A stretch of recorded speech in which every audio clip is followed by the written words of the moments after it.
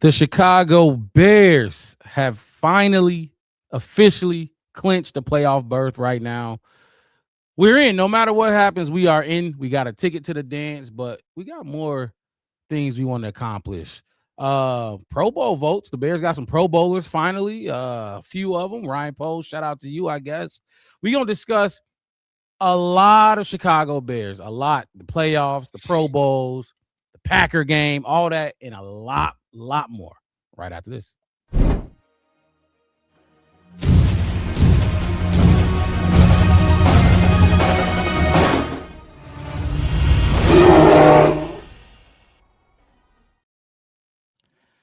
Oh man, shots fired in the chat already. The hate is real.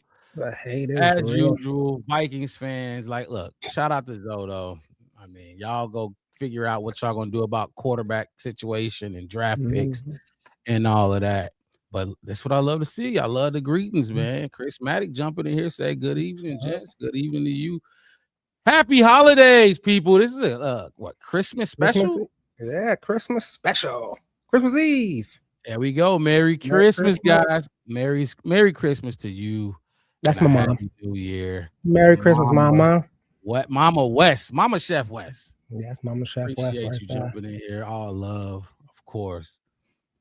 Man, it's an exciting time to be a Bears fan. You can walk around and wear your Bears gear proudly, which we already were doing that, but now you can flex. Like I dare you to say something about my team. I dare you to get into we can't wait to jump into football conversations to talk about how our team doing compared to whoever else, especially these teams in the NFC North.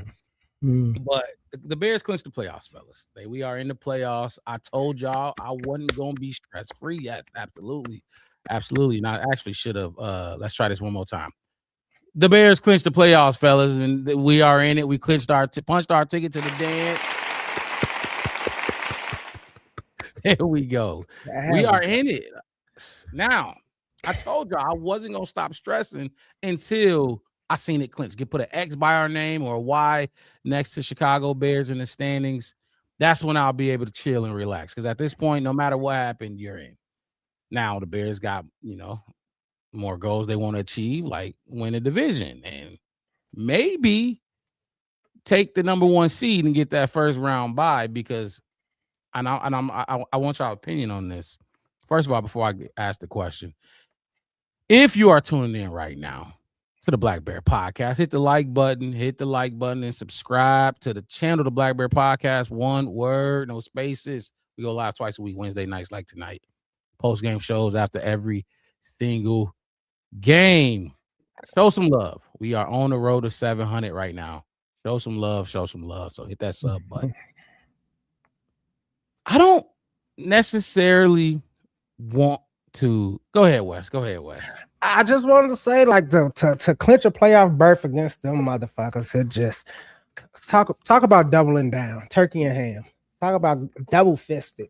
I don't know what else you want to call it. Anything you can say, double trouble. It's poetic.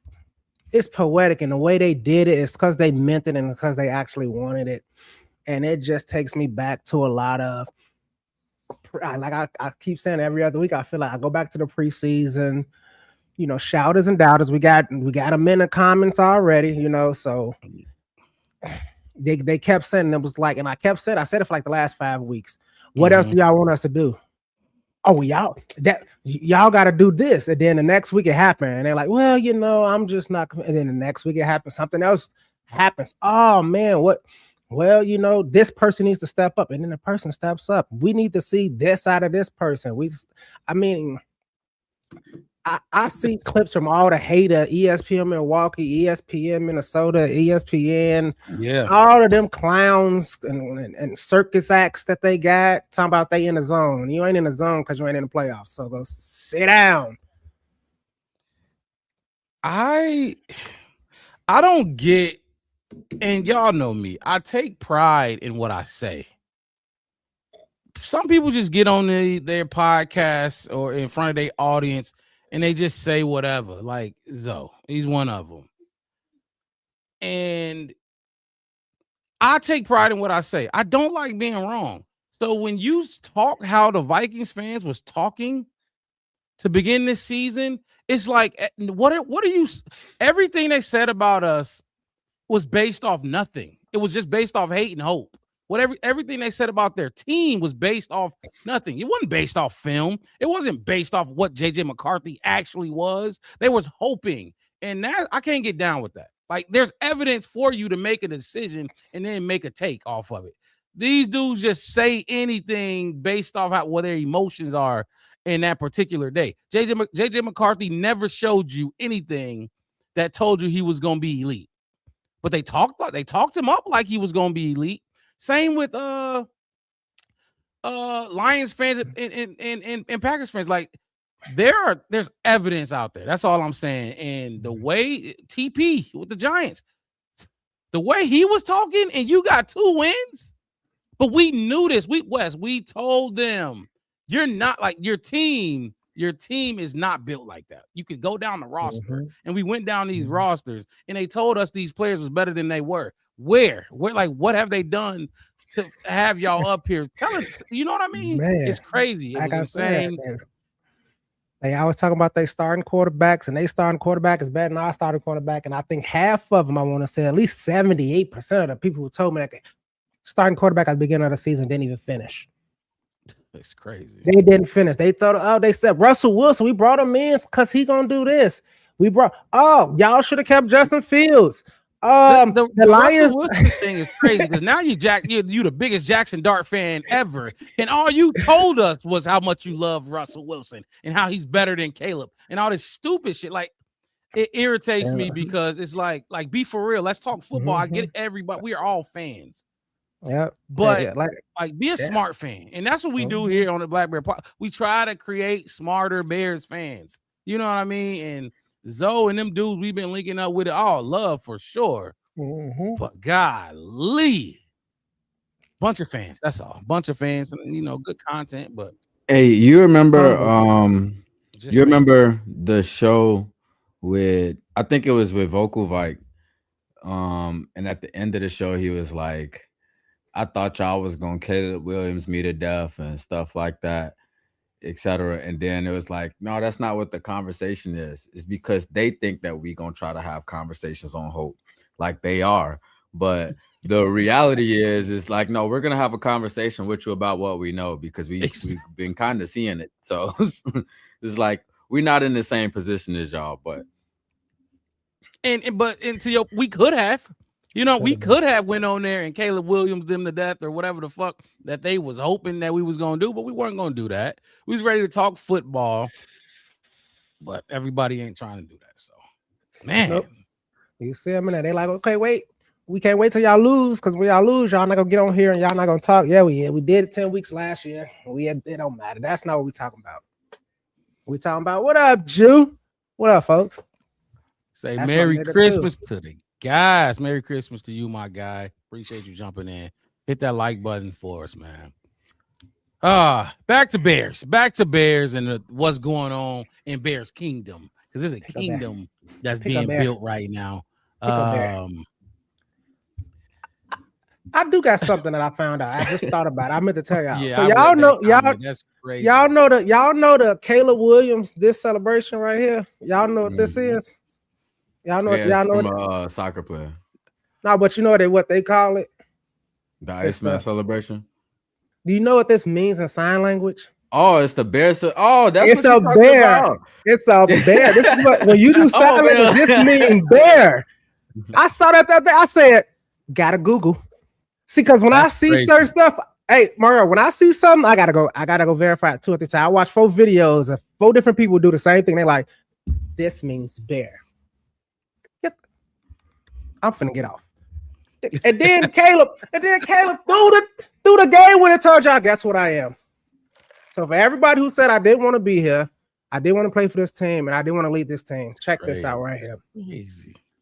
That's crazy. Like it's meant to be. I said it again. Let's keep going. But we can go get into the actual segment. I just saw that and I wanted to put that out there for everybody. No, I didn't know that. I'm glad you did because I didn't know that. And it just It makes sense. Like that's a clever quarterback. He knows everything he do is premeditated. Like he's not just doing things, just for the fuck of it. So, but Bears, Bears, Bears, Bears.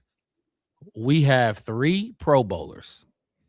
Drew Dahlman, Joe Tooney, and Kevin Byard. It's a shame. It's a shame. It is a damn shame. And they're going to keep doubting us in these ways. But guess what? Hold on. I'm actually kind of glad in a way that Nation, we'll talk about the first. And I'm gonna pick up right there. Go ahead and finish. Fuel to the motherfucker. Don't get that young boy. He already playing with a chip on his shoulder. Make him even more mad, even more hungry. Please, Nation. It's okay. You don't need it right now, Nation. You got more work to do. Keep proving them wrong because what he been doing this season, 67 tackles, 43 solo, 2 forced fumbles, 3 fumble recoveries. On top of 5 interceptions. 1 for 6. 1 pick 6. One of the interceptions went to the house. You put up points. You scoring points for your team. Look, I know we about to talk about who got snubbed and who we felt, you know what I mean? But this right here, this kid right here is the number one guy that got snubbed. Now, J.C. Horn, Devon Witherspoon, and there was 2 more because there's 4 NFC cornerbacks, right? Mm-hmm. Yeah, those are the 2 starters. Yeah, go ahead. Say what you was about to say, and I'm gonna look for those other 2 guys. I was just gonna say, as far as you really said it, Deshaun is the biggest snub. Like the fact that you came here basically on the 1 year, kind of you already in a prove it situation, and what we thought was gonna be a cornerback room that's gonna have as much competition as the wide receiver room earlier in the season, because you got JJ, you got JJ was coming back, you got Tyreek, who got basically the quote unquote make up for how last year went after the Hail Mary situation and stuff like that. And then you got Terrell Smith, who went down earlier in the season. In the preseason and stuff like that. So it's like Nashawn really came in here and took an opportunity and made the best out of it. But for you to get 10 takeaways, 67 total tackles, 9 pass deflections, like that's work. That's work. And you could say J.C. Horn is, he's quote unquote that guy, so he's not going to get targeted as much and stuff like that. But Nashawn finds the ball all the time, whether it's against a receiver or whether it's the quarterback making a mistake with the play. He ripped the ball from Jalen Hurts' hands on the play that we seen Jalen Hurts run 100+ times. And nobody could do it. Nobody else figured this out. Nobody thought, if I just reach in and snatch it, would that be a fumble? Like nobody thought that. But to see Devon Witherspoon and J.C. Horn up there is like, if you don't put up their stats and you like, okay, well, that's J.C. Horn and Devon Witherspoon. But then if you put their stats next to Nashawn's stats, you're like, wait a minute, who had the better season? You know what I'm saying? He beat them in everywhere. He beat them on every stat. And on top of that, they I get it that they cornerbacks. I know, the primary, pass defenders kind of thing. But Nation is a dog. He everywhere.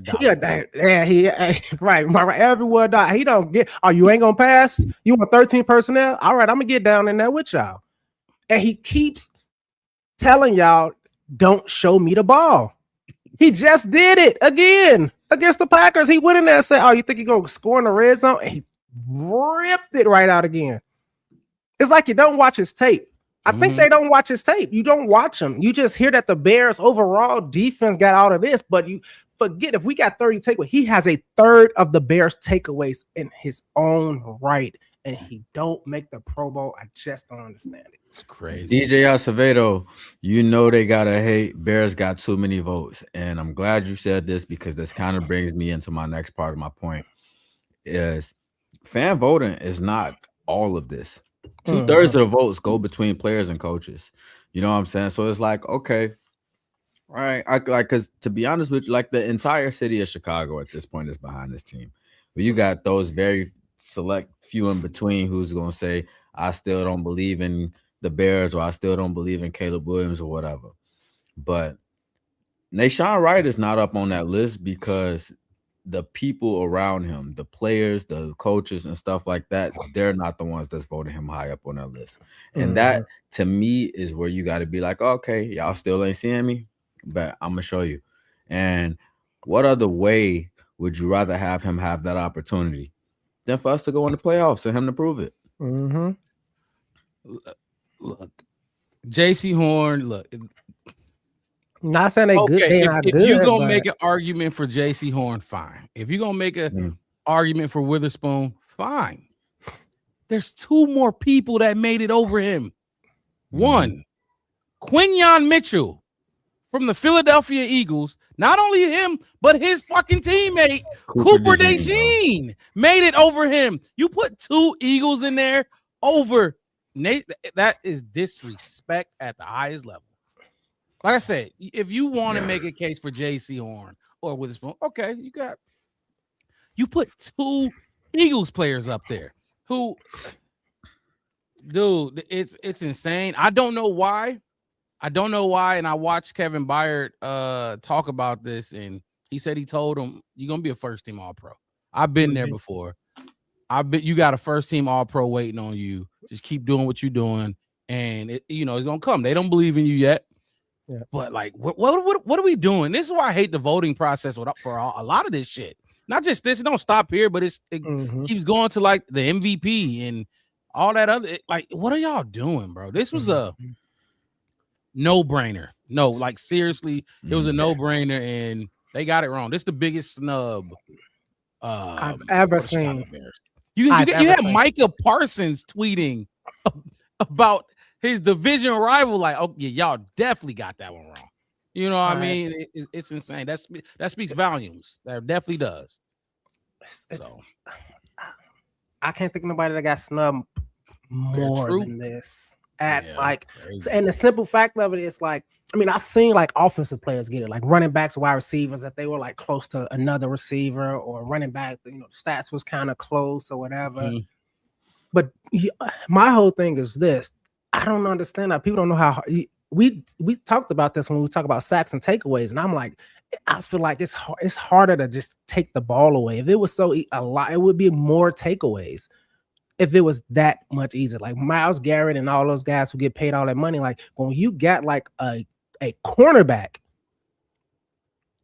who has just as many interceptions, almost, I think he's one short of forced fumbles and fumble recovery. So he's not only taking the ball out the air, he's getting the ball on the ground and picking the ball up off the ground at the same rate. That is, I mean, it's unheard of. I can't think of nobody who did it, y'all. I mean, we don't need Next Gen Stats to tell me who does did it, because it had to be the 70s.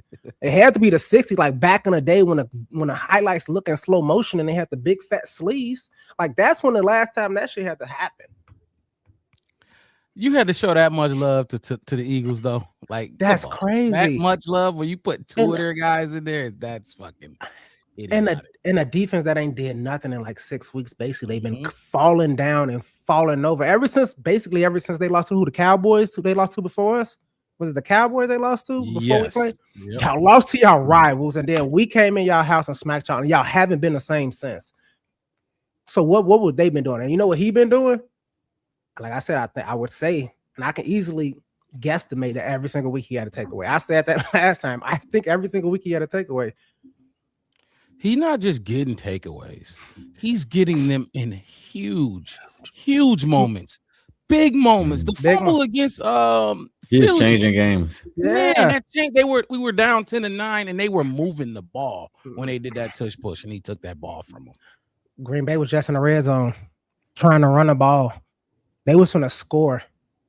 If he would have went down, they would have had another chance to try to get a touchdown on us. And I looked at the stats. We weren't really stopping the run that well. Oh, no, they ran. Oh, they had like you know what I mean? And he went in. He said, you know what? If we can't stop you from running, I'm going to show you what else I can do. And I don't know, man. I could talk about Nation Wright. I was just about to say that. This was bad. This was the NFL got it wrong. Do y'all got another guy that y'all want to put up on the snub list? Hey, Mixed It. Shout out to you for the graphic, by the way. Appreciate it. But like being something to look at visually. What you for got, me? Wes? For me, it's Josh Blackwell, man. It's like when you talk about something. When you talk about something that's hard to do, doing special teams, that's what Devin Hester went to the Hall of Fame of being an amazing, unstoppable special teams player. And then what he ran back 14 times, 17 times, he had probably like 50 tries or something. Like his whole had a ton of tries to do it, but it's so hard to do. We can go to talk about Dante Hall. We can go talk about Deion Sanders. Let's talk about every great returner that ever returned the ball. They never returned the ball like Devin Hester did. So my whole point on this Josh Blackwell thing is he is we said it when we was doing a 53 man. We know who gonna make the team on special teams though. It's gonna be Josh Blackwell. He only here for special teams. That's his main job to be here, and he's been doing his job. Like the same way we talk about how the Nation Wright is on special teams for the most part, he everywhere he's supposed to be. He do his job every single time. 2 games for you? 2 games. He's the reason for 2 games, I believe. The 2 games. Raiders game and the Green Bay, right? Or the Green, are we counting that one? We needed the ball back. I mean, how many this year? I think it's probably the first or second onside kick that was recovered by the kicking team this season. Wow, that's crazy. And I think the first one was at halftime or something like that. They wanted to get the ball back to try to score, and they were just trying to we'll elect to do it. And then on the top of that, this is not the same for all the people that's like, it's an onside kick. You can you have to tell them, hey, we're going to onside kick it. We don't have to trick you. We can't trick you anymore like we used to do back in the day. We have to tell you, we got to announce it. That's why you had your wide receiver out there to catch the ball, because you want the people out there with the best hands to get the ball on onside kicks. And he bobbled it. And if you look at what Josh Blackwell did, he saw the ball, he went for the ball, and that's what he did. The same thing that Nation do. And it's just, what game was that when Nation got down there and he patted the ball? That was last on the 1 yard line. On the 1 yard line. That was last week. It's like every time a play is made on special teams, it's like, who is Josh Blackwell? He's returning kicks for you. Returning kick. I mean, if you're going to go back, let's go back to some nostalgia. If they want to talk about Cuba Jean and them, because they had a great last year. They was good last year since they actually made it. You forget when we needed it big against Green Bay at that last week, that fake kick return, whatever Hightower dialed up. You remember Josh Blackwell ran that back 90-some plus yards. Luke Gifford. I don't know who that is, but he's plays for a linebacker for the 49ers is who got it over Josh Blackwell. I just wanted to say that. Yeah, you keep going. That's like... It's crazy. Like, I don't know every player either, but I guarantee you I can walk around to 1,000 football players and say, hey, man, my guy Luke Gifford, I'm going to get that jersey. And he won't know what the fuck I'm talking about. That's how bad it is. And I guess I'm a Bears fan. That's who I know Josh Blackwell is. But I know Josh Blackwell is a special team servant. And he keeps showing it and just keep doing it, man. I don't know. I mean, somebody said this one right here. Quail Scott, Sherrick McManus. Do y'all remember Sherrick McManus? That dude, look, he was on the team so goddamn long. I didn't. It's like every time. I don't know. He made a hell of a career for himself, all special team. But Sherrick McManus was another name that I would definitely equate Blackwell to. And Blackwell probably passed him. Oh, that's Neo my cousin. coming in with right here. Daniel Hardy is probably that's my cousin. on special teams. That comment just had up. Daniel Hardy, if Blackwell's not making a play, it's almost always Daniel Hardy getting a tackle on like these kickoffs, everything. Like he always making moves too. So yeah, I think those definitely is. I don't think Hardy should have been nearly like ranked up there like Blackwell was, just because Blackwell is he make a lot of plays outside of just kick return. I mean, like kickoff and stuff like that. Yeah, like. Yeah, he the only one. I mean, those two, you're right. Those two the only one know how to field a fucking kick. Like when the ball is going down, everybody else miss everybody or just don't get off their blocks. It's like those two, at least, is in the vicinity. I will like, Daniel Hardy, a few times he tried to like shoulder bump a motherfucking head, just bounced off and kept going. We like tackle, even from last season. But those two right there, like that's what I'm saying. Like, I don't know. Maybe I should watch more teams. I need to probably go back and watch. Because who the fuck is Luke Gifford? I didn't know. We finna find out. Threw me off with that one. So we talked about for everybody that's just joining us right now, we talking about the snubs, the Pro Bowl snubs for the Chicago Bears. If you're tuning in right now, hit that like button, subscribe to the channel, the Black Bear Podcast. One word, no spaces. We go live twice a week, Wednesday nights. Post-game shows after every single game, so we will be here after the 49ers game. Look, we talked about Nahshon Wright. That's our number one. That's the number one sub player. Second guy we just discussed was Blackwell. I'm seeing his name in the chat. I don't know what y'all think, but I'll put it out there. Darnell Wright. Was he snubbed? Do y'all feel like he was snubbed? The tackles that made it over Darnell Wright. Give me 1 second. Okay. Penei Sewell. Okay. Tristan Wirfs, Tampa Bay. Okay. And then you got OG Trent Williams. Yes. I mean, go ahead. I'm gonna say yeah. Because we talked about this since week 3 when we played Max Crosby, and we talked about what these tackles is gonna have to endure this season. It's almost a week that went past that you won't been like, oh, that guy's coming to town. Mm-hmm. That guy's he's top 5 in sacks on whatever week you want to call it. It could have been week 4, week 5, week 6, week 7, week 8. That guy was probably top 5, top 10 in sacks that week coming in. And I said it before. I said, I know Darnell has his shortcomings sometimes, but I ain't never seen a tackle on the Chicago Bears embarrass so many defensive linemen.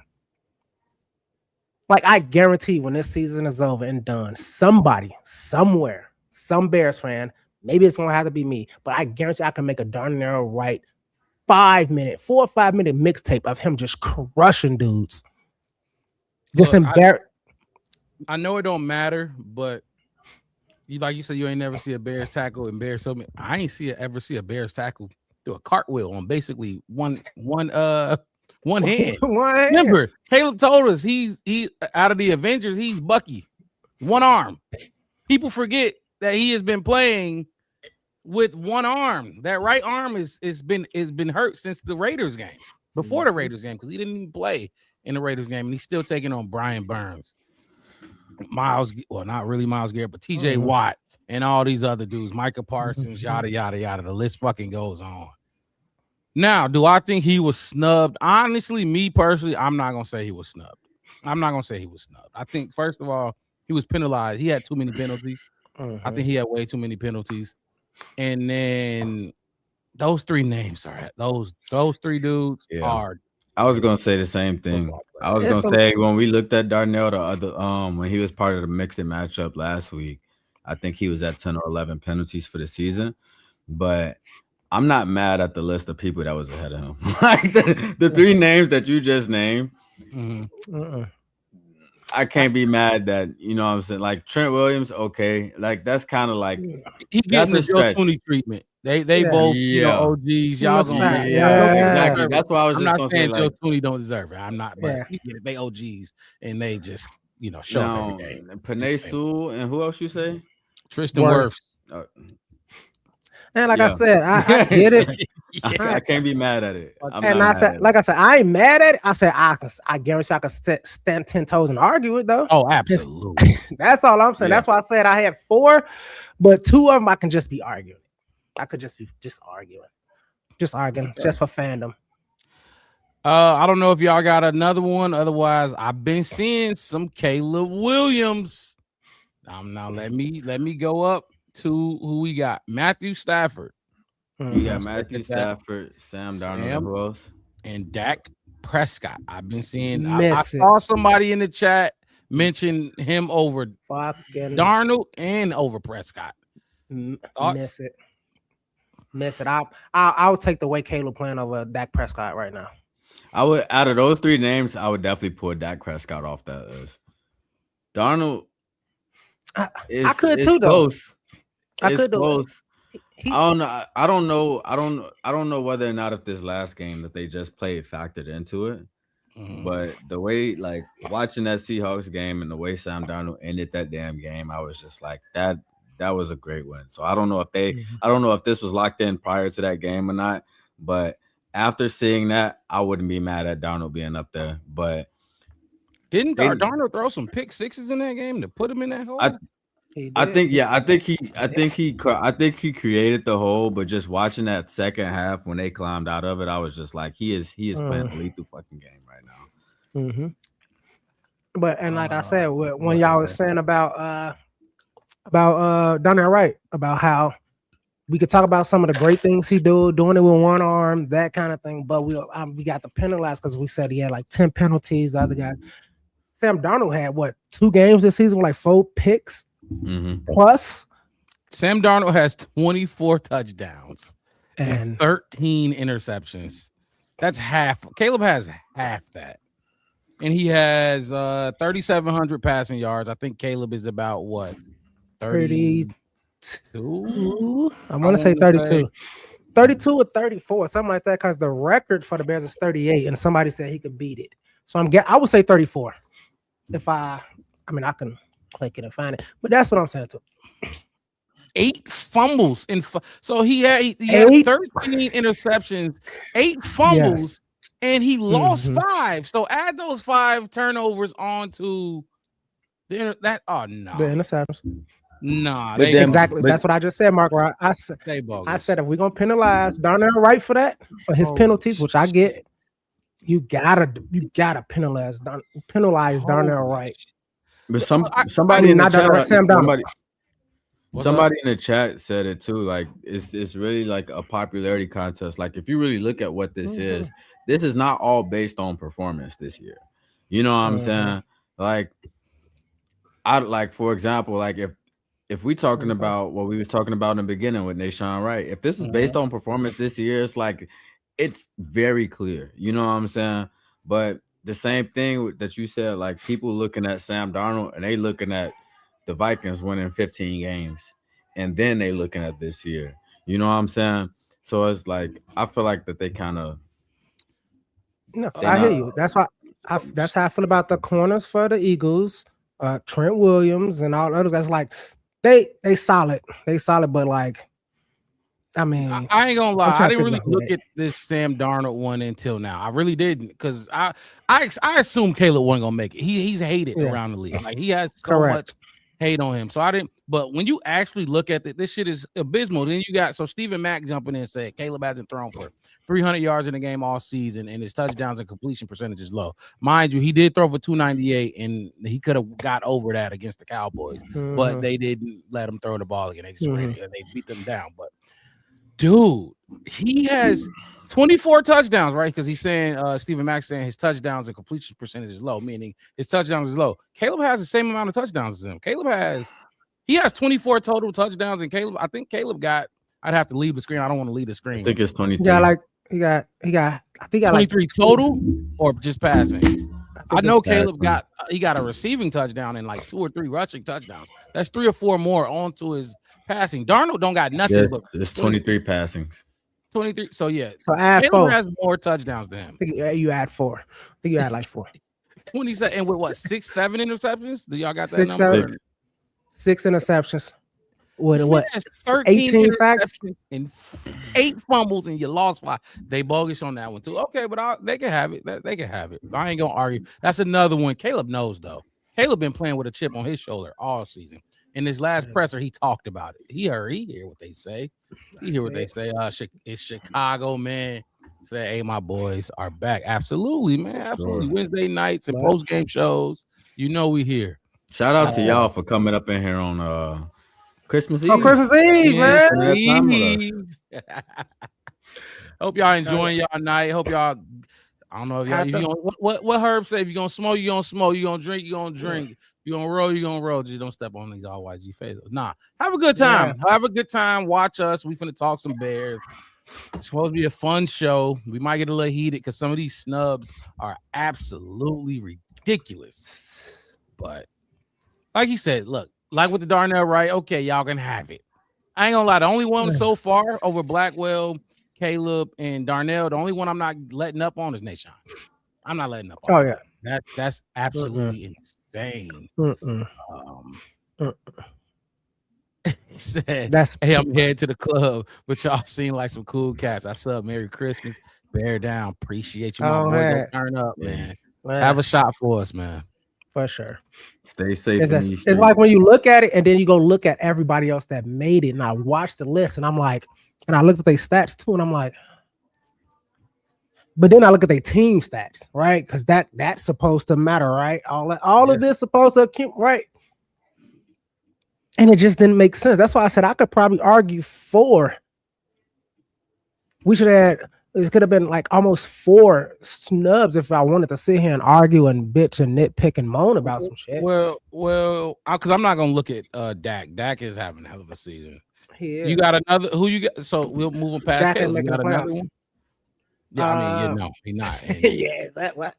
That's what I'm saying. Last year they did. I mean, shit, we was on a 10-game losing streak. They made sure we didn't get nobody. We had Jalen Johnson, I believe, but no, I think Jalen was 2023, wasn't he?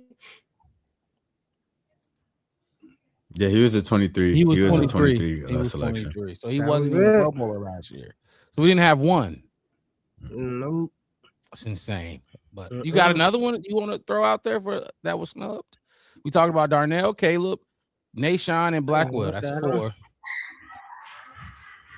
Maybe the running backs. Do y'all feel like our running backs deserve a Pro Bowl? I want to put in. I'm finna go look. I'm not mad at it. I mean, if Swift don't get a Pro Bowl, comeback player, something. I'll name the 3 that made it, and y'all let me know. Jahmyr Gibbs, Christian McCaffrey, and B. John Robinson. No, all 3. JT should be ahead of. No, this is NFC. This is just NFC. Oh, I was gonna say that's crazy, but no, I'm still not mad. I'm not mad at that selection either. The only reason why he's not gonna be higher on the list is because he don't get as much of the snap share as some of these others. He probably don't. I think all of them got more value than he does. Yeah, exactly. Yep. So that's really what it's gonna come down to. Go ahead. I was gonna say most of them is better than their quarterback at what they do. Jahmyr Gibbs is a running back, and he runs. He run at a rate that Jahmyr Gibbs is a running back who everybody see him run in open field. You look at him and you said, "I've never seen nobody run like that." It's 80% of anybody say like as a running back, when he get that motherfucker ball, he sit that gap. Jahmyr's a top. Now, yeah, he's one of them ones. Now, Stafford, when you see him, you're not looking at him like, man, Elway, Montana, Brady, Manning. Stafford is not on none of these 3 teams. Who you just said again? I mean, that's Stafford. Golf. I'm talking about golf. My bad, golf. I was like, golf. My bad. Shit. My bad, guy. Matthew Stafford been on the line so long, and I watched him so many times. It's just crazy. I meant golf. That's what I meant. But when you see him, you don't go like the greatest like passing or like that kind of thing. When you look at him, you say, "Oh, he's really good. He's a great quarterback." Like any team would love him to be that quarterback. When you see Jahmyr Gibbs get the ball and just hit feet, you like, I cannot believe it.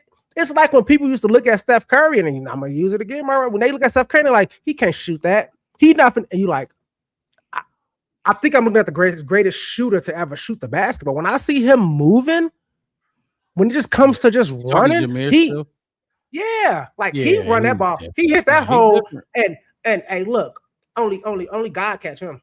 He's different. I think he's the best.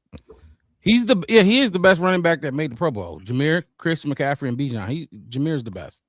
Bijan he's the best. He's the best out of those 3 for sure. Yeah. Now let's go to CMC. You think Purdy is better at his position than Christian McCaffrey is? The thing about CMC Purdy's is damn you good. talk about the quarterback versus the running back. Yeah, versus the running back on their team. That's what I'm saying. Yeah, he's saying that CMC is a better running back than Purdy is a quarterback. Yes. And he said the same thing as for Jahmyr Gibbs and Jared Goff. And I'm just gonna say these are damn good combinations. Okay. I'm not gonna disagree with what you're saying, but I can't jump on board with you, Wes. I'm not gonna be able to say that because I like to push the limit. They've been playing ball. They've been playing ball. And hold on, before we even go past it, Jared Goff is not a bad quarterback. He's not as physically imposing as Caleb. He's not as athletic as him, but Jared Goff can deal, and he can stand in the pocket and deal. Like he's got really good accuracy. He knows how to run that system. It is what it is. Yeah, we talking about Goff. Yeah. Back to Goff. No, look, Jameer's better than Goff. He's better than Goff now. I can't get on board with that. The Purdy and CMC thing is crazy because look, I can't get on board with that either. With the Goff one, so why do you like Goff? Because he can deal. He's accurate as shit. Like last year he went like 18 for 18 in the game. This year. Even Ben Johnson. 18 for 18. You know that. That's trash, ain't it? That's 18 for 18 is trash. That's not trash. I'm just saying that's a trash. But it's only trash. 18. Give me 25, and I'll be like, God damn. Yes. Also, but that's him.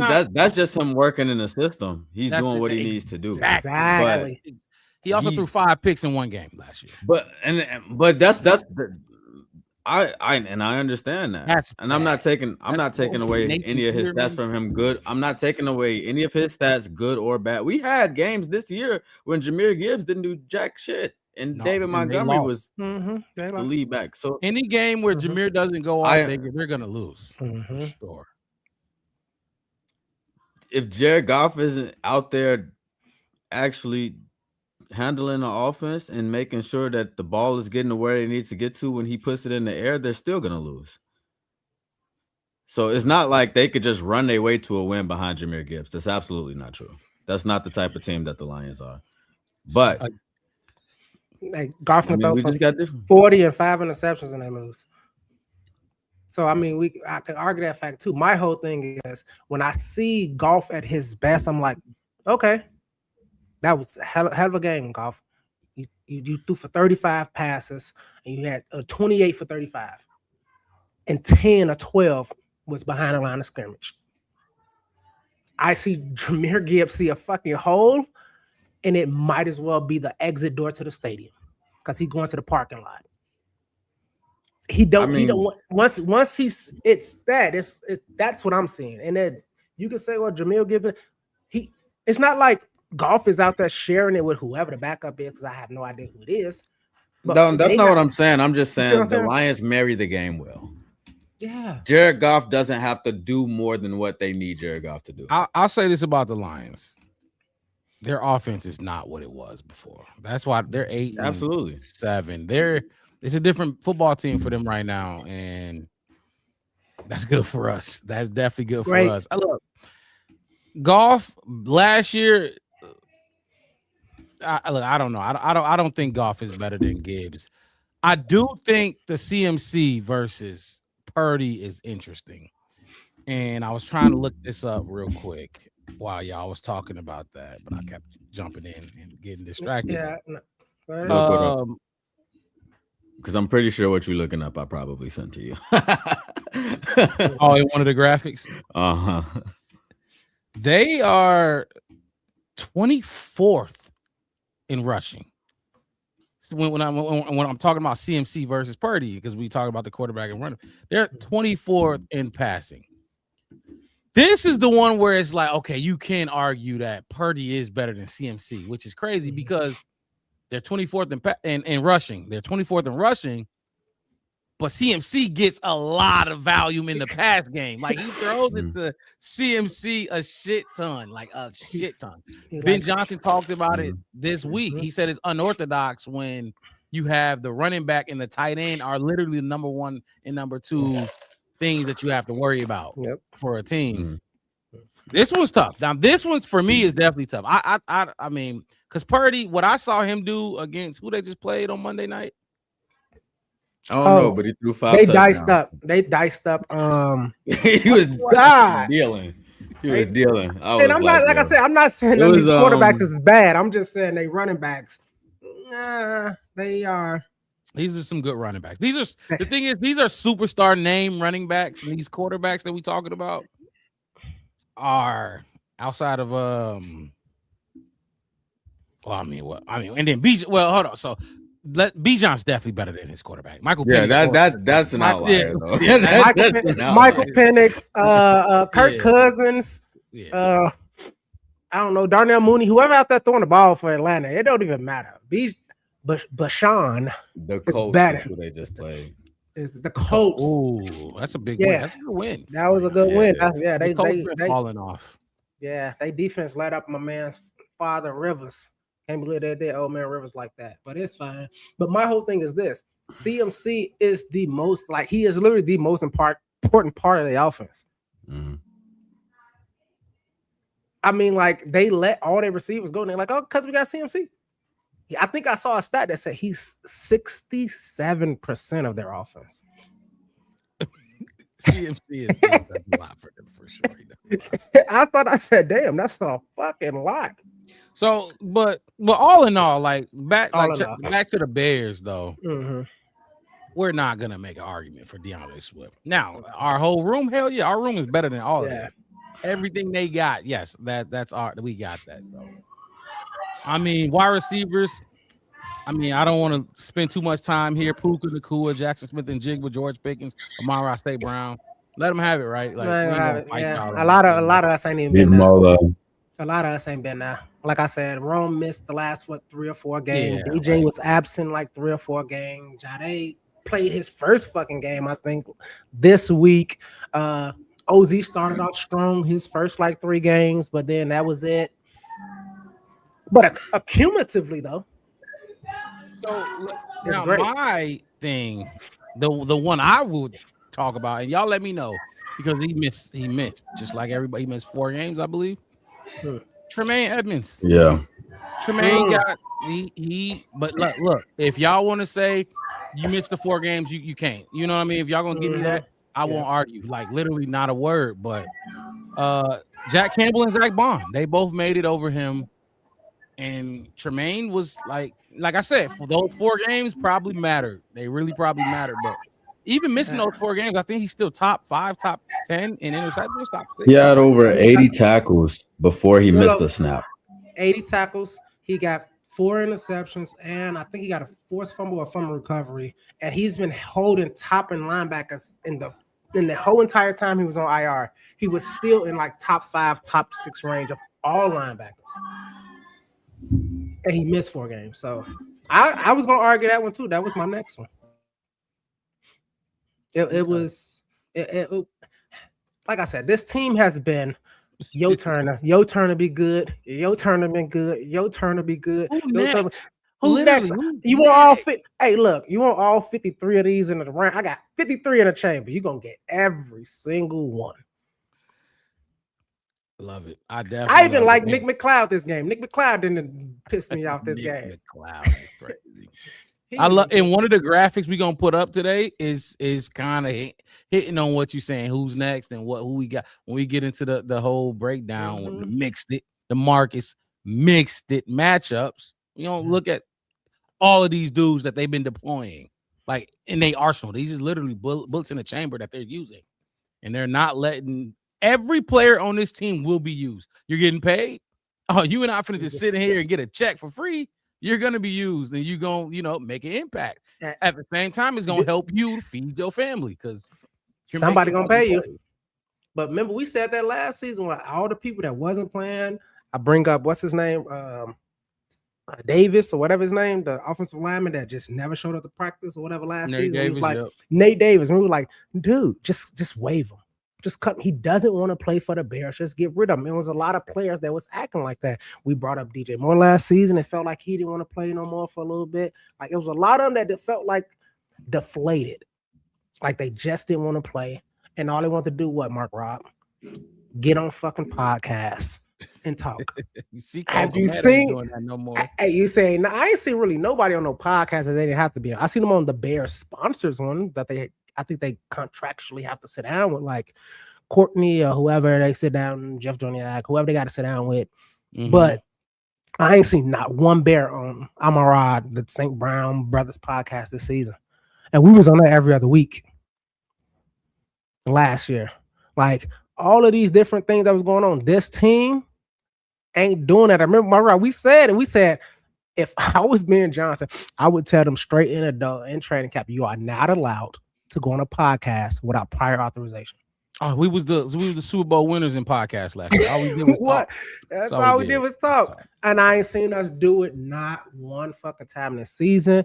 And the results show every single time. Look, we got a lot planned for y'all. I even got some things planned that these fellas didn't even know was gonna come up tonight, or I was gonna put up on the screen tonight. Bear Truth coming in with a question. Ooh. We'll get a question in real quick. He said, how will Ben use the wide receivers when all healthy? With the reemergence of Moore.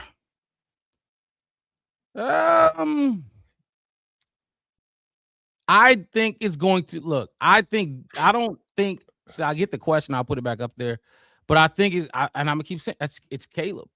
It's Caleb. If Caleb goes back to Rome or goes back to Luther, then that's gonna be what it is. I don't think Ben Johnson has a choice. He's just gonna call the plays and tell him who his primary is and how he gonna read 1, 2, 3, 4 and go through his progression. But Caleb is going to go to who he wants to go to, and it's simple as that. Like, hey, maybe he likes the 6'3", 6'4" Rome. Maybe he does. I don't know. So I guess that didn't really answer your question, but I just don't think. I think Ben will try to keep DJ involved, but he can put him in. He can make him involved all he wants. If Caleb don't throw him the ball, it's gonna be the same conversation we was having 2 or 3 weeks ago. I don't know what y'all think. As far as what Ben Johnson is going to do, I don't think he's going to try to reinvent the wheel because he sees something different in DJ Moore. I think he's going to kind of stick to the game plan that he's already had set and what he envisions this offense looking like. Mm-hmm. But I do think with Rome having been out and spent some time away from the field, it just kind of re-emphasized a little bit, Caleb having confidence in these players that's around him and stuff like that, and him to not really feel like there's a weakness in the room or a deficiency in the room when it comes to who he can trust. So I don't think that's going to change. If anything, it's going to grow. But as far as what this offense is going to look like, I think it's going to look kind of similar to what we've been exposed to already this season.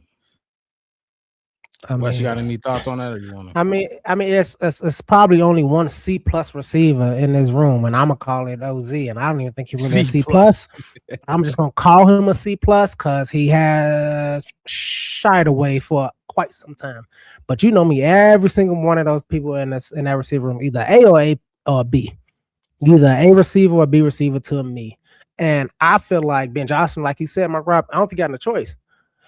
I feel like if you run a play, whoever's 15 yards down the field and kind of open, slightly open, or something that Caleb like, that's who getting the fight. It could be Luther Burden. Luther Burden is up post route 15, 17 yards cutting in, and there ain't no safety up there, and it's one on he throwing him the ball. It could be DJ, it could be Ron. I think that's what he gonna get the most of, and I think most of the short shit is probably gonna be his 2 tight ends. I think his wide receiver is going to be mainly out there. And like you said, mix it like, I don't think Ben Johnson going to try to reinvent the wheel. I think he's going to run plays and run different looks. And Caleb is going to take what they give him. And if you want to keep giving him a lot, he going to take a lot. I just watched an 8-minute video. They said, who cares about being off platform? And I seen 26 straight plays of Caleb on the run, off platform, one leg cocked in the air, throwing just, laying the ball over people, throwing downs at people, throwing touchdowns, all this other kind of stuff. It's going to be what Caleb want to do with his receivers. And as long as he, like you said, he trusts every single one of them all the way down to Jade. You know what I mean? Every single one of them is capable. If Jade is 15 yards on a post and he feel like he can get it to him and he can open, he's going to throw him that ball. He don't care who it is down there. He really don't. He's gonna give him a chance.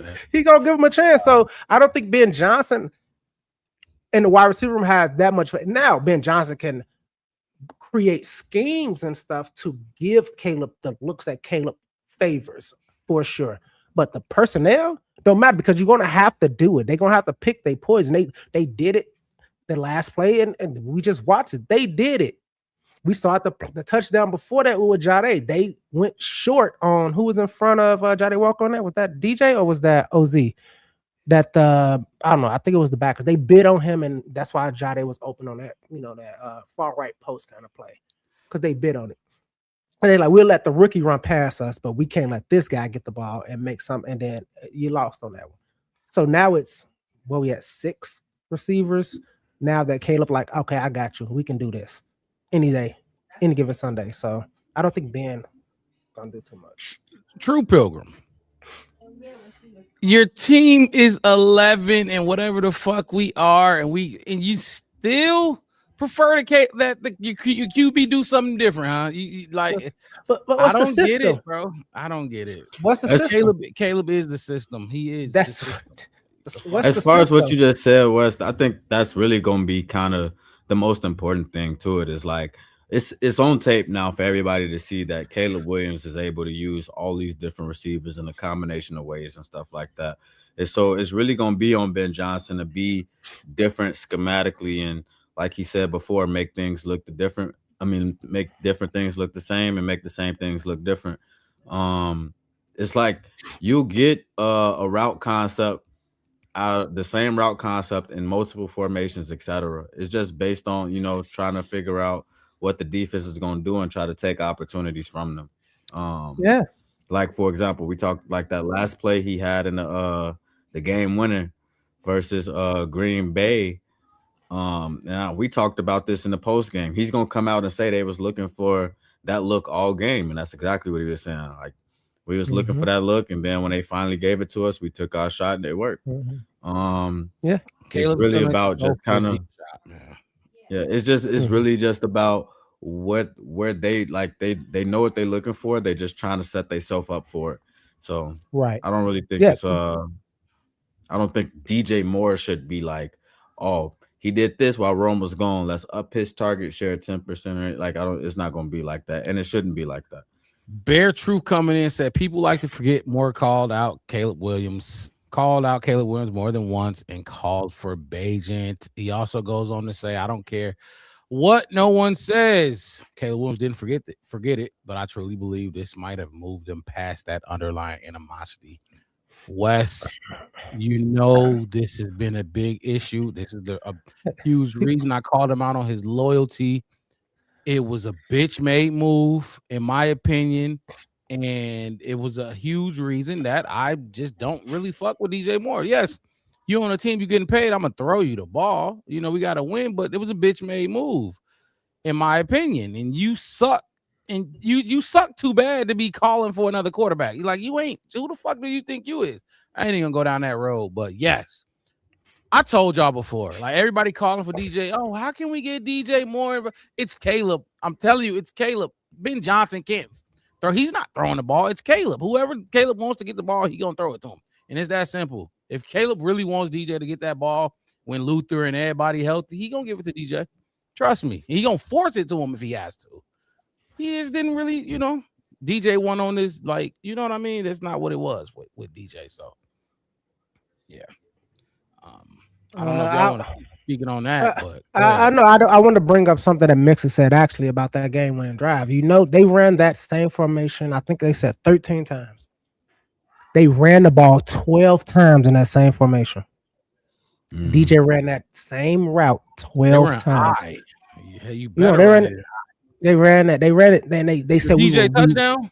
Yeah, they ran the same formation. They ran that same.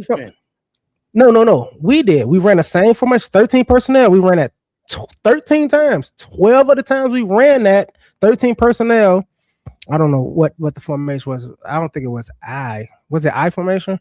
Maybe it was. But it was 3 tight ends. I know. But yeah. And they ran that 13 times. DJ ran that same fucking post every time. And I have to go back and look at that because look at it. Declan Doyle said they specifically didn't call that play to the very end. So I have to see it. I'm sure that they was in 13 personnel, but I don't think it was them just searching for the play. Well, how about we do this? How about we move on? Let's talk about these plays.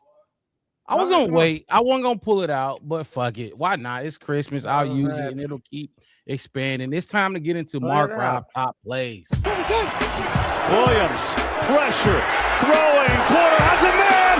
It is caught! Touchdown! The throw, going deep, searching for DJ Moore, over the shoulder, catch, made, touchdown Bears! It's a line up the line of scrimmage, 4 defensive backs back, low snap, Russell under pressure, C.J. Gardner-Johnson, down, Get a little C.J. GJ in there, because I think we might have lost him for the rest of the season. But let's talk about these plays then. Let's talk about the play to DJ and all of that. Mark Rob's top plays. Appreciate that, Bear Truth. Appreciate that. Like I said, the intro is still ongoing, but fuck it, it's Christmas Eve. Let's give the people something different to see on the screen that we haven't done before. Because we winners. We are fucking winners.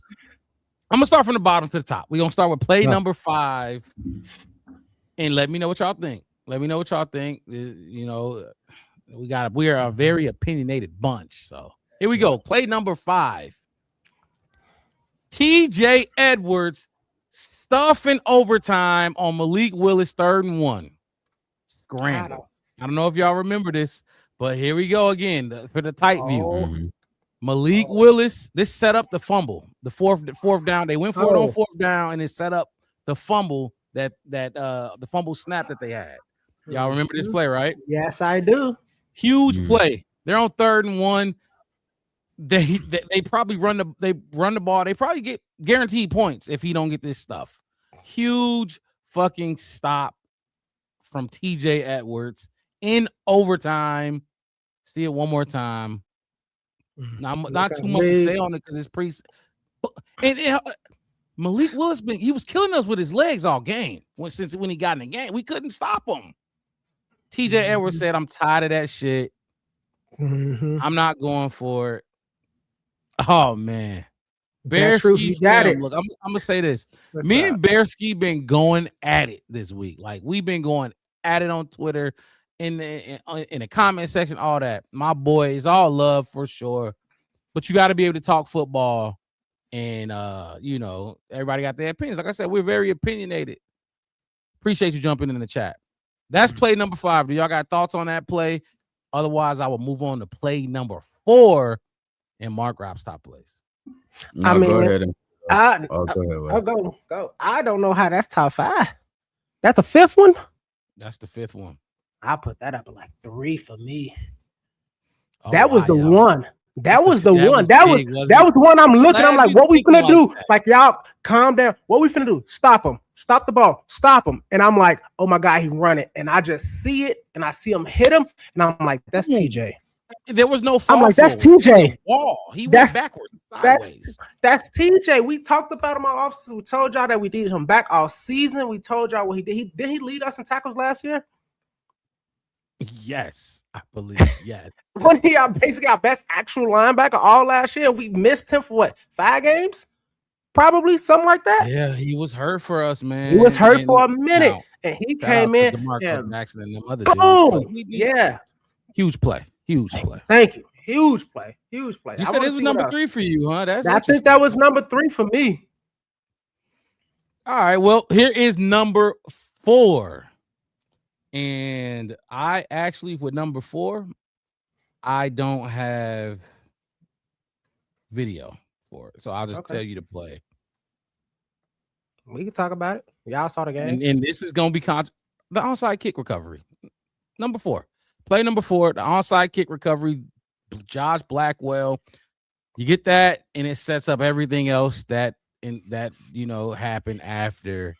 I was going to leave it out, fellas. I was going to leave the play out, but I'm like, this was way too big. Now, we botched the kick, the field goal before that. That's why we had the onside kick. Remember when we were trying to kick the field goal before the 2-minute warning because we only had timeouts? We botched it or whatever. I was going to make, but I'll put the onside kick was very important. No film on it. Every other play I got film on, but onside kick is my number 4. Thoughts on that?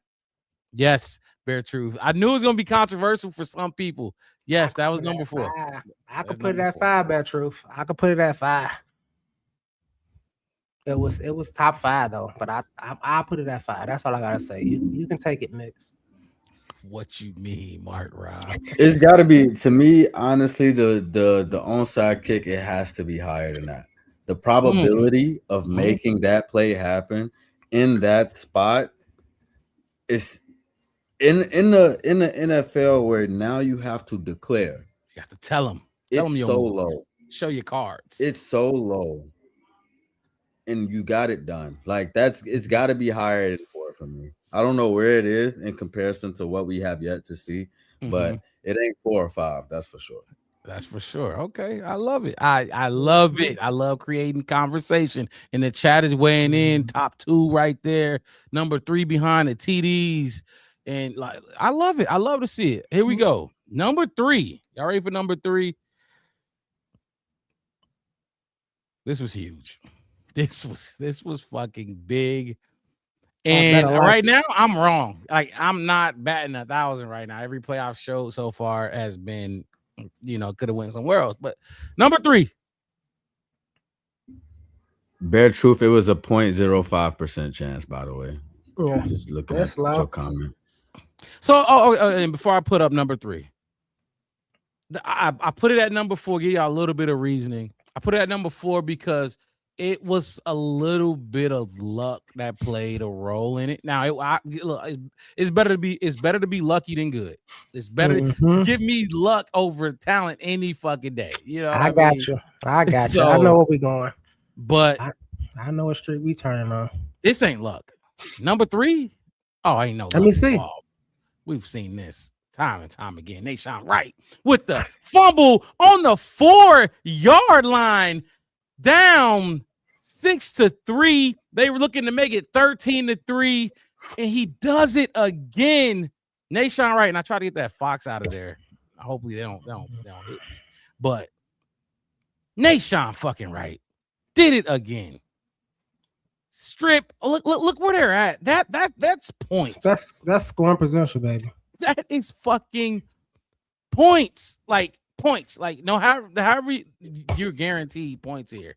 The Bears, I think they were not the Bears, the Packers, I believe, were 0 for 5. And chat, correct me if I'm wrong. 0 for 5 in the red zone. Yes. And this is one of the reasons why he did it in Philly. He did it again here. I called on him. We always call on him when we dire situation is looking grim. And this motherfucker 26 comes out every single time. My dog. I didn't want to play again because I seen that Fox in the corner. They might try to copy me. I'm just saying, from damn near the end zone. He started damn near in the end zone. This is the guy that was snubbed, by the way. This was the snub. Shit. Bearsy coming in and saying, stop him from scoring and get the ball back. Now, I don't think we got points off this turnover, but you were backed up. No, absolutely. We didn't score off this. I don't think we scored off this either. So huge play. This is number 3 for me. Thoughts? You want to go mixed it? Because I can't stop thinking. Look at him. I'm not going to play the slow motion because I had the Fox thing in the corner and I didn't mean to do that when I was editing. So I'm just going to keep with the live, whatever. I mean, I can say, look at him watching. If you just watch what he do, look at him watching. Look at him just scanning to see what they doing. And he went straight in and he turned at that Josh Jacobs, I believe, right? That's the Josh Jacobs fumble, not the Malik Willis fumble. Yeah. Yeah, this is a Josh Jacobs one, right? Yeah, look at him. Look where he at right now. Look at he like, hold up. Keep going. Wait a minute. Oh, he right there. Get in here. Let me bring your ass back here. A reason for Ashton Genty, and it's kind of off top. Ashton Genty having all those fumbles in college was because he was fighting for extra yards. Mm-hmm. This is what happens when you fight for extra yards around Nation Wright. Get your ass down, or I'm taking it from you. And this was so huge, man. I don't know if we go to OT without this fumble. You took away points. We got the OT by the skin of our fucking teeth. That's first and goal, people, by the way. And goal to go. That's first and goal. That's first and goal to go. They would have had, if he would have went down, they would still had 3 more tries added to score points on us. And probably would at least taken a field goal. Drowsy or Cobra jumping in. Let me shout out to the fans real quick. Much love to everybody tuning in right now, watching the Black Bear podcast. Hit that like button, subscribe to the channel. He asked, what app are y'all streaming on besides YouTube? We are on Facebook, YouTube, and Twitter at the moment. Soon we will be on Apple Podcasts. But right now, Facebook, YouTube, and Twitter, we go live twice a week, Wednesday nights, and post-game shows after every single game. So we will be live again Sunday night, primetime game. This is number 3, fellas. This is number 3. Hit that like button and subscribe, people. Help us grow. We're trying to grow. We're trying to hit 700 subs. Help us. We about 25 away. So don't cost us to show some love. I'm okay with your number 3 slot. I know I had something else in the number 3 slot. That's number 3. Okay. When I finish with the last 2, we're gonna do a little recap. So I might have to reshuffle my hand. That's top 3. He made the top 3. Huge play. I gotta move my spades over here and then put my diamonds on that side again. Because now I'm in here. Now I'm invested. Randy Van Dyke, what's up? Packers at Bears, first round of playoffs. Pack win. They have to get in. Well, yeah. I mean, that's what I'm saying. All right, here's play number 4. Number 2. My bad. Number 2. Oh man, these ain't gonna lie. The top 3, all of these plays were tough. They were tough. There's some honorable mentions that I left out too, but these were tough. So number 2 is, let me see. What do I have? Okay, here we go. Where is it? Give me 1 second, fellas. Yeah, Drowsy or Cobra, you are 100% right. Nation Wright got absolutely snubbed for the Pro Bowl. If you don't believe that, you don't watch football. That's how I feel. I don't care how old you is. I don't care who your favorite team is. I don't care if you watch Canadian football. Y'all know what this is, right? Y'all know what this is, right? Mm-hmm. Play number 2 of Mark Rob's top plays of the game. Caleb Williams drop back. First of all, do you see the man in Caleb's face? Do you see it like that? Yeah, Jade was wide open. Jade, this is 4th and 4. This is a 4th down throw, people. Oh my God. And y'all bit on OZ. 2 defensive backs bit on number 14 out of all people. Look how they bit. Take the catch, young boy. Here's some of the tight. You get to see it from the tight. Shout out to all 22. Oh, look at Caleb. 1 leg. Let it fly, young man. Wide open. Hell of a catch. This is play number 2, Caleb, to Jade Walker on 4th and 4. I mean, this was the touchdown to send us to OT, wasn't it? Yes, it was. You needed this touchdown to go to overtime. The man delivers. He delivers. Hell of a throw. Hell of a catch. Even though he was wide open, Jade Walker, his heart must have been racing, right? Like, heartbeat once this play was called. And we talked about, okay, how will this offense work? Bear Truth coming in saying that would be my 3. How would this offense work without Rome, Luther? And I felt like Caleb will be able to use these guys. My issue with Justin was I thought he was a 1 wide receiver guy. I did. I really didn't think he could use all the wide receivers. Now, I could be wrong about that. I don't, that's not an indictment on Justin. That's just my opinion. But I knew Caleb was going to spread the ball around. He's been doing it. I wish I had a graphic that you made last week or a week ago, mixed it with all the wide receivers and their targets and their catches or whatever. It showed you that he's spreading the ball around. Jade Walker is next up on the list. Hell of a play, hell of a throw, hell of a catch all around. This is number 2. This sends you to overtime. The fumble, the onside recovery was great, but it don't matter without this. Don't matter without this. I don't know what your number 1 is, but as of right now, this is probably my number 1.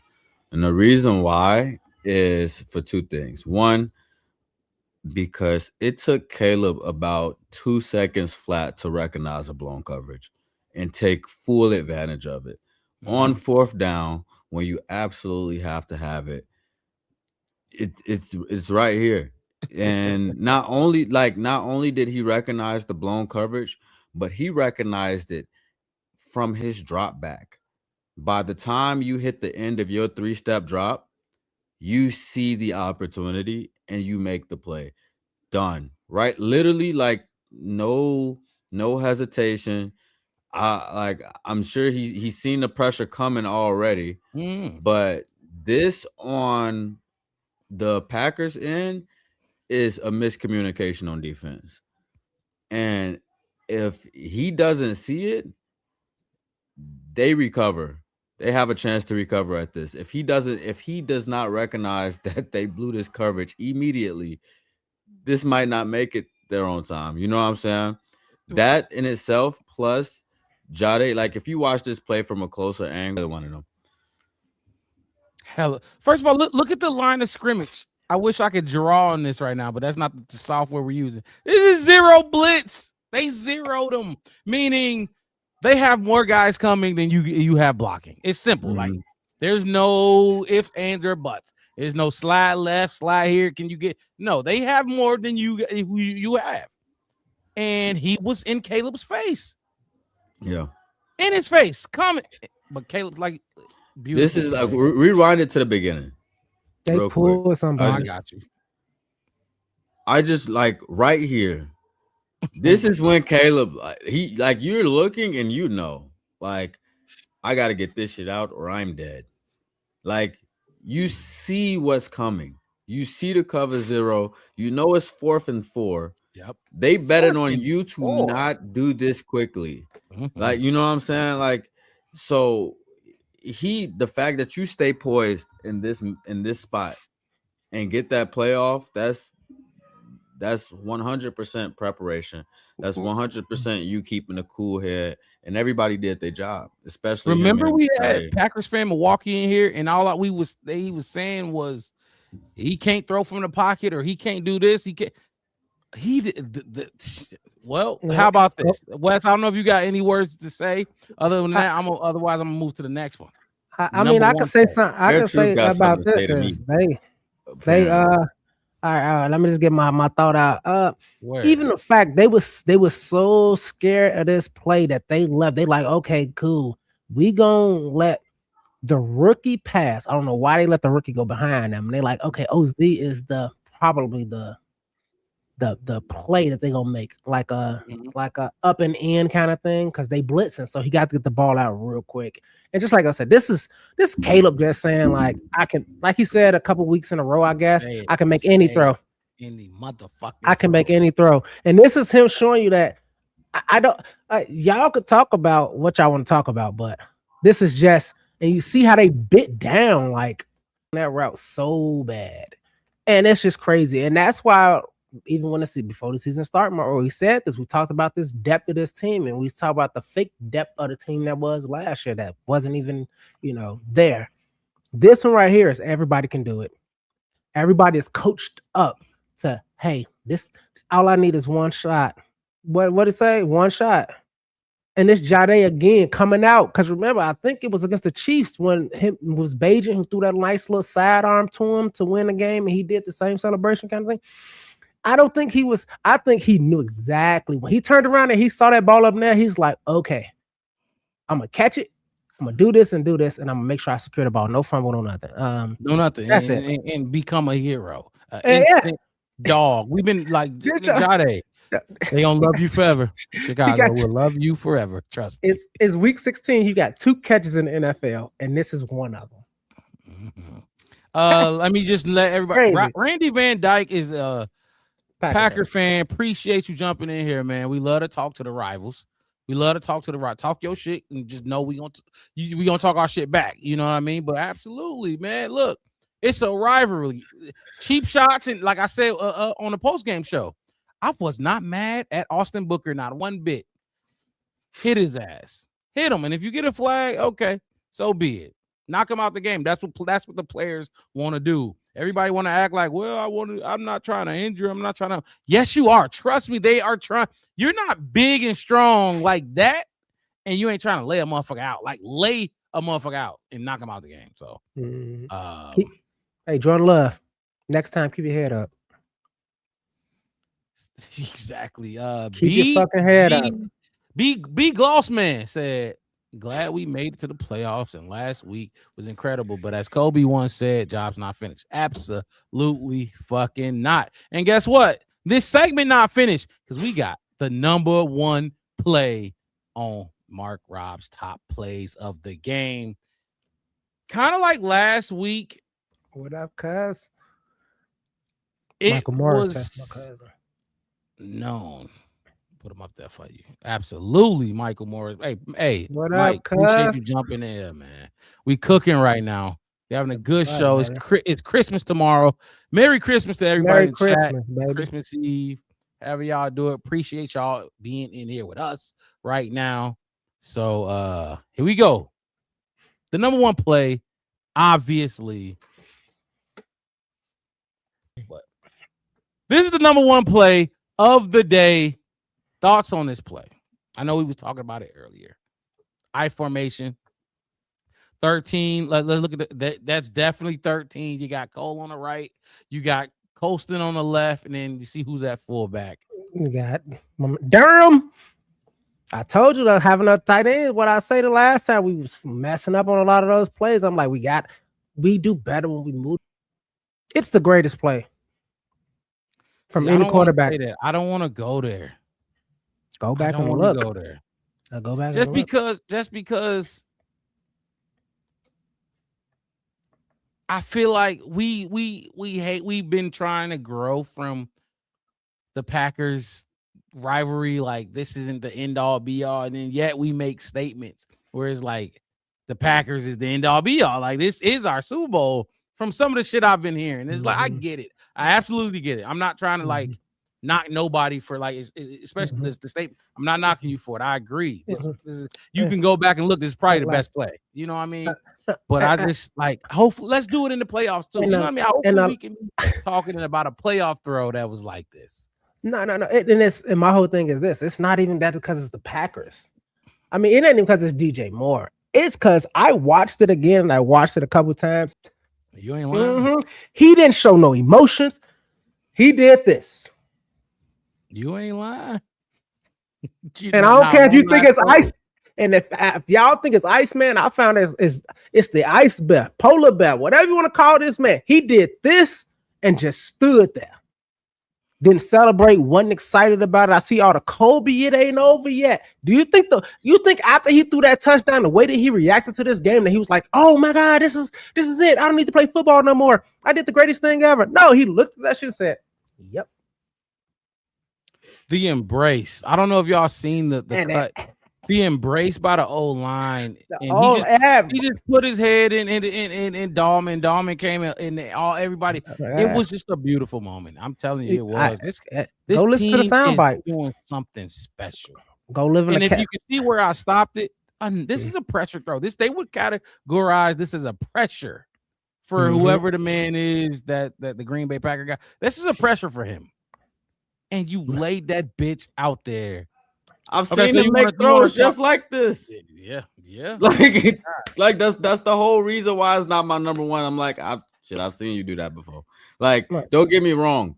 Great play, great spot, gotta have it moment. Who else would I want it against except Green Bay? Who else would I want it against except dirtball ass Keyshawn Nixon? Oh my God! My friend. I'm glad you brought it up because I was gonna get to it, but let you talk about it though. I'm just thinking to myself like, dirtball. Talk like. DJ Moore was not looking when Keyshawn Nixon stabbed him in the back. Like this is literally he's not paying attention. He in my path. I'm gonna go get him. So we just on Nixon. It was pass interference. He laid out a cheap shot, which they was on you about earlier, and got his ass dog. That's not even pass interference, Wes. That's just being a dick. I'm talking about this play. When he jumped up, he was early. He was so early on that play. And he jumped up and he did not play that ball at all. God Merry is Christmas, J2K. absolutely because again, my boy. I have Randy. The appreciation I have for J2K, it goes beyond the graphics that he helped me get on the screen.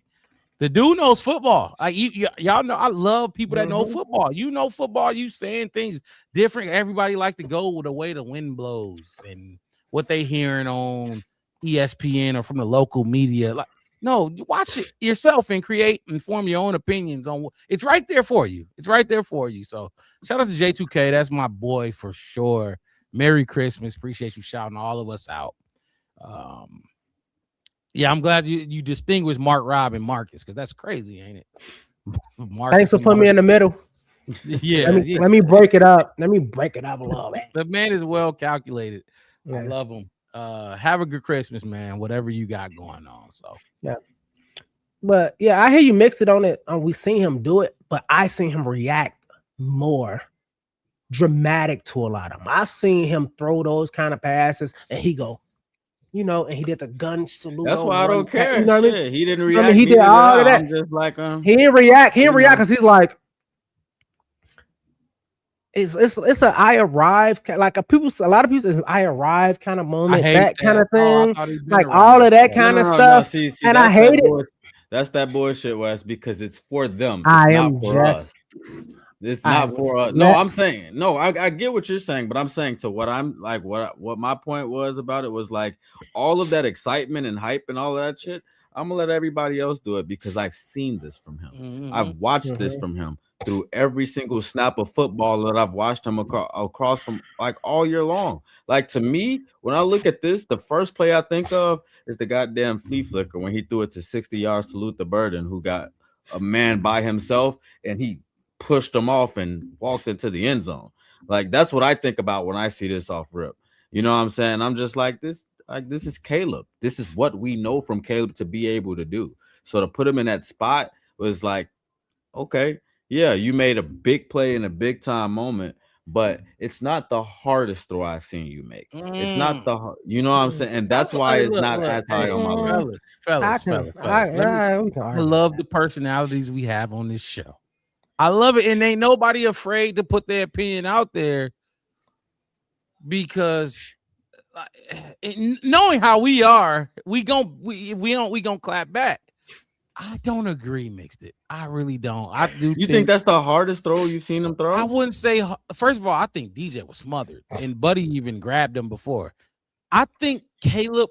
Look, and people say he's inaccurate. I disagree. Maybe sometimes, but who ain't? What quarterback isn't? This bitch was on the money in the bread basket. You want a Not chance? only that, this wasn't in the second quarter. This bitch was to get them out of there. Like get the what Uncle Phil do to Martin? Not Martin, but Jazz. What? Get out. What Martin do to everybody in his house? Get the fuck out. What Stacey King said to United Center? Beep beep, drive fucking safe. Oh my god. Like gone. Like go like in this part too. The wind. Did y'all see when one of Cairo field goals? They showed the visual of the goalpost. The bitches was just rocking. I have never seen that. I swear to God, I haven't. That was the wind was crazier than Philly. Number to number, hash mark to hash mark. Just and like I said, I'm not even finna talk about DJ catching because that was still great too. That was a still great catch, DJ. But what I'm selling about Caleb is his ass down. He let it go and he like, I've seen this in practice. I'm giving him a chance for and all the naysayers and what we just talked about the DJ and the Caleb and all of that kind of stuff. He threw it, like you said, Marker, on first down and said, he's still my wide receiver. Okay, what he said before. We practiced together. I'm gonna throw the ball where I'm supposed to throw it, how I'm supposed to throw it, in the pocket with number 7 with his hand reaching out on my right side, and I'm right-handed, and the hand is coming in. I'm still finna go across my body basically and let that thing go. And then when I let it go, you know what I did? I don't know if you've seen most quarterbacks throw bombs. They look Move. I love the Caleb said. So let me ask y'all fellas this then. Starting with you, Mixed It. If this ain't number one, give me your number one out of the 5. The Jade one. If it's not in the 5, give me the Jade one. It's the Jade one. And the reason why is because that's mechanically, that was a beautiful play. The reason why is because mechanically and as a quarterback, like that to me tells me that Caleb here is y'all can't see my hands because I got the green screen shit on, so I don't think my hand is part of my body for some reason. Amazing. Yeah, but to me that tells me that Caleb on a mental level is playing better than what everybody else thinks he's playing. Mm-hmm. You know, they treat him like a cover 0 is going to kill him, and he let that shit down in 2 seconds. You couldn't do nothing to him with a free rusher, and he recognized the blown coverage and made the perfect pass. To me, that says more than him cutting the fucking wind. Like we've seen him throw the hardest spiral in the NFL all year. I'm just saying, got arm strength. Like we've seen it. Like we talked about it earlier in the season. There might not be 50, 60-yard passes, but he's throwing a 10-yard pass, 20-yard pass harder than we've seen damn near anybody ever. So I'm like, I'm looking at it being a windy day, and I'm just like, he's gonna be able to cut that shit. I'm not worried about it. I went into the game not worried about the wind being a problem at all because I'm like, I've seen this dude throw literally with the best of them in terms of arm strength. So to me, what I got out of seeing the Jade play is like, yeah, this was the same thing. Zero blitz. You are a better quarterback. Yeah, they zeroed him. And it's like when you talk about Peyton Manning, Tom Brady, those you bet not blitz. You zero blitz one of them, you're cooked. You're cooked. It's kind of like what I hate to say it, kind of like what Jordan Love was doing to us in the first game. That we kept blitzing them and we were cooked. So I'll tell you what you got, Wes. My bad. Oh no, I was listening. My whole thing is for me, that's back of the pipeline. That's that post. Even if he had somebody kind of going with him, you throw that up away. So only either your receiver get it or it's out of bounds. That's why I feel like that. I just feel like it's on coverage. Don't get me wrong, but that's that. If he do back up and recover and get that closer, because remember, Caleb just was in that situation the previous game, and he said, "I had to give Cole Kmet a better ball." He threw a better ball this time.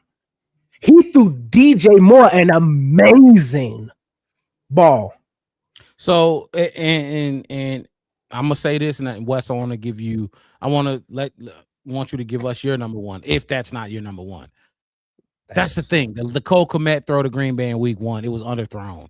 A lot of people, I'm telling you, like regardless of what we think and mixed it, I applaud you for your faith in Caleb to shred through that wind and throw a 60-yard bomb. And the wind don't touch it because they scared of Cairo when he kicks field goals and the wind is going to shake that ball. So you throwing it and the wind can't touch it. I applaud you for having faith. A lot of people in the Bears community don't think Caleb can throw the deep ball. That's my thing. They thought they probably feel he would underthrow that or overthrow it out of bounds. That bitch was right on the money in the breadbasket. Now, and I'll say this: how many of those throws have we seen this year? I don't remember. Like Caleb can hit them, but I don't remember too many breadbasket throws. We all know what the breadbasket over the shoulder. And all DJ got to do is clutch that motherfucker. Maybe 2 that I can think, because I was gonna throw the Luther flea flicker in there, but I think that was Luther tracking the ball. So, but I can tell you that. What was that, 2 weeks ago? The one that he was rolling right and put it over. Okay. All right. Okay. I had to really think about it. But I can tell you the last one that I seen was when he was rolling to the right and he just threw it over the shoulder. Cole Kmet showed no hands until the ball just came right back down in him. Who just did that the week before, I believe, when he was rolling to his right and he just flipped it up above. I mean, it was a first down, and Kokomet caught it. It was on the sideline, and he fell down like he always do. But that was you know what I mean? That was he caught it, went down to the ground. Great fucking catch. That was over the defender and over Kokomet's shoulder, and that was the week before. That was, I would say, 17 yards at best. 20 yards if I want to be a Bears fan to be nice. This was, like I said, we can go back and watch it again. This is in between the numbers.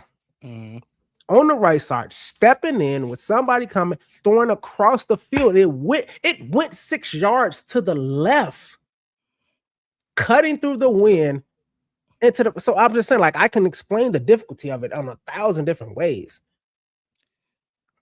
So you with me? This is your number one? This is number one.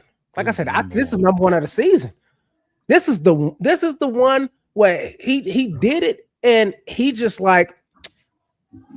The other one was, I'm figuring like everybody said, like the installments, like the okay, we're still got it, we still got more to do, we still got this one right here.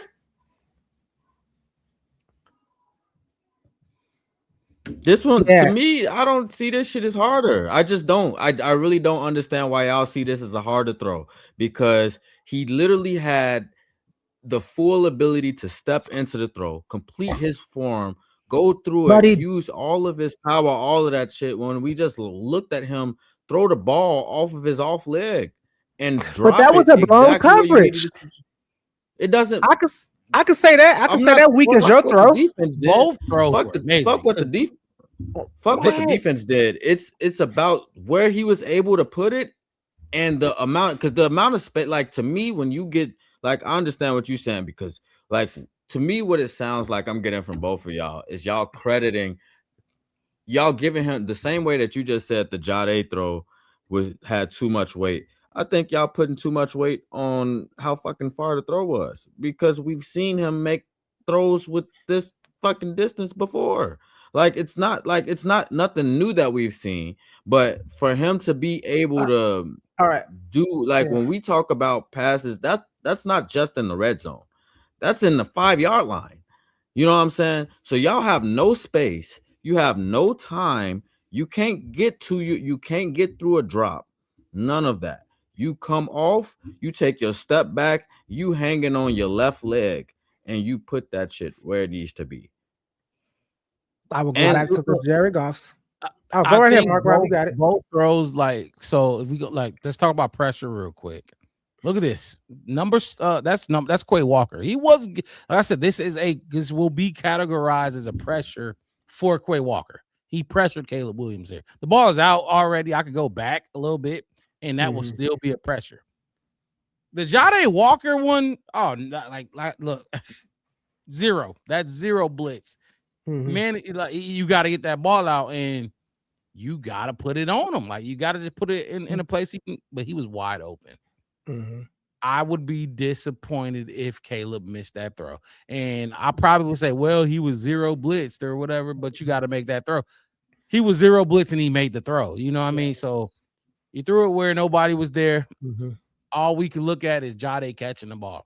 This one, but that shit was easy, because even if DJ wasn't looking up, that bitch would have just fell in his hands. He'd be like, oh shit, look what I got. It's right there. It just fell in my hands. What? Great. We talking about number one and number two. Wes was oh, you said this was on number one. We talk about number one and number two. Great plays. These were great plays. So I get why mixed it. You would put Jade number, because if you put Jade number one, this is number two, right? Mixed it. Yeah, that'd be two. Yeah. So like, great football plays. Wes, go ahead and say what you got to say. Then I want to move on. We can move on. I got something I want to show you. So my whole thing is, when we talk about, because we talk about arm strength and all this kind of stuff, we talk about in the red zone, most quarter, like, thank you, Laz. I'm with you. I'm with you. But like that 1-2 post on a zero blitz in the red zone, a lot of teams blitz second string quarterback. You know, you one hit and you throw it to the. That's what I'm saying. Absolutely the hell not. Yes, it is. Not. It's a one hit. It's a one hit to the post. Name me 12 starting quarterbacks that can throw it Goff, off their left leg. Stafford, like that. Baker, Hurts. Not making that pass. Yeah, he has 15 yards in, one hitch off one leg, just flip it up there. All right, let's move on because I don't want to get stuck on this. Me and you will get on a tangent for an hour. I mean, look, I don't. You taking the mechanics away from it and saying that because of the distance is not as hard of a pass. That is what I'm just saying. I don't agree with that. I think him having to do it on his off leg under a lot of pressure is extremely hard to do, and I don't think the majority of quarterbacks in the NFL make that pass. Wes, I don't even think half. 10. That's all I gotta say. Your last 10 quarterbacks can do that. That's it. Yeah, that's it. Okay, look, 10 quarterbacks can do it. I love this. I love it. I love it. Love it. Love it. Love it. This is the Black Bear Podcast. We see things differently, but look, we have fun doing it and we talk football the right way. The chat is on fire. I appreciate y'all. Last Sherry in here too. You know what? I kind of want what I'm gonna do right now. I want to play this video for y'all that has to do with the play we just talked about. Dude, like it's like May. You say what, Wes? Huh? No, never mind. So I want to play this clip for y'all. This is the biggest hater. He probably top 5 Caleb Williams hater. This is LaShawn McCoy hating on that pass we just talked about. Williams! Iceman, baby, why you so cold? Freeze the world! Freeze the world! Yo, I'm really surrounded by a real fan. This is a Come fan. on, man! What the fuck is he talking about? And he got to cheer for somebody. Done! That's a dot! That was a nice play right there. That's a dot! Wow. Let me rewind it real quick. You see the salt on his face. You ever lick a block of salt? It looked like his face looked like he licked a brick of salt. He lost all respect for me. I used to listen to him, but I'm really surrounded by a real fan. This is a Come fan. on, man! What the fuck is he talking about? And he got to cheer for somebody. Done! That's a dot! That was a nice He play right rolled there. his That's eyes. a dot! Wow. That was crazy. Oh my gosh! On a roll! Nice play. He's talking about the game winner. He called that. Shady looks Look real. at him. look The at him. salt lick. Williams! He licked a brick of fucking salt one more time. Look at him. Freeze the world! Freeze the world! Freeze the I'm fucking really world. surrounded by a bro. real fan. This is a Come fan. on, man! What the fuck is he talking about? And he got to cheer for somebody. Done! That's a dot! Look at him. That was a nice play right Twitching, there. fidgeting with his dot. phone, just tapping That it. was crazy. Oh Yo, my bitch ass on, man. This is what I love to see. The haters get proved wrong. What you got, Wes? And he ended with it. I don't know if he caught that. You didn't hear that at the end? I don't know if he caught that. Hey, even look, and I can tell you this much. I've watched them over the whole entire season, and he was like, just, Caleb, they let him play the first year, and then he started doubting and doubting and doubting. And Acho was the one who was really like, I'm like, damn, dude, I thought, didn't Acho play for the Bears? Am I wrong to think that he played? Was it either him or his brother? One of them. Maybe it was his brother. Maybe it was his brother. Either him or his brother. Yeah, I think maybe it was his brother who played, but he was. And then he said, "You know what? Okay, all right, I'm with it. I'm on it. I'm on the bear shit. I'm with the bear shit. Let's just keep watching them because I'm not gonna sit here and embarrass myself no more." And Shawnee, yes, he still keep hating. Kurt Warner too. Oh yeah, Kurt Warner. Looking like fucking Santa Claus out there, still saying mechanics and this and that. And I watched you play, and you had good mechanics, but I watched you move. Big shoulder pads. Remember when the shoulder pads fucking huge as fuck? Kurt Warner, when you had that fucking blue and gold and Ram shit on, you was fucking in the Super Bowl, running around, dropping down to, I think it's Torrey Holt. Greatest show on turf. Ain't that what y'all was? Y'all was so unorthodox. They called y'all the greatest show on turf because y'all did not play football like regular football teams. And then you want to come at us because we don't play football like regular football teams supposed to. That's why I don't give Kurt Warner no more respect at all. Because you were doing all that unorthodox shit. You were doing all of that. You was flipping it to Marshawn Falk. Ain't that Marshawn Falk? I think that's his name, Marshawn Falk. You were rolling right. Marshall Falk. Falk. I'm thinking of Marshawn Lynch. Marshall Falk. You know what I mean? Like you was doing that rollout and dumping it, like all that kind of stuff. You was doing all of that. But when Caleb do it, you're like, well, I would just like to see him do this more. That's what they said about you, dude. And then now you want to clown him about it? Like, no, I can get the Hasselbacks. I can get the Dan Orlovskis. I can get all the former quarterbacks who wasn't as talented as a quarterback, but didn't have the skill that he just naturally possesses to say, hey, look, I would like that more. I get it because that's your game. That's cool. But when it comes to these, that's like Michael Vick coming out and saying, I don't think Caleb should scramble as much as he should scramble, or Lamar Jackson should scramble as much as scramble. That's what you did, Michael. Like, why would you say that? And that's how I feel like Kurt want to keep going back to every single time. And it's like, bro, just Mark, we said it like a month ago. You said, damn, Wes, I ain't never seen you glaze Caleb like this. It ain't that I'm just glazing him. It's just I'm just tired of people. All right, that's what the kids say, I guess. But it's just like I'm watching them and I'm like, I don't care. I mean, I'm watching him do shit. I'm watching him make plays. That's all that fucking matters, right? Yep. In sports, that's all that matters. Whether you're a pitcher, whether you're an outfielder, whether you're a defensive player in hockey, a goalie in hockey, whatever. Make the play. That's it. And that's what he's doing. And everybody keep going back to all this other technical shit. And it's like, all right, fine.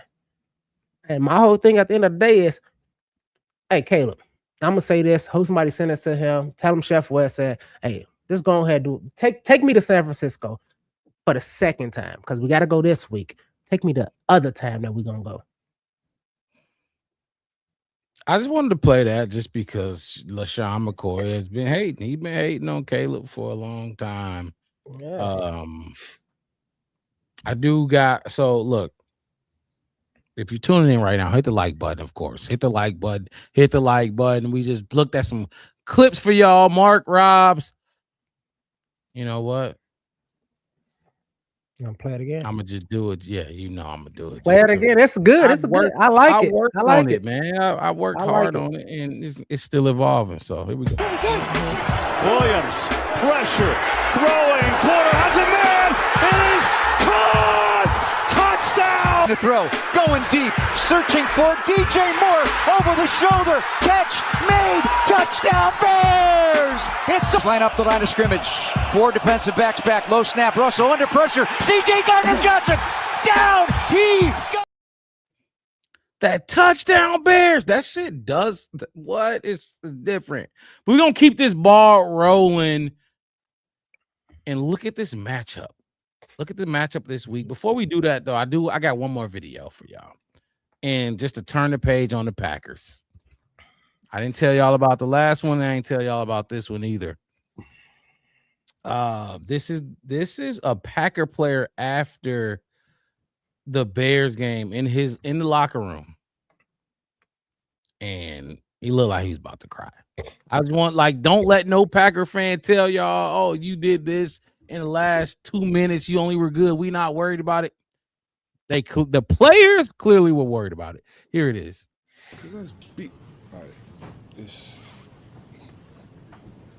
We just gotta get back to work. Give those guys credit. They finished, we didn't. All right, but it stings. It stings knowing, bro, this one's gonna stick with us. You can see it all in his face. Stick with us.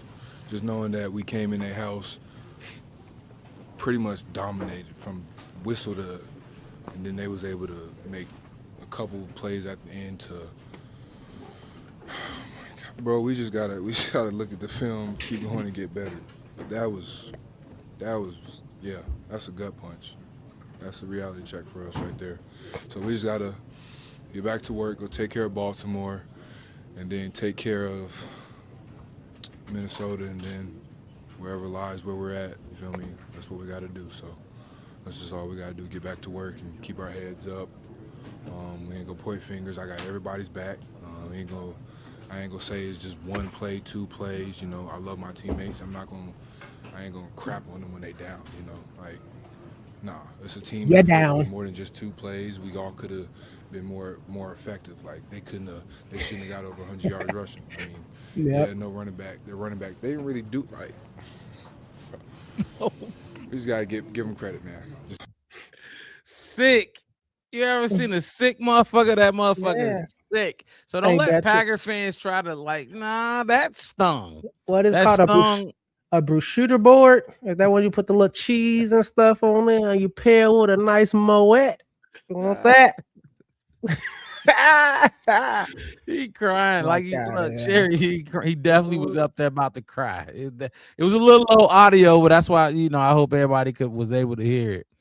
But look, good win. Great a lot win. like somebody was saying earlier, Neo or Laz, whoever it was in the chat. We not done. Not done. And guess who we got up next? The San Francisco 49ers. Mixed it. You ready, my boy? You good, my boy? Yeah, y'all got me. Yeah, how you want to do it? Like you speak and I'll cue it up. Like let me know whichever way you want to go with it. Because we got more fish to eat for the Bears. I would say fry, but we eating it. That's what the Bears do. So where we going? For sure. Well, this week we gonna be the away team. We going to Santa Clara to go against the 49ers. So we're gonna talk about them and what we got going on with them first. So right now, I want to talk about this matchup with they running backs in USC who I paired them up against. But I just want to kind of bring something to light because we talked about Brock Purdy a little bit. We did. And originally, I did have Brock Purdy in my matchup, especially after we talked about, how they've been performing these last few games. But I guess we kind of touch on Brock Purdy a little bit more when we get into the QB comparison. As far as what my matchups go, though, you can't really ignore this team. I mean, you can't really ignore this player when you're talking about this team. That's in Christian McCaffrey. He had over 1,000 yards rushing already on the season. There's 2 games left. He needs 151 receiving yards, and he'll have 1,000 in both categories. Yes. Now, if we just kind of looking at it from face value, everybody's gonna look at this and just be like, "Oh, Christian McCaffrey is a dog," and this and that and stuff. But I want y'all to remember that the whole point of this segment is so we can watch football a little bit smarter, so we can understand a little bit more about what it is that we're looking at and what makes these games what these games are. Because he does have a lot of yards. He do account for a lot of their offense. But he also has 280 rush attempts. All right. That's bringing him to 3.7 yards a carry on the season right now. And we got 2 running backs that's running more efficiently than that. In all honesty, they got one that's running more efficient than that with Brian Robinson Jr. He's just not getting nearly as much touches, down almost 200 touches from they next up, which is CMC. So I think that's a big deal considering the fact that in the run game, he carries the ball 77% of the time when it's going to a running back. The other 13% is going to quarterbacks. That's a lot. And then when it comes to the pass game, I don't have it up here, but he leads the team in receiving yards at 839, 849. He accounts for over 22% of the team's targets. They're using him all around, but the name of the game for the Chicago Bears at this point, when you see this, is to try to take him out of the game as much as you can. And that's a bold statement in itself because I don't think anybody up to this point has been able to just fully shut down Christian McCaffrey. But getting him to a point where he's not as effective, because we know they're going to go his way. We know a lot of these footballs are going to go to where he is. We got to be keyed in on where he is.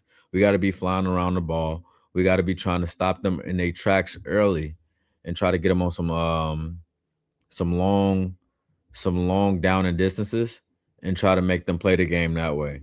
And even then, I won't even act like the game is in hand because Brock Purdy's been dealing. He's been doing pretty good since he's come back from injury.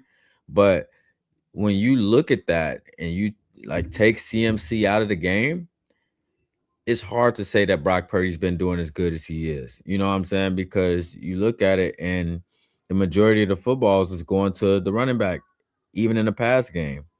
So how much is Brock Purdy really dealing if he's constantly using the check down, stuff like that, checking the CMC versus going upfield? Because I highly doubt they putting CMC in the slot and having him run the full route tree, stuff like that.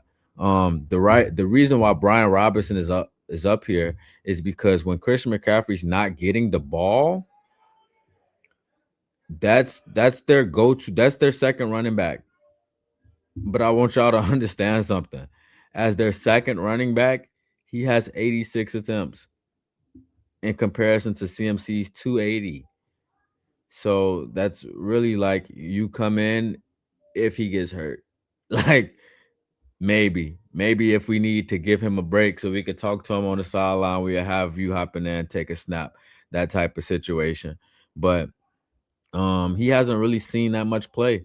Now, in the last 5 games, he's gotten the majority of his work done, or at least close to half of it. In the last 5 games, he's gotten 37 attempts. So I think that that's something that's notable and something that we should kind of pay attention to when it comes to looking at this team, because just because we see Christian McCaffrey not on the field doesn't mean that they're not going to attempt to put the ball on the ground, especially with Robinson running over 4 yards a clip. So if you do see a cameo from him at some point in this game, I just want everybody to be understood on, what he brings to the table for the team, because he's not just there to be a body.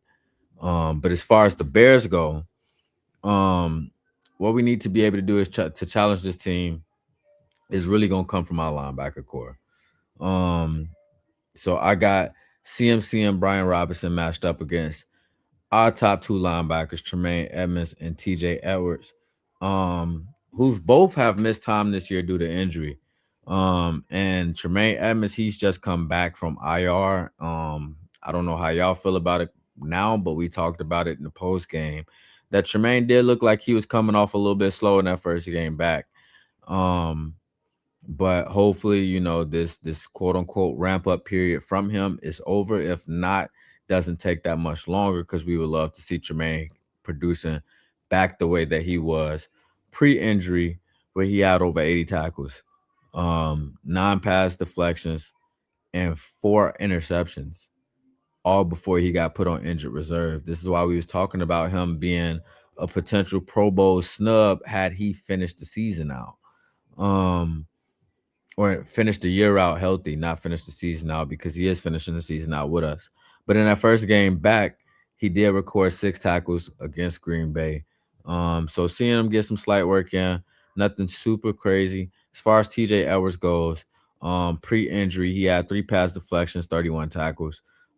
He did miss the first week, and then he also missed weeks 10 through 13. Because he had a hamstring/hand injury, and then week 1 he came into the season with a hamstring injury, so that's why he missed week 1. But since then he's played 3 games and he's put up over 20 tackles since then. So I'm definitely looking at these guys first. Y'all are going to be that first level behind the D line that CMC tries to get to. How much can y'all stop him? We just talked about TJ Edwards potentially making one of the top plays of the game against the Packers. How much can that TJ Edwards show up in this game? Because that's going to be a big deal. But not only them, because, and y'all know, if y'all been Bears fans and y'all been rocking with us throughout this season, y'all know that these two guys aren't the end all be all for Dennis Allen. In fact, in my mind, I feel like Dennis Allen got a little bit of a secret weapon on his side. I think that Dennis Allen has a secret weapon that we don't talk about as a secret weapon, but we need to. And that's the way that he's using his depth. To be able to come in and see production from these three guys, and Noah Sewell, DeMarco Jackson, AO, for them to come in and not be the number one guys, but play up to the level of standard that we would want our number one guys to be playing in. All right. In one game where, my bad if it's loud in the background, y'all, but in one game where D-Jack and AO started the game, they combined for 29 tackles at the end of the game. And on the season, altogether, all three of these guys have over 100 tackles combined together. All right. D-Jack, he made a great interception to, to put a game back in our hands. That game when they had those tackles, and that's crazy. You know what's wild, Mixed it? I was adding to this entire segment, and my fucking mic was muted, and I didn't even know it. That's sick. But because I had something to say about Christian McCaffrey before we even went. We can definitely go back. Yeah, I was about to say, I just thought you was rolling and you didn't really want to, stop. You wanted to get through it first. I swear to God, I'm like, what the fuck? Okay, this motherfucker don't want to. Okay, I'll let him get it off. But let him go. No, so you say what? I said I was letting him go. No, I was trying to get in there. I swear to God, go ahead. My shit was muted. But we talking about this. The seat. What game was that again? Where they had those tackles? When I gotta go and look back. Was it Pittsburgh? Pittsburgh, I think. Was it? It was Pittsburgh. Yep. That was the game when there was a lot. We knew what their game plan was. There's going to be a lot of check downs and shit like that. Mm-hmm. They're going to. They played last week. Yep. Tremaine, that was for his first game back. They played last week. They don't want DeMarco Jackson off the field. You don't get NFC Defensive Player of the Week, and then the starter comes back and you get snatched off the field. This has been a theme for this football team, not just with linebackers, cornerbacks. Jalen Johnson come back. What you gonna do? Do you really want to take Nashawn off the field? Do you really want to take Tyreek? This has been a theme, and it's a good problem to have. DeMarco Jackson just won NFC Player of the Week, Defensive Player of the Week. He's going to play against the Green Bay Packers, against the San Francisco 49ers. He's gonna play against who we got week 18, the other guys, Lions. The fucking Lions. He's going to play. DA's secret weapon, he has them. He definitely has them. The people that they don't know about. You know what I mean? The other teams, when you scout and you put on a film, they don't know about these boys. They don't know about these guys. And that's why exactly why I called him the secret weapon, is because it's like that hand that you got behind your back that they're not really paying attention to. You know what I'm saying? It's like when you watching boxing and you got somebody that likes to fight in the shell stance, and they got that jab sitting up front, and you paying attention to that front hand, and you forget about the weapon that they got in the back just waiting to snipe. That's shell stance. What's the shell stance? Put your hand behind your back. No, it's like it's called. It's kind of like a drop. It's almost like you can't. I'm trying. Okay, it's simplify more just simplify it, like the Floyd stance. Oh yeah, okay. Where you kind of just got one in the back pocket, they don't even really see it, and then when it come out, it hit you like lightning. That's what I mean. When teams look at us, when teams look at us, they don't see these guys. They think about TJ Edwards and Tremaine Edmonds and stuff like that, because those are the guys that are the face of the linebacker core. You know what I'm saying? But these guys are providing a lot. They providing a lot of production off of the bench. And you know how we look at the injury report, just like they're looking at it like we do it, even more depth. They're looking at it like, oh, Tremaine is out. TJ is out, so we can do this, we can do that, we can do this and that. No, the fuck you can't, because guess what? DeMarco. They, you know what I mean? They overlooking them. They see the starters are out, and they don't see that the depth on this team that we've been talking about, Wes. We've been talking about I since said it. I March. called it. We've When been we talking signed about them, this since March, man. I remember a show y'all said, it was like, what else we got? I said, did y'all see that DA brought DeMarco Jackson in? He was like, oh yeah, we did bring him in. We don't got much time left. I'm like, I seen him. Because you know, whenever they say, okay, we signed this person, I don't care if he played one fucking game. I am finna watch that game and see what that dude did. If it was 8 snaps, I don't care. If it was just 8 snaps, I'm finna watch. I'm like, they're bringing in. Let's talk DA. We can go back and coach. I don't want to get too much into it because this is show mixed it. But like what Al Harris brings in, what DA keep bringing in, what these assistant coaches is bringing in when we need. They like, okay, cool. This guy, they brought GJ in and say, hey, this dude is on the couch. He won a Super Bowl last year. Crazy. And he's sitting on a fucking couch. Wait, let's bring him in and get active. And I hope what you said ain't true, that he not gonna play the rest of the season. Maybe it's just a sprain. I didn't hear nothing that was too in depth. Maybe he was limited today, so it's looking all right. Yeah, it's looking all right. Yeah.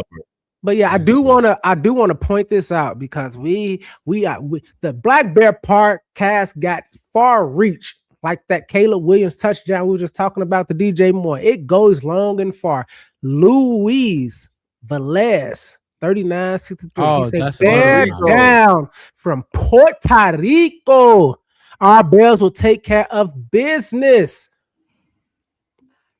That's what I'm talking about, Bears fans.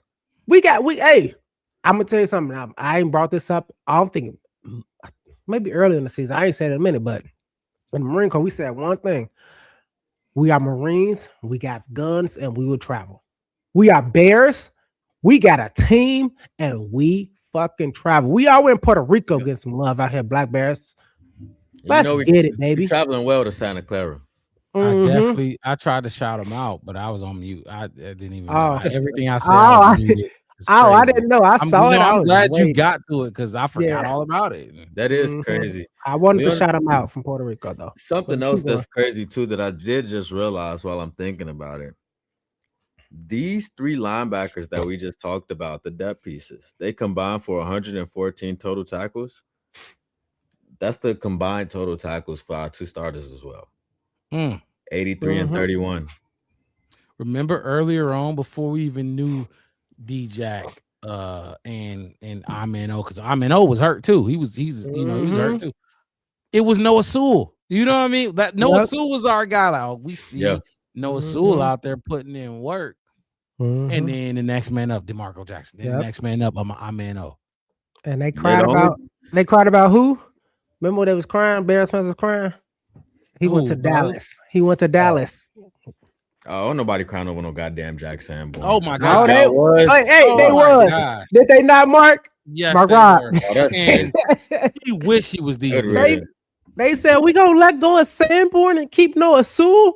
Yeah. I'm like he a Sewell. I was like, Floosh, you could take a friend with you. Matter of fact, that's the right friend you could take with you. Go ahead. He a Sewell. No, I'm just saying he a Sewell. You know his brother is. You know what they family.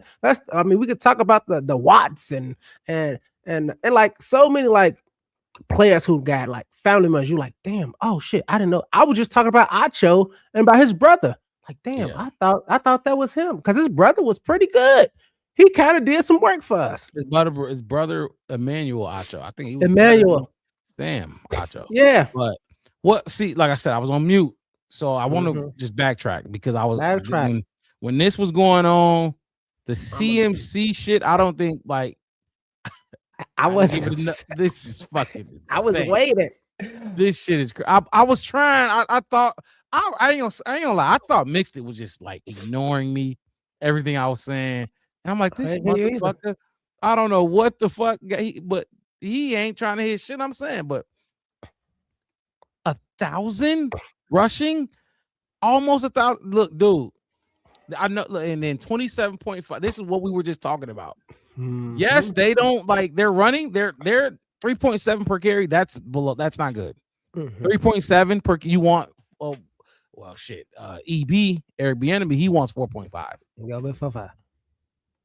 He ain't even that full. You get 4 yards every time. That's a first down every time. That's a touchdown. You know what I'm saying? 3.7. That's not enough. That's why they're 24th, but 22.5% of the pass target share.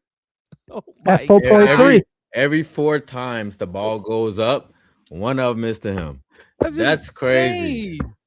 And it's working though. Like it's working. TP the way. How are you doing? Is he in here? You got the one with the QBs on it too? Because I want to talk about them when you get a chance. I absolutely do. All right. I absolutely got a shout out to TP. Showing love as always. I've been jumping in nature. I don't know if y'all know. I've been jumping in nation. They've been the Vikings and them. And the Giants. They've been doing hella shows, collab shows. I've been in there trolling them, but it's all love. He jumped in here during our post game show talking about we looking like sad puppy dogs or whatever. But I had to get on him. But it's all love. Appreciate you jumping in here. Bear Truth said he's back. But look. We'll get to I'll put up QB comparison, but we're talking about the mixed it matchup, right? So when we do that, we look at theirs and who we got to go against them. So I'm gonna flip through these back and forth. Boom, boom. This is what it is. This is what we're doing here. I honestly, and let me know what y'all think. I don't think we are going to be able to stop this. What Christian McCaffrey does. And not in the run game. Well, we suck at stopping the run, but 92 catches. And what I wanted to do was he has 92 catches. Let's look at our guys. Nobody on our team has 92 catches. Now, I mean, after the last game, you probably, but this is before the last game, right? I believe. Nobody on our team has 92 catches. He's got 116 targets. Hold on, I ain't even 116 targets as a running back. I don't even think I got it up there, but he's 92 of 116. That's what it is. That's insane. I said that. I was just saying that. I saw a stat. Targets is crazy. 67% of the offense. That's why when everybody I thought you was cheating looking at the mixed it matchups. I can't see it. Remember, talking about my stats before I get hey, look, no, mix it. I ain't looking at nothing. I'm just saying, like I watch some football, not all of football, but I know what I see and I know what I hear. And somebody said, like I said, I can't tell you what show I was watching or what radio show I listened. They said CMC is he is crazy. He on my fantasy 67% of their offense. Man. I said, God, what? And then I heard him say some stats, and I'm like, and then you put it up, and I'm like, exactly. Over 1,000 rushing, if it have 1,000 catching. Hey, if we want to knock somebody out the game, knock 23 out the fucking game. You know, and that's fuck about knocking a motherfucker out the game.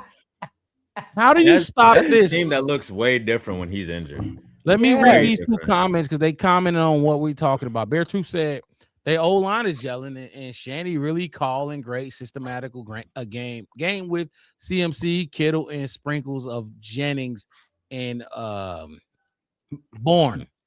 And then Talk Your Shot said we got to hit them early. No room for a slow start versus them. And I absolutely agree. You got to start fast because they haven't, from what I've heard, they haven't punted since November. They don't punt. Punted in 2 games. And the Bears we didn't force a punt last game. Now they went for it on 4th down. We got some takeaways, yada, yada, yada. But the Green Bay Packers didn't punt. End of story. They didn't punt. And this team that we're going against on Sunday has not punted since November. It's insane. It's a huge, tough task for this defense. And I don't know we're going to stop them. Like, because when a running back is doing this, to stop him, you got to focus on him and say, fuck the wide receivers. You absolutely can't do that. Jawan Jennings is going to, you know what I mean? This is a good team, fellas. This is a good team. Now, I don't think they're as scary as I'm gonna just say this. I don't think they're as scary as the Packers when it comes to us Packers. I don't want to play Green Bay again. I'm not gonna lie. I don't want to play them again in the playoffs. I don't want to see them in the playoffs, which we probably are going to first round. I'd rather play these dudes. I'd rather play for San Francisco 49ers. Not only do I not want to play Green Bay, it's just because the on field, it's too much. I've gotten my Green Bay versus Bears fix for the year. I see y'all next year. Exhausted as hell. Oh my gosh, I can't do a third one. That's crazy. We did it twice Like in 2025. And maybe if it was like, okay, we played Green Bay week 2 or week 3 or something, then we played them again week 13, 14. We played their ass back to within a span of 2-3 weeks, right? Fortnite. I don't want to see him again. It's too stressful. It's too much. I am in Wisconsin. I go to work and I see cheese and Green Bay flags on the manager's office's doors and everybody wearing the Green Bay. It's too much. I get every stop I go to. I'm a truck driver. So every stop I go to, they know I'm a Bears fan. So it's like they asking me how about that game or how about this and that. I don't want to do it when I got 10 stops and 10 times you got to explain the same shit. I don't want to do it. I want to play these dudes. With everything we've just talked about with CMC, I want to play these dudes. I think their defense can be had. I think their defense is food, cookies. What kind of what y'all like for Christmas? I don't know if y'all parents, if y'all ladies or whatever make cake or whatever. They food. This defense is fucking food. They can be had. I don't want to play Green Bay. Unfortunately, we probably gonna play Green Bay. So for us to play the 49ers, they got to lose twice, and the Packers got to lose twice. Yeah, and see the thing is about it when it comes to the 49ers, like this is like the 1 week where I feel like playing in a different environment is going to be a little bit more harmful than helpful, because especially with us being like a cold weather team, and we've shown it that we can play in these cold weather games. Like it would have been a great advantage to have them play here, because we're gonna be out there in the warm weather. Like the way that this game is setting up to be, like it could potentially be a high scoring game. Like I personally feel like this game, who wins it is gonna be like, I don't know, first to 25 plus, first to 30 plus is probably gonna end up walking away with it. And this is what this team that we're going against, this is kind of what they want. Like they not afraid of having a shootout. You know what I'm saying? Like in their last 2 games, they scored 85 points. Okay, so it's like it's not necessarily a team that's gonna be shying away from them being able to play in those type of games. But I feel like, I don't know. Like I just feel like when it comes down to it, if they were playing here, I would prefer it, just because I feel like that cold weather it'd be an aid to us. But with us playing there and with us playing in the warm weather, kind of playing in an environment that they used to and stuff like that, like I think that they're gonna be on offense, willing to sling it, willing to run it, willing to do whatever they got to do, and it's gonna be a who's gonna keep up with who type of environment. So in the playoffs, who y'all rather see first round, Green Bay or them? Be on it. Like I get it's the rivalry. If you want to see Green Bay and want to choke them out 2-1, let's say it. I really don't have a preference. I mean, like, to be honest with you, my bigger thing is, as long as round, like, I feel like who I want to see in round 1 depends on who has it at home. Like if we can clinch that home field advantage, then I really don't care who we see at home. But if we're playing an away game, I probably want to go back to Lambeau and do it, only because really that's big talk. I mean, I'm never gonna have respect for that team for sure. Who plays for it? So that's really part of it. Another part of it is because if we go out there and win, Ben Johnson will make good on him saying he likes to beat Green Bay twice a year. And then three, again, it's just a team. It's a team. it's a team that they just like I just said, in their last 2 weeks they scored 85 points. That's hard to go up. That's hard to go up against. You know what I'm saying? It's like that's a difficult task to put ahead of us. Like with Green Bay, score being low scoring or whatever you want to consider it to be, or what, like those games are gonna get competitive, and it's gonna be a cold environment no matter who we play. I mean, no matter where we play. So it don't really matter to me. But Wes, what you thinking? Ooh. Bring them out, bring them out, bring them out, bring them out. It's hard to yell when the barrel's in your mouth. I don't care who we fucking play. I really don't. I don't care if we can play in Seattle, San Francisco. We can play in Albuquerque, New Mexico. Wes is a fool, bro. Get out my face.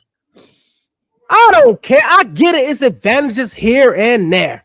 I get it. But I've watched this team for 16 weeks now. And they ain't did nothing. I asked them to do something and they did it. I asked Cairo to do some kicking shit and he did some kicking shit. I told them to block a field goal, they blocked the field goal. I told them to go interceptions and they got interceptions. Go get fumbles. Go get stops on fourth downs. I told my quarterback to throw bombs. I told him to run with his feet. I told the receivers to catch the ball. I told the coach, throw me a special play, and he flicked and over around and all this other guys. So what y'all want to do? Because I can tell you this much, my team does more things than their team does. And then on top of that, we got Cousins in the back. Because you think my starters, oh man, he going to be limping that. D-Jack, get on your shit. Nashawn, get with it. CJ, come here. I could probably call Jonathan Owens and Simone Biles on the field. And they gonna do what they supposed to do time after time, job after job. I just need them to do it. People want to say, oh, fast starts, all this kind of stuff. Just keep it close, Chicago. Stuff gonna happen. Football gonna happen. Other teams gonna get a better bounce. They gonna get a better call. Something's gonna happen. But when it's at the end, I'm okay.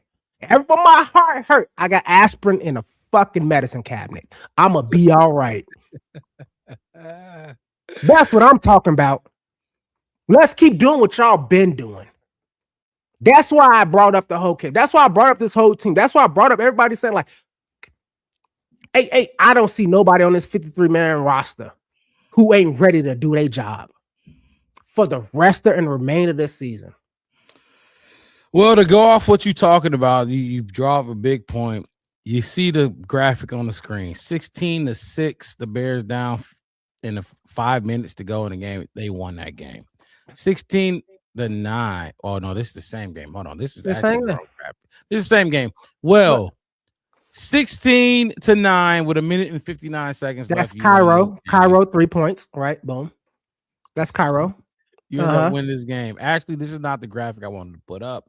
I'm just saying, since it's there, I'll decide. I can decide. No, keep going. I mean, if you want, yeah. I was just saying, like, 5 minutes ago in the game. Matchups was one-score games too, and every single one of them, every single last one of the last 4 Packers games came down to the very last play. Everyone. And 2-2.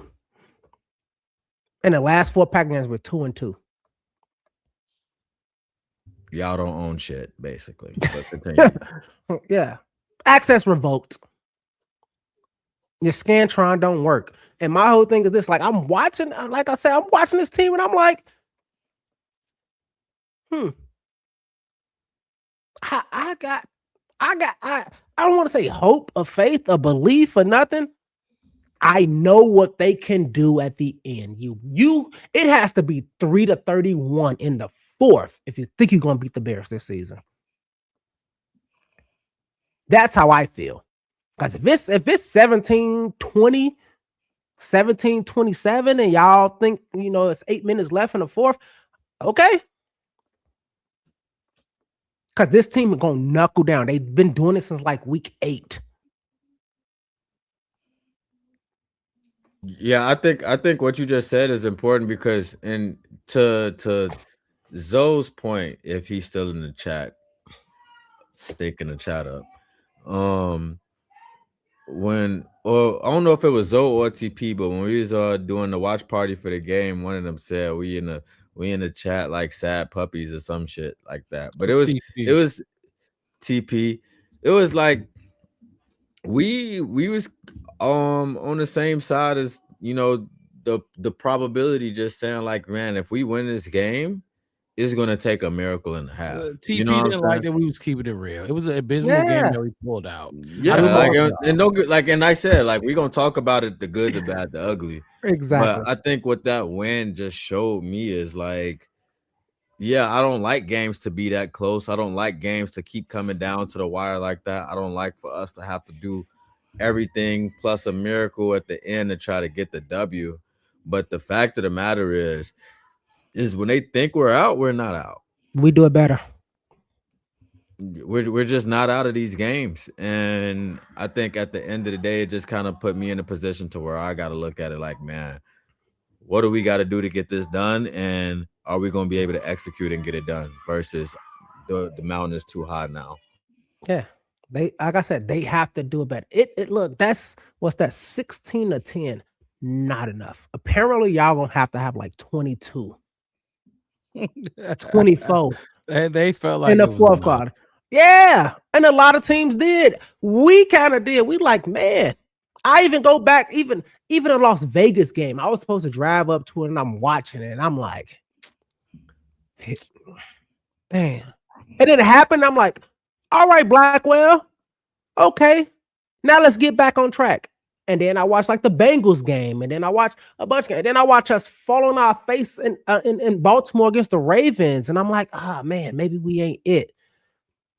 Oh yeah, Purdy better not look. I'm telling you, I'm gonna say it. Do I have to say it every Wednesday, fellas? What I'm gonna say? Mix it. Something about Deshaun Wright getting a turnover. Yes, exactly what I'm gonna say. He's going to get a turnover again. I know you well, Wes. I'm telling you, he's gonna do it again. We won all of those games on the screen. So this is the actual one, right? This is the one I wanted to put up. 19-24. You're down a minute, 39 seconds. You win that game against the Raiders. How about 24-19? What's up? I was gonna say, if you was gonna read, I was like, I'm looking at you down 1 point with 25 seconds to go, and you didn't even win by a field goal. You won by a, what was that, 36-yard touchdown pass to Loveland? Y'all not just doing this basic, y'all doing it better. So that's why I said bring them out. Let's go. Even win or lose, like this team, you better be awesome. So I'm gonna just go through these real quick. 24-19 with a minute 39 seconds left. You won that game. 24-22 down. 3 seconds left. You ended up winning this game. I didn't see that. 41-42. You're down with 25 seconds left. You win this game. 20-10, you're down with 4 minutes left against TP's Giants. The one that he's in the chat. You win this game. 16-17 with 4 seconds to go against those Vikings. You win this game. 16-6. Down with 2 minutes and 3 seconds to go. Down 10. 2 scores. That's 10 points, not much, but it's 2 scores, 2 possessions. You need the ball twice. You end up winning this game 6 times. They've done it. They came through. Whether that's special teams, the defense, Caleb Williams, Ben Johnson, everybody has come through to win these games. So I get it, Wes, when you say you don't give a fuck. Every week, I don't give a fuck. Who pull up? Everybody say it all the time. Every week they say, "Oh, this is not sustainable." Yeah, they do. They said they've been saying that shit since week since 3 before, or 4 or 5. I was gonna say since before at least Halloween. Yeah, they were saying it for a while, but they were saying it for the takeaways. The takeaways is not sustainable. How can the Bears anything else has been more sustainable besides the run game than the damn takeaway? Like those, like that's the one thing that they said that it's gonna let up at some point. Yeah, It ain't let up. Yeah, it's not. It is not. Y'all sent the compilation of everybody saying, "I'm gonna let you know the Bears are not gonna make the playoffs because the Lions is." We got an X. It's insane. Now next, Mark Rob, like you said, I won't feel better till they do what? I want to make the playoffs, clinch it, and then I feel better. Now this week, stamp. Now what you want them to do again? Say it. So say it on air so they can do it. Clinch the division. Win the division. That's the next thing. That's next. You win the division, and then guess what? We hungry. We not gonna stop there. You know what else we want? We want that one seed back. We want that back because we felt we knew what it tasted like to be up there. So we like that taste. We want that back. We want that feeling back. And that's all I gotta say to everybody who come up in here and they want to talk shit and they want to tell me who I am, what I'm saying. I said, I saw what I saw, I see what I see, and I like I said, even before the season started, I said this team can make the playoffs. Now, this ain't the only time I want to go to San Francisco. What? So there's this. You go to San Francisco, you get in their locker room, and guess what? You, like your boy Rome did. I forgot which game it was. You punch a hole in the ceiling. Yeah, punch a hole in the ceiling, and you put something up there. You put some. Everybody put $100 up there. We coming back for that. We gonna be back for that, guys. Super Bowl is in San Fran. Yep. We gonna be back for that. Trust me. Let's come back for that. Put $100, everybody. That let me know you got stake in the game. You got investment in it. Put it in and put it up there. And when we come back in this locker room, we gonna grab it. We gonna get it out, and that's gonna let you know that you actually, you know what I mean, that we made it. We did it. QB comparison for this game though. The only thing I'm telling you, every time people look at Caleb's numbers, the only thing that you can look at is his completion percentage. That's the only thing you can look at. And he threw the ball away like 8 times last week. I love it. Throw it away or you're gonna get sacked. Other than that, you got 23-6 with the touchdown. I'm mixed. I don't know if you want to jump in here, unless you want me to stacks. I'm looking some stuff up. Go ahead. All right, for sure. 23-6 touchdown, 17-8 on that side. Brock Purdy, but he's missed some games. So he has missed a game, but completion percentage 68%, 56.7. Damn, it dropped that low for us. So okay, 23 sacks for Caleb. 7. He's only been sacked 7 times. He's only played 7 games. He played the first 2 weeks, and then it was Mac Jones up until 5 weeks. Yeah, I remember Okay, so I'm not even gonna finish reading these because he ain't even play enough. He played JJ McCarthy numbers type game. Like, show little ass on. You ain't even playing. You don't even play. You're a backup. You're playing backup numbers at this point. So, I mean, yeah, Mac Jones definitely got a lot of time. But the reason why I did want to point out his last 5 is because in these last 5. Oh, this is the last 5 for both of them, or just no. These are Black Purdy's last 5 games. Yeah, last 5. Okay, these are his last 5 games, and in these last 5, they've won all 5. But these are like his combined numbers since he's come back from injury. So since he's come back from injury, he's had 1,151 yards, 13 touchdowns, 4 picks, 70% completion rate, and 5 sacks, 108.6 rating. But if you want to take an even deeper look at this game that they just played accounted for 5 of his touchdown passes. So like, hold on, I'm pulling it up right now, but he had 5 touchdown passes against the Colts. In that same game, he also threw 295 yards, but he also had a pick in that same game. So if you want to take that out of it, he's under 900 yards. He's at about 8-4 as far as touchdowns go. Right. Go ahead. No, so we looking at the numbers, and this you gotta have the numbers to add, the facts. Like these are facts. Like, we're not making this up. But then we got to talk about did any of us watch that 49ers game versus the Colts? I did till it got out of hand. Wes, did you watch it at all? Because I know we was watching. Yeah, I caught that Lions game. We were definitely watching that one. Was we watching this one? Yeah, I caught some of it. I caught it up until like Mark Mixed It said when it got out of hand because I was looking for my man. I like Phillip Rivers from way back then. Then when it got out of hand, it just was like I don't even want to watch it no more because y'all Phillip not is entertaining. Phillip is so entertaining. He's great. I give him that. It's just like at this point, it's like I went to game what you gonna do? Something. I was stationed in SoCal, so I did military security for a bunch of Chargers games before, so I got to talk to him, see him. It was cool. He a cool dude, man. Like you said, entertaining, dude. Yeah, no, go ahead. What you ask? I was just saying he's a very entertaining dude. I asked y'all that question, so like we watched it, we've seen that we had the luxury to do that because we played on Saturday. Like, be honest, our defense versus that offense. That you know what I mean?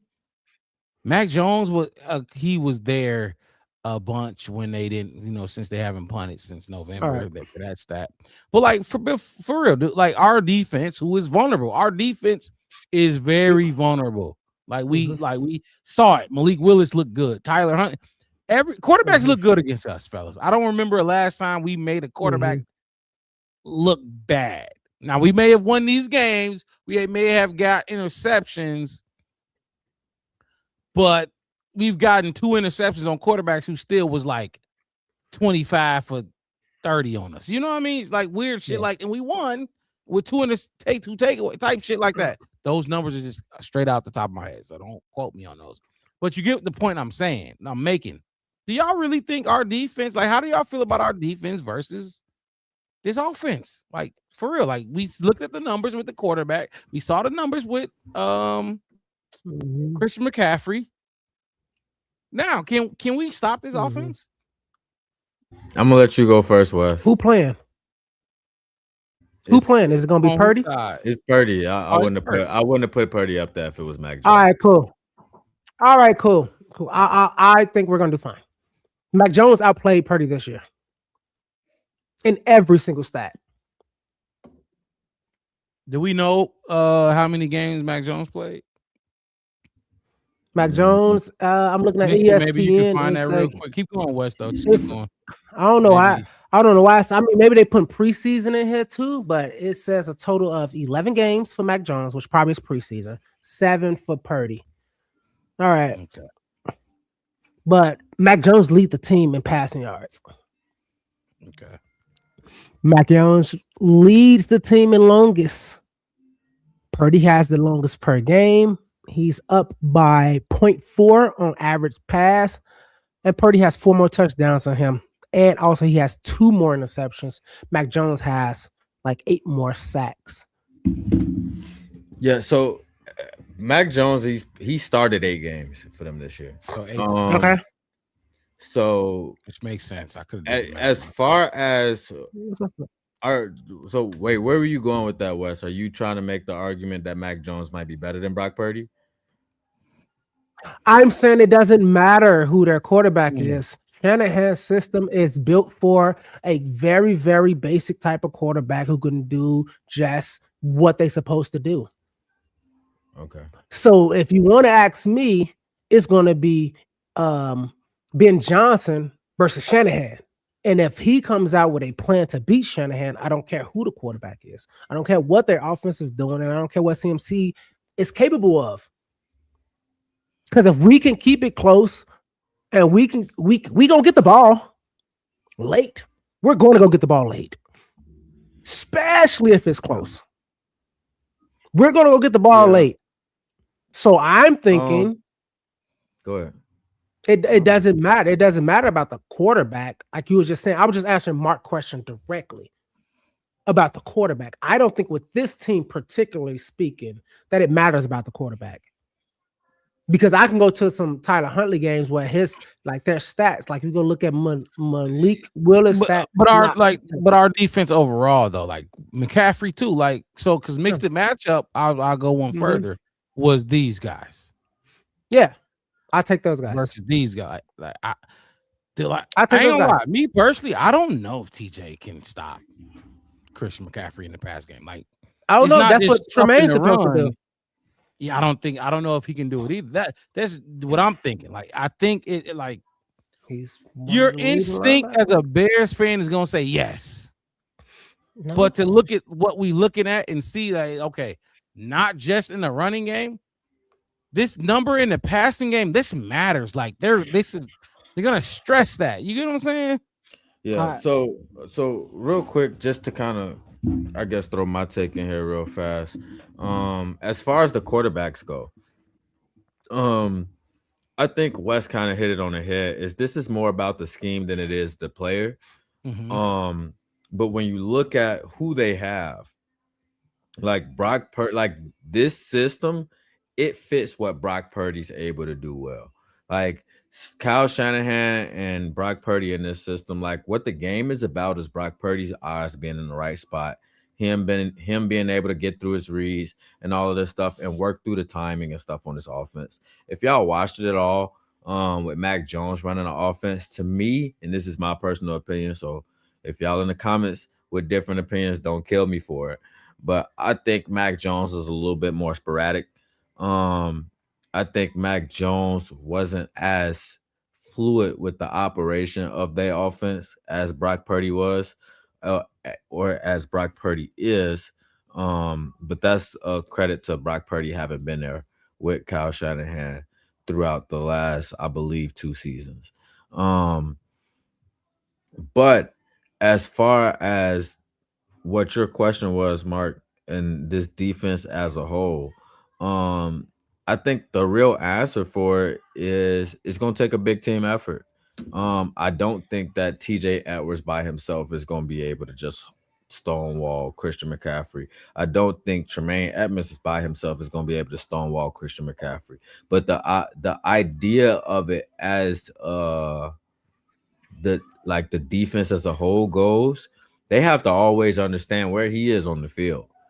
And they got to understand what it is that they've been given up to certain points in the game and stuff like that. Because like you said, he's going to be used a lot. He's going to be a big part of their offense. He's going to be the biggest part of their offense. And Kyle Shanahan is going to try to stress it out. He's going to try to stretch the defense out.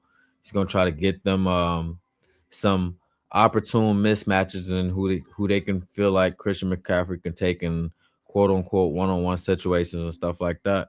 But I feel like as long as we can communicate with each other and as long as we can stay on top of things, keep flying around the football like we did see them in that first half against Green Bay last week, then I feel like we have a path to holding him at sub 4 yards a carry. And if he's at sub 4 yards a carry and he doesn't have a big game and that's his own right when it comes to that, then I think that we can handle it. Because the fact of the matter is if we go up on the scoreboard, they're going to have a harder time running the ball. It's not going to be as, it's not going to be as sensible for them to run while they're down, even though they know C-Mac is their workhorse. But to their credit, I do think that this game has the biggest potential of becoming a shootout. So let me say this, and I'm going to go down a list of teams that the 49ers have played, right? Keep track of any team that you hear me say that you believe is a good team. And that's however you is a good team or good defense. However you want to, you know what I mean. Whatever you want to put a stamp on, like however you want to do it. Either of y'all.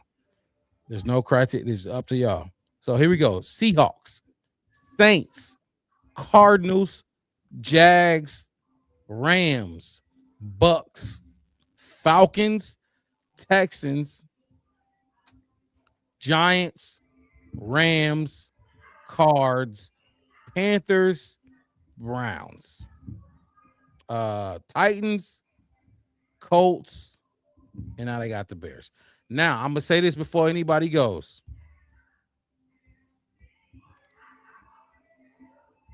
They lost to the Jags. So if that was one of your teams, they lost to that team.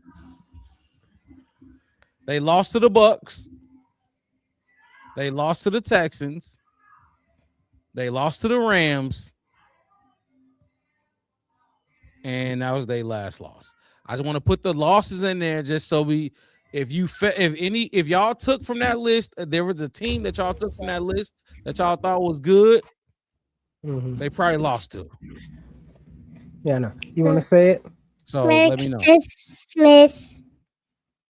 Merry Christmas. Merry Christmas and a happy New Year. You got I hope Chef West got you everything you asked for. Santa. If he didn't, Santa. Merry Christmas.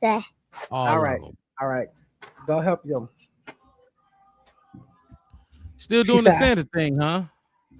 She's 5, dude. I get it, but you never know when people, drop the Santa. I do it like 7 or 8. 7 to 8. Yeah, by 7. Like when they get like first grade, second grade kind of time frame. All right, fine. Thunder don't exist anymore. For sure. Now that makes sense. I can't remember. I got some Christmas questions for y'all to wrap it up. But I mean, did y'all hear what I just said though? Like, yeah. I'm trying to remember some of those teams. I can go through the list real quick again. All right, cool. I'm just gonna go through the list. Go. Seahawks, Saints, Cardinals, Jags, Rams, Bucks, Falcons, Texans, Giants, Rams, Cardinals, Panthers, Browns, Titans, Colts, and then Bears this week. What y'all taking away from that? Where's the good teams?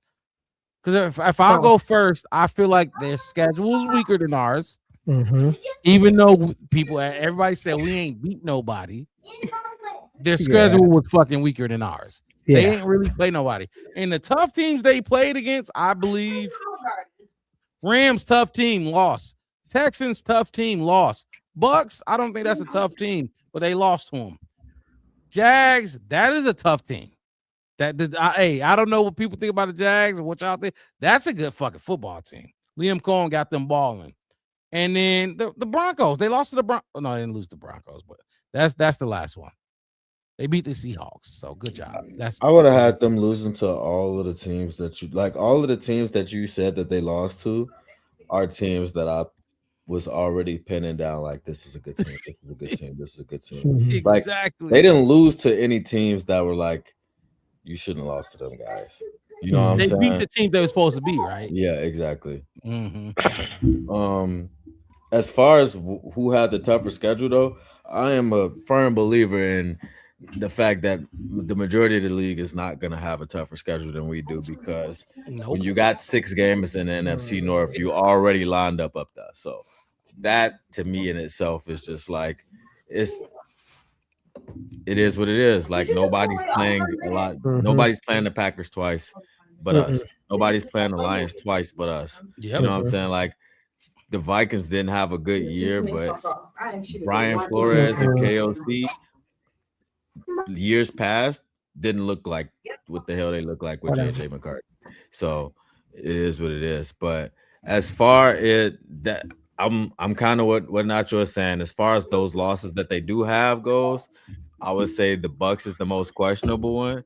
But we're not gonna sit here and act like we wasn't looking at the Bucks earlier in the season like they wasn't cooking. But you know what's crazy though, because I got on those haters, Zoe and TP and them. They were saying the Patriots beat the Bucks. That was a good win.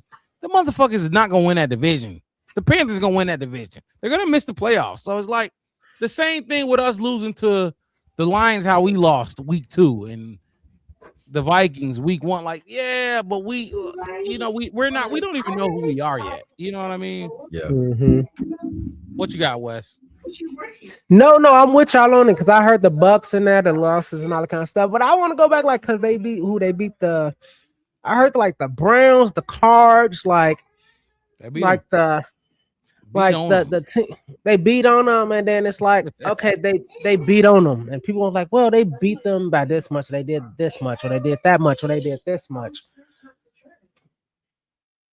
But my whole thing is like, where was those teams at when they actually beat them? Because I remember when they kind of beat them, they was kind of coasting, kind of like the Patriots was too. Because a lot of those teams, they were at the point at a lot of the teams we we kind of caught the Eagles on like a backslide of a like a rivalry win where it should have been a trap game for us, but I feel like we sent them on a collision course. The same with the Commanders, the same with the Giants, the same with all these teams who had these bright futures. Who after they played the Bears, a lot of people didn't have jobs, and a lot of people weren't playing no more. Some of y'all quarterbacks weren't playing no more. Some of y'all players had gave up. Like, you know what I mean? It's that crazy. So for me, like I said, I'm not really scared. The only thing I'm going to give the 49ers is this.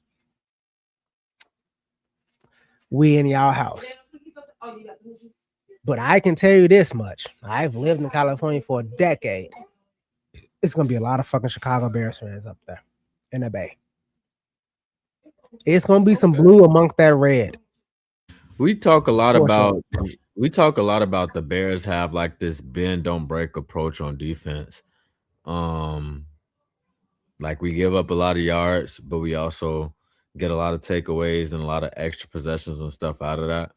That's just the one thing about this game that it makes it hard because it's like, to me, it almost feels like that's kind of playing a little bit into the Kyle Shanahan system, which is just like it's a very systematic approach in terms of how they work their way down the field and stuff like that. And with them, scoring as many points and stuff as they do, like they don't do this stuff by accident.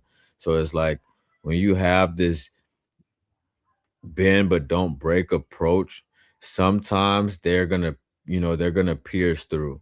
So it's like this is a game where I feel like it's probably more important than most of our other games for us to be able to walk away with takeaways and stuff like that, because we need to get them as uncomfortable, as off schedule and stuff as we can in order to kind of put some stress on this team. But if we let them go out there and just kind of operate what they feel like their system is, it could be a high scoring game for them just off of that. They're like their system and the way that they work it, it produces points.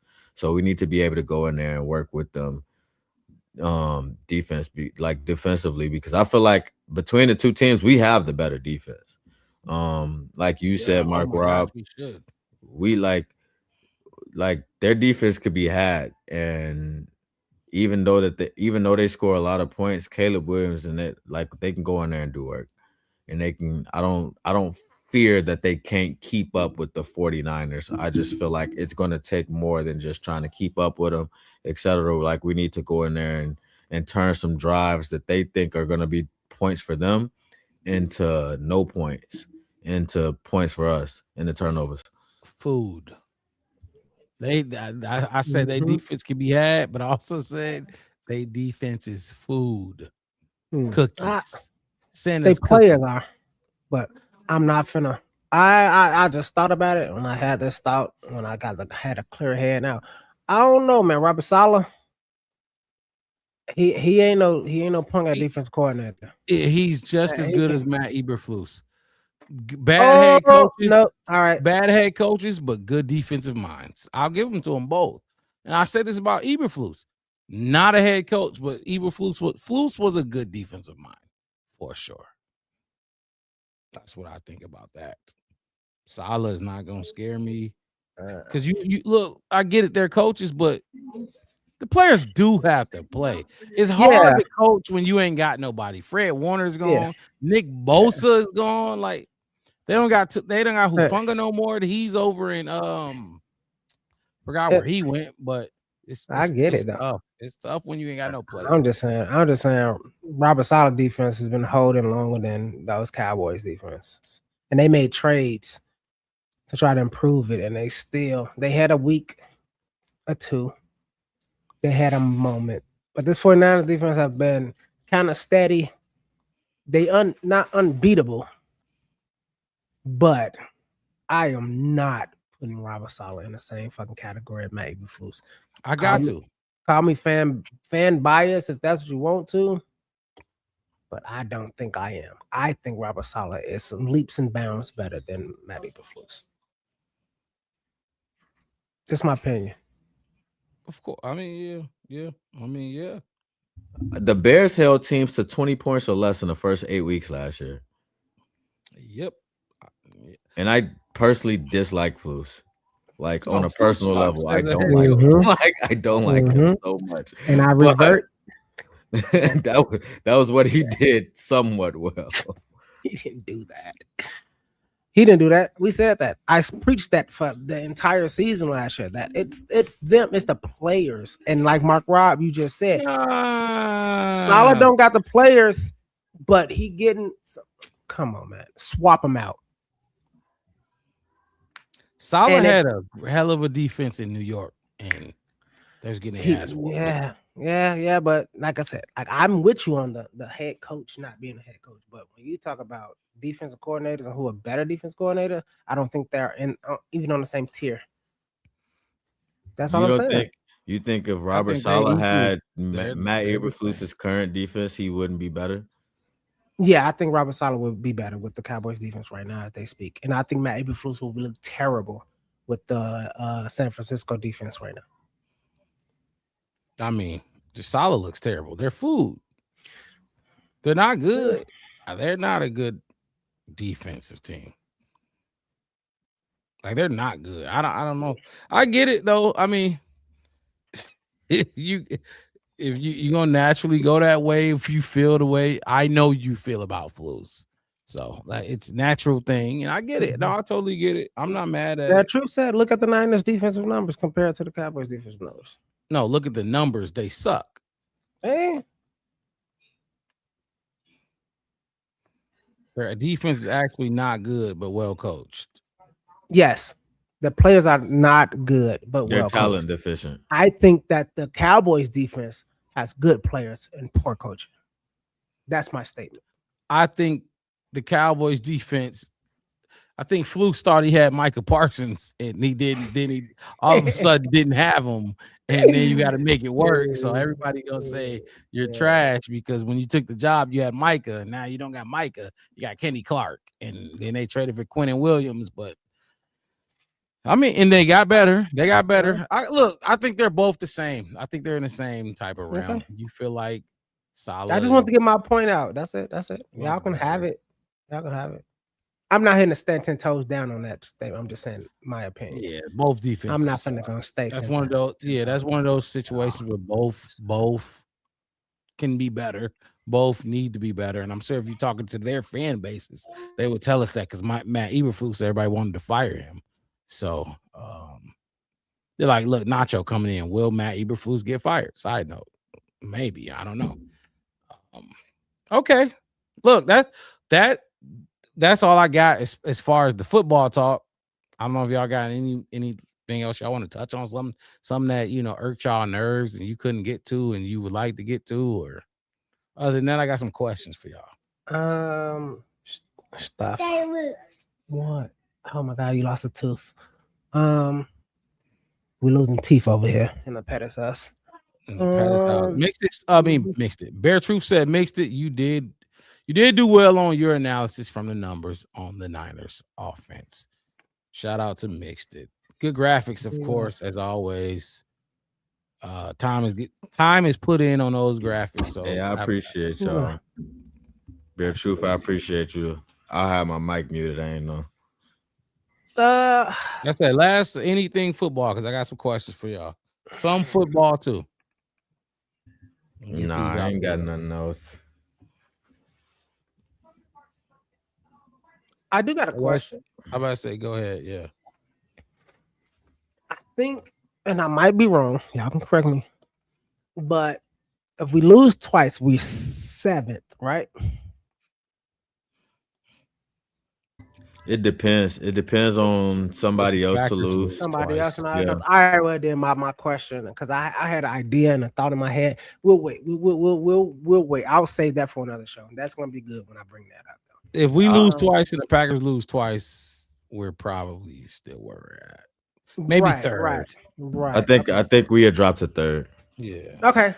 All right, cool. So my question has still some variables to be had. I do have this question though. Do y'all think the Chicago Bears are a contender? Yes, I thought we were a contender before we clinched the playoffs. Anything can happen with this team. We can beat anybody at any point in time. There's no team on the schedule that you should look at and say the Bears can't beat them. And it's that simple. And then you go play football. Let the football play it out. We could talk all we want. Everybody can bring up numbers, the analysts, this and that and the third. But you look at what we see with all the numbers in the analyzation of this team versus whoever we go up against, we can beat anybody. But then you guys got to go play football. Yep. And it's out of our hands. So no, I hear you. I say yes. And to answer your question. Mixed it? I mean, yeah, I really don't. Somebody gonna have to show me they could beat me, honestly. Like that's really where we at. Mixer, you felt like that in every game last season. Show me like no, like for like real, like if we talking about last season, like for real. I thought so many of them games that we lost in that 10-game streak were games that we left on the table. And we should have won. So I just not like you're not the only one. Yeah. I came into this shit literally looking like, bro, you're lucky we had Matt. Like if we had somebody else that was the more accountable coach, you'd be dead in the water, bro. And I've been saying it all, like keep going. If y'all new to the show, if y'all are new to the show, I've been saying this for a long time, but we just talked about the QB comparisons and stuff, and I'll put it back up here so y'all can see it. But I really want y'all to look at one thing on this. It's Caleb Williams' throwing percentage. He's at 56.7%. He has 3,400 pass yards. We talk about other QBs like what Brock Purdy's at right now since he's come back, 70%. Or across the entire season, 68.5. We talked about Jordan Love last week throwing 65 and some change or whatever. And I said it last week, I'll say it again. Y'all don't want to live in a world where Caleb Williams is throwing 65% because nobody has a goddamn chance in hell. It's literally that simple. He's putting up comparable numbers to all of these quarterbacks, and he's doing it on 10 plus more misses. Phoenix? Like, makes you snapped. That's the entire point of it. It's like, will you take away the throwaways? Will you take away the drops and all this other stuff? I think I talked about it before when I told you, Mark Rob, like if Caleb Williams is throwing 25 passes or less, y'all don't want to see that. I'm telling you, this would be like when like when we talk about what's his name? Not Brock Purdy. Team. Merry Christmas, Merry Phoenix. Christmas. Merry motherfucking Christmas. Are you Drake May? That's what, like, we was talking about it just being like a system thing and how he's just kind of working through an easier schedule and stuff like that or whatever. But on the other side, we got Caleb going through a gauntlet his first 2 years. Like last year, we didn't play a single divisional opponent till the second half of the season. And then after that, it was everybody. Like now this year, you get the first game of the year as a divisional opponent. The last game of the year as a divisional opponent. You get Green Bay almost back to back. You get Green Bay, a bye week from Green Bay, and then Green Bay again. Like, stop touching that. This is what it's come down to. I told her stop touching that. Talking about why Caleb Williams isn't a top quarterback in this regard or that regard or whatever the case is. But the fact of the matter is that he's year one in the new system. He's year two in the NFL, and the strides he's made from year one to year two should have y'all scared. Get y'all chips in now, because when he gets there, some people gonna be sitting on the sidelines waiting on their turn. Let me just say this. I want to do it again, but go ahead, say it. 56.7%, and you got 3,400. We're not asking for much, and I'm not even asking for this from Caleb. I'm just saying. You said 65, mixed it. How? Just 63, 62. You know what I mean? You go to 62, you're 65. You at 65 right now. I don't know the math. I'm not a math magician. I'm a football guru. So if y'all feel like one of y'all good at math, whatever. 65%, you're at a 4,000, damn near, right? Like you're with 2 games left. 37. You're at 3,700. I think. If you go to 65%, 65%. No, that's way. Like That's I don't know. No. Let me do the math real quick. I got to see how many total. 65% I'm at 7.8. With 7.8. Oh, per game, per pass. That's what you throwing per pass, 7.8. So if you add 7% onto it, that's gonna add a certain amount of yards onto it. So it's gonna be like so that's look, you see what I'm saying? You took He's gonna easily clip 4,000. You took it a step further, and that's how you're supposed to do it. Because you know what I mean. I left it at but no, absolutely. If you're taking, is it at 7.8 now? I think that's what it is that I just saw. I think it was at 7.8. I'll take it because he was at 6 point something for a while during the season. But like I said, look, 65% from 56.7, bro. And then so in the way you did it, Wes, which was correct, was just 7.8, whatever. You didn't take it into account. We just, not your fault at all. I mean, you did it the right way. 50, what was that touchdown, DJ? 50-yard bomb. You know what I mean? Those are gonna happen, and it's going to boost those numbers. My point is, mixed it. You said it. You motherfuckers better hope he don't get to a 60. What is it? I ain't gonna say 60 because he was doing that last year. 65. You better motherfucking hope, bro. It's that simple. And we just scratched the surface. He's got 285 completed passes this year. At 65%, he would be at 320 pass attempts. Do y'all know? Y'all know what he would do with 35 more? 35 more. If he's at 6.9 now, and then I add in the bombs and the way he goes down the field, that puts him at 7.8. That's the math I did, my brother. Okay. So I added more extra yards for the fact that he's going to complete more downfield that were either dropped or that he threw away because somebody wasn't open or nothing like that. And that will put him at about, I think, 3,600, 3,650, something like 3,700. If you add into if you threw another flea flicker in week 6 for 57 yards or, a 35 yarder here, that's going to add, just bump that up a little bit more. Like I said, he'll at least be at about 3,650, 3,000, 3,700, something like that right now. His math is basically spot on. It could be more. It could be 3,800, 39, or at 4,000 right now. Based on what he's throwing on average, Wes's math is basically spot on. Spot on with about 3,700 yards. It's crazy, and this is with 2 games left. And what did we say he's averaging? I don't know. From the last game, he was at 225. 225. But now I'm sure he's at a little higher than that now. But you get what I'm saying? That's 4,000. You can't get, what was it, 37? You put him at West, 37, 38. Yeah, I put him at 37, 38. I mean, you're getting that. He would have been breaking a record this week if his percentage was there. 70%, he would be at fucking I mean, if you do the math on what each pass is and how many passes he make on those passes, I think about 4,200, 4,300 right now today. He's getting that. He would be getting that. And that's fine, fellas. Just like with Nashawn Wright, it's okay. Let him fall short because he's going to come back with a vengeance next year. Let Nashawn fall short because he's going to come back with a vengeance in the fucking playoffs. But look, I'm going to just say this. And Wes, you've made it clear that Jaden Daniels guy.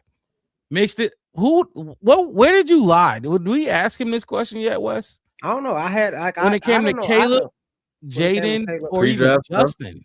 Or even Justin, though. Even Justin. I feel like we did. Maybe not. Yeah, we touched on it for a little bit. I just basically said that I was a Justin guy. I just didn't feel like the team did right by Justin because we didn't know how to run shit from a coaching perspective and how to actually develop players. But I also said that I don't take too much into account when it comes to players' college performance. Like, I got to see you get in the NFL and do it. So, okay, hold on. So let me stop you right there. Are you ready for this though? Go ahead. Like not well. I'm finna say, are you ready to look at the college? Like, no, not like in depth. That's not what I don't do that. But we're gonna talk about the draft in terms of like what we doing as far as this will be, to be honest with you. Yeah, and as far as like the off-season stuff, I just highlights gonna be on. We're gonna play the highlights of all the top DNs. We don't, like I said, it's just gonna give me a different angle to approach how I'm gonna do my research and stuff like that. Help because you I grow. do it, exactly. I do it from like what's going on in the league and who's like moving around and all of that stuff. But I usually try to give the rookies a chance to go through being some type of rookie, like not even saying, basically. Like, I love it. That's 100%. Like, that's a good example. No, I only say that because we are going to do that. Like, for everybody that's watching right now, this don't stop when the playoffs. It's work to be done. Any day that ends in Y. What? Oh my God! And Chef West learned. Hey, look, Chef. Hey, Mark Rob. Chef West learned some college scouting over the last season. I had to learn because motherfuckers, I ain't watching. I want you to bring out the Bible, the Bears Bible again. I ain't seen the Bears Bible in some time now. That's the off season though. People, work is put in. It is put in. Like, we put in work. We come up here and talk shit or whatever, but behind the scenes, y'all don't see all the work we put in to bring a show here today. And even on Sundays. And Sundays is easy because we got the game that we don't even gotta, we show up here with no preparation. You know what I mean? The show is not scripted. We say what's on our mind. We talk about the Bears. We love the Bears. It's easy to do this. This is what we love to do. But when there's no game from, I don't know, let's say we win the Super Bowl. I'm gonna say the Super Bowl. I ain't gonna say we get put out the playoff. What is it? February 10th, from February 10th to September, what is it when the first game is played? 8th, 10th, or whatever. 9th, 10th, something like that. There ain't shit. And guess what? We are here talking Bears football. Every update, every news bomb, breaking news, training camp, off-season, OTAs. We are here, Wes. You know we put it in. Yeah, we tell them don't vote to go to Indiana. Let's make that a thing. Okay, let's put a petition out not to go to Indiana. I'm just saying, like, the stuff we talk about, all of it. I don't care. You slight me, Chicago. You slight me. Oh, I'm gonna show you. Put up or shut up, or I'm taking my ball and going to Indiana. Simple for me. I don't care. I ain't gonna lie. I don't care. I love Chicago, but the way they've been treating we ain't really talk about this, and I don't want to go. We'll do it in off season. Take your ball and go. Get the fuck on. Write it down. For somebody who gonna treat you like you deserve to be treated. This is Chicago fucking Bears. JB Pritzker, come on. But mixed it. Be ready for the offseason, bro. Like, we keep going. We definitely keep it going. Yeah, for sure. The rookies every rookie we got on this team, we talked about them hours and hours. We the clips, the highlights. We looked at them and broke them down. Said who we like the most. We've done it all. Can I say something though? Absolutely. Can I interject just a little bit? Bear truth right there. There's a lot to do this offseason. Absolutely, bear truth. Go ahead. And then Nation Wright. I'm gonna say this, and I'm gonna say this, and Mark Rob, you know I mean this with every fiber of my being, every cell in my body, and my entire spirit. When I say this is what I thought Za Frazier was gonna do for this team. Oh man, yeah, this is what I thought. I thought he was gonna be a ball hawk, a takeaway king, or all that. And then God loves Chef West so much, he said, "I'm gonna give you a second chance." He said, "Not now, not now, but I'm gonna give you somebody else that you got really else for you." I swear to God, because you remember I preached what he was gonna do constantly, and he did it. But let's got anybody got anything else? Look, just the off season. Be ready. We gonna be here. Hit the like button. Subscribe to the channel, the Black Bear Podcast. One word, no spaces. If you're watching on Facebook, or Twitter, please head over to YouTube. We are on the road to 700. Last my check, we were 25 away from 700. Please, please, please show some love. Wes, go ahead, promote it. Tell them get the book. The more you can ever do is the best you can. Nation, right? If that ain't every word that epitomizes you, my brother, I love it, man. Go get my dad book, man. If y'all get it on Amazon, it costs about $12. I think it's on sale for Christmas right now up until New Year's. Probably cost you maybe $11. If you got Prime, it's $9. All with the name on it. Shut the fuck up and don't act like I want to do that shit. I'm gonna do it. I gotta shut the fuck up. I didn't mean it.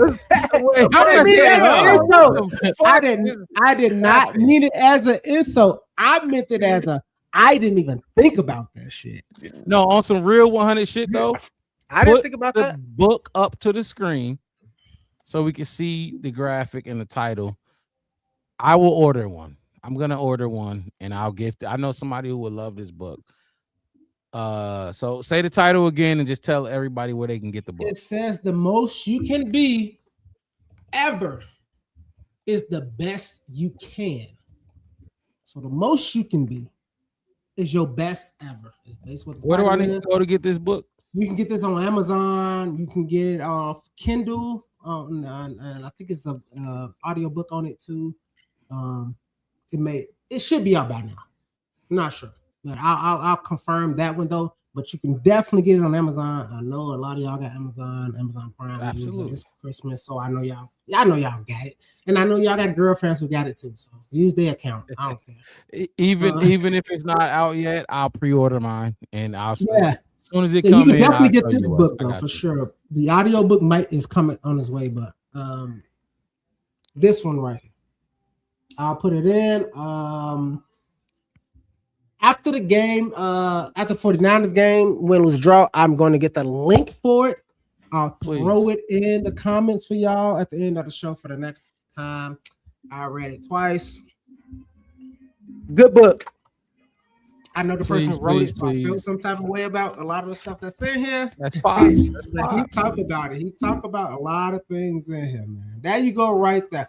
Mark Rob, my guy. See, this is absolutely. Like I said, when you're gonna be even more proud when you see me holding the book up for you. Let me just shout out. Oh, that's the wrong comment. This entrenched trader just subbed and liked. Love it.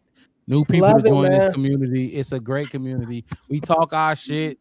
If you are sensitive and what you hear, this might not be for you. It might not. It really might not. But we not too bad. But sometimes we can get there. So hit the like button, subscribe to the channel though. We get emotional. It's the Bears. We got a lot less emotional when we win it. What the fuck is it? Scar tissue and trauma with this team. Well, okay, let's have some fun, fellas. Let's have a little bit of fun. We'll wrap this thing up. Christmas Eve, it's Christmas. So Merry Christmas to everybody. Right. So let's have a little bit of fun. Oh wow. Hold on. The link to the book is in the comment section. Mix, that was you, right? I'm guessing. Yeah, that was me. My fucking boy. Mm-hmm. The link to the book is in the comment section. Go get the book.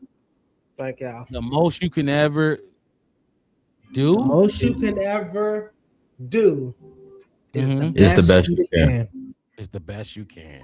That's all you can do. I'm telling you what. Hey, basically, at the end, and like I said, I summarize it because I know he. My dad, he made me read the thesaurus, so I had to expand words because he wanted me to do it for my college essay way back in the day. I can tell. No, I can tell he made you. Yeah, just about the way you talk, your vocab. The most you can ever do is the best you are. The most we could do on this show for all y'all who thinking like we can talk. I say we the best fucking Bears fan podcast to ever touch the WWW World Wide Web, if y'all know what that means. But we're gonna give y'all, I'm gonna do the best that we can. Every single show, every single time. And that's what the book actually means. So that's all for y'all. Just all you can do is your best. Y'all ready for some questions? I got some questions. I got some Christmas ones and I got some Bears ones. Questions for the guys in the chat. Y'all can play along. But it's Christmas Eve. Really Christmas right now. If y'all got some, fellas, y'all can put it in too. If it's something y'all think about. I gotta see These what the are not questions going are to be based. easy questions. I mean, they're going to be easy, but like you're going to have to think a little bit. I'm going to start with the Bears ones first. I'm going to get the Bears ones out the way, then we can talk Christmas for real, for real. Mm-hmm. What has been your favorite thing, game, or moment in the Bears season so far? You cannot duplicate somebody else's answer. What has been your favorite thing, game, or moment in the Chicago Bears playoff clinching season so far? I feel like I can go first, but I feel like it's cheating. But I can go first. Let y'all go first. I'm gonna let y'all go first every time. Okay, mixed it out. You want me to go first? Mixed it. Let you. Yeah, go ahead. Like I said, thing, game, or moment. This is what happened when you go first. You could take the chalk. My favorite moment of the season, Caleb Williams. Touchdown pass. DJ Moore, Green Bay Packers, overtime, walk-off. Bye. Y'all got to remember, fellas. Hold on. Y'all, it is chalk, but I could do that when I go first. I could do that. That's why I let you go first. I about to say I could do that. I'm gonna dig deep. But y'all got to remember where I live. Not only I'm in Madison, the capital of Wisconsin.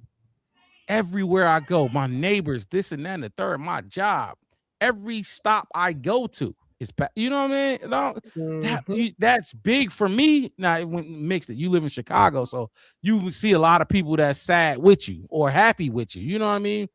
Mm-hmm. I'm walking past people that envy me, that's pissed off, that want to be me.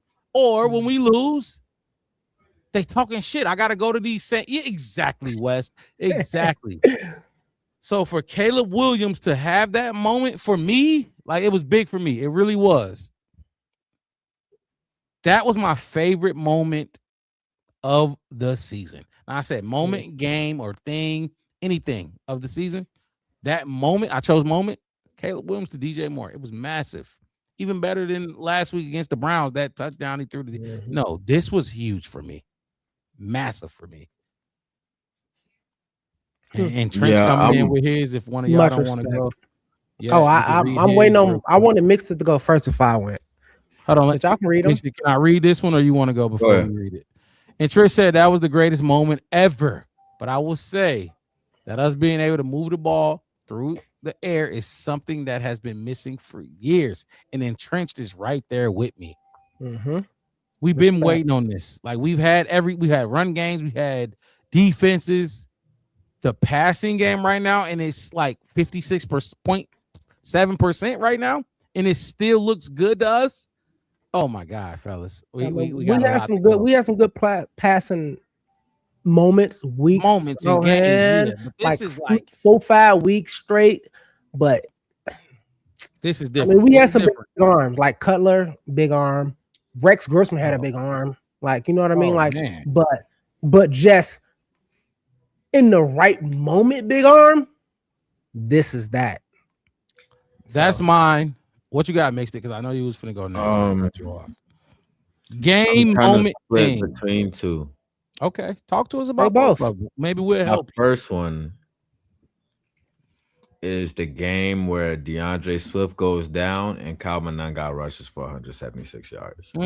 Big moment. The reason why I picked that is because up to that point, everybody was just waiting. Like the Bears really suck, but they just look good right now because so and so and so and so. It's like when DeAndre Swift went down, people were so sure that the Bears were going to be figured out, that this is going to be Ben Johnson being exposed, etc. When it realistically highlighted the fact that, oh, wait a minute, you probably got another weapon that you're really not using.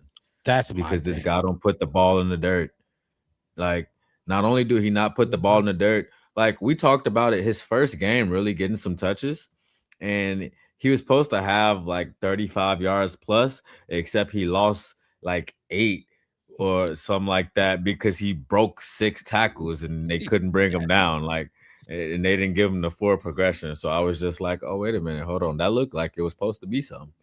That looked like it was supposed to be something. Yeah. I feel you on that one.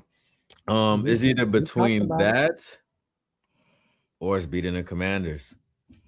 Oh my God. And I'm glad you said it. I don't want to steal your shine. I'm gonna let you go. People forget about it. They say it was a nothing win, but at the time, that was the biggest moment in the Bears season for everybody. Everybody had a pick to lose. Go ahead. We talked, like, it wasn't even us talking, it was just us having to, like, we were forced to listen through the anti-Caleb, pro Jaden Daniels talk for so long. And it was just like, we can't do nothing about it.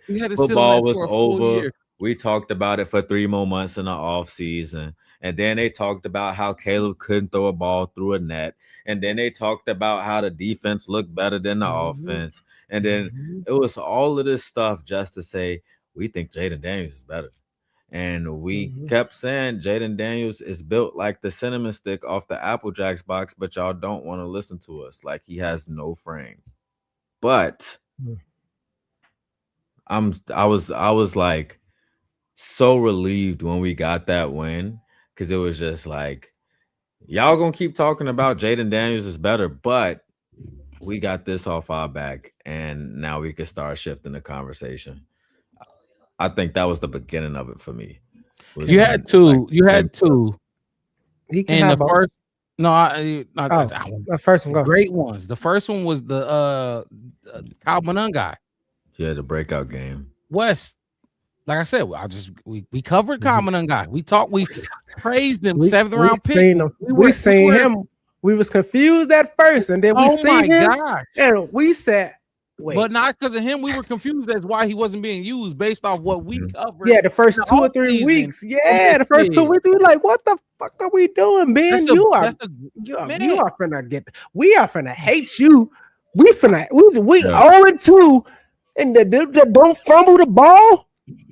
You finna give a Swift 96% of the carries and give him 3, and the other times that he on the field, it's like fakes and blocks.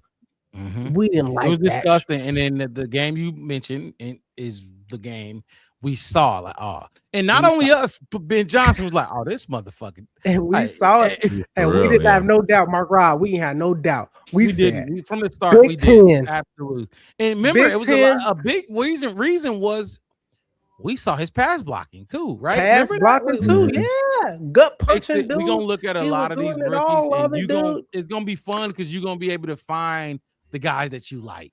You know what I mean? The Bears may not pick him. When we do the draft. The Bears may not pick him, but it's gonna be a thing when you can look and see somebody the Bears didn't pick on the 49ers or the whoever, and you like, I wanted him. That's my boy. It's fun. It's gonna be fun. Hey, and then the other one you picked.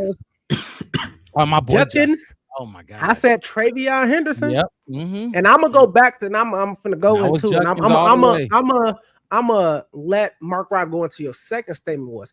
I'll take Jaden Daniels over Caleb Williams person. Wait, the second everybody one asks me why. What again? I forgot. Because he was worried about the Commanders game. The Commanders game, the disrespect between the Caleb and Jaden thing, and I know y'all want to say, "Hey, Chef West, I wanted Jaden Daniels because I wanted Roma Dunze, and I wanted a quarterback that he knew and that knew what he did." I will never be okay with taking a quarterback with that frame ever in life.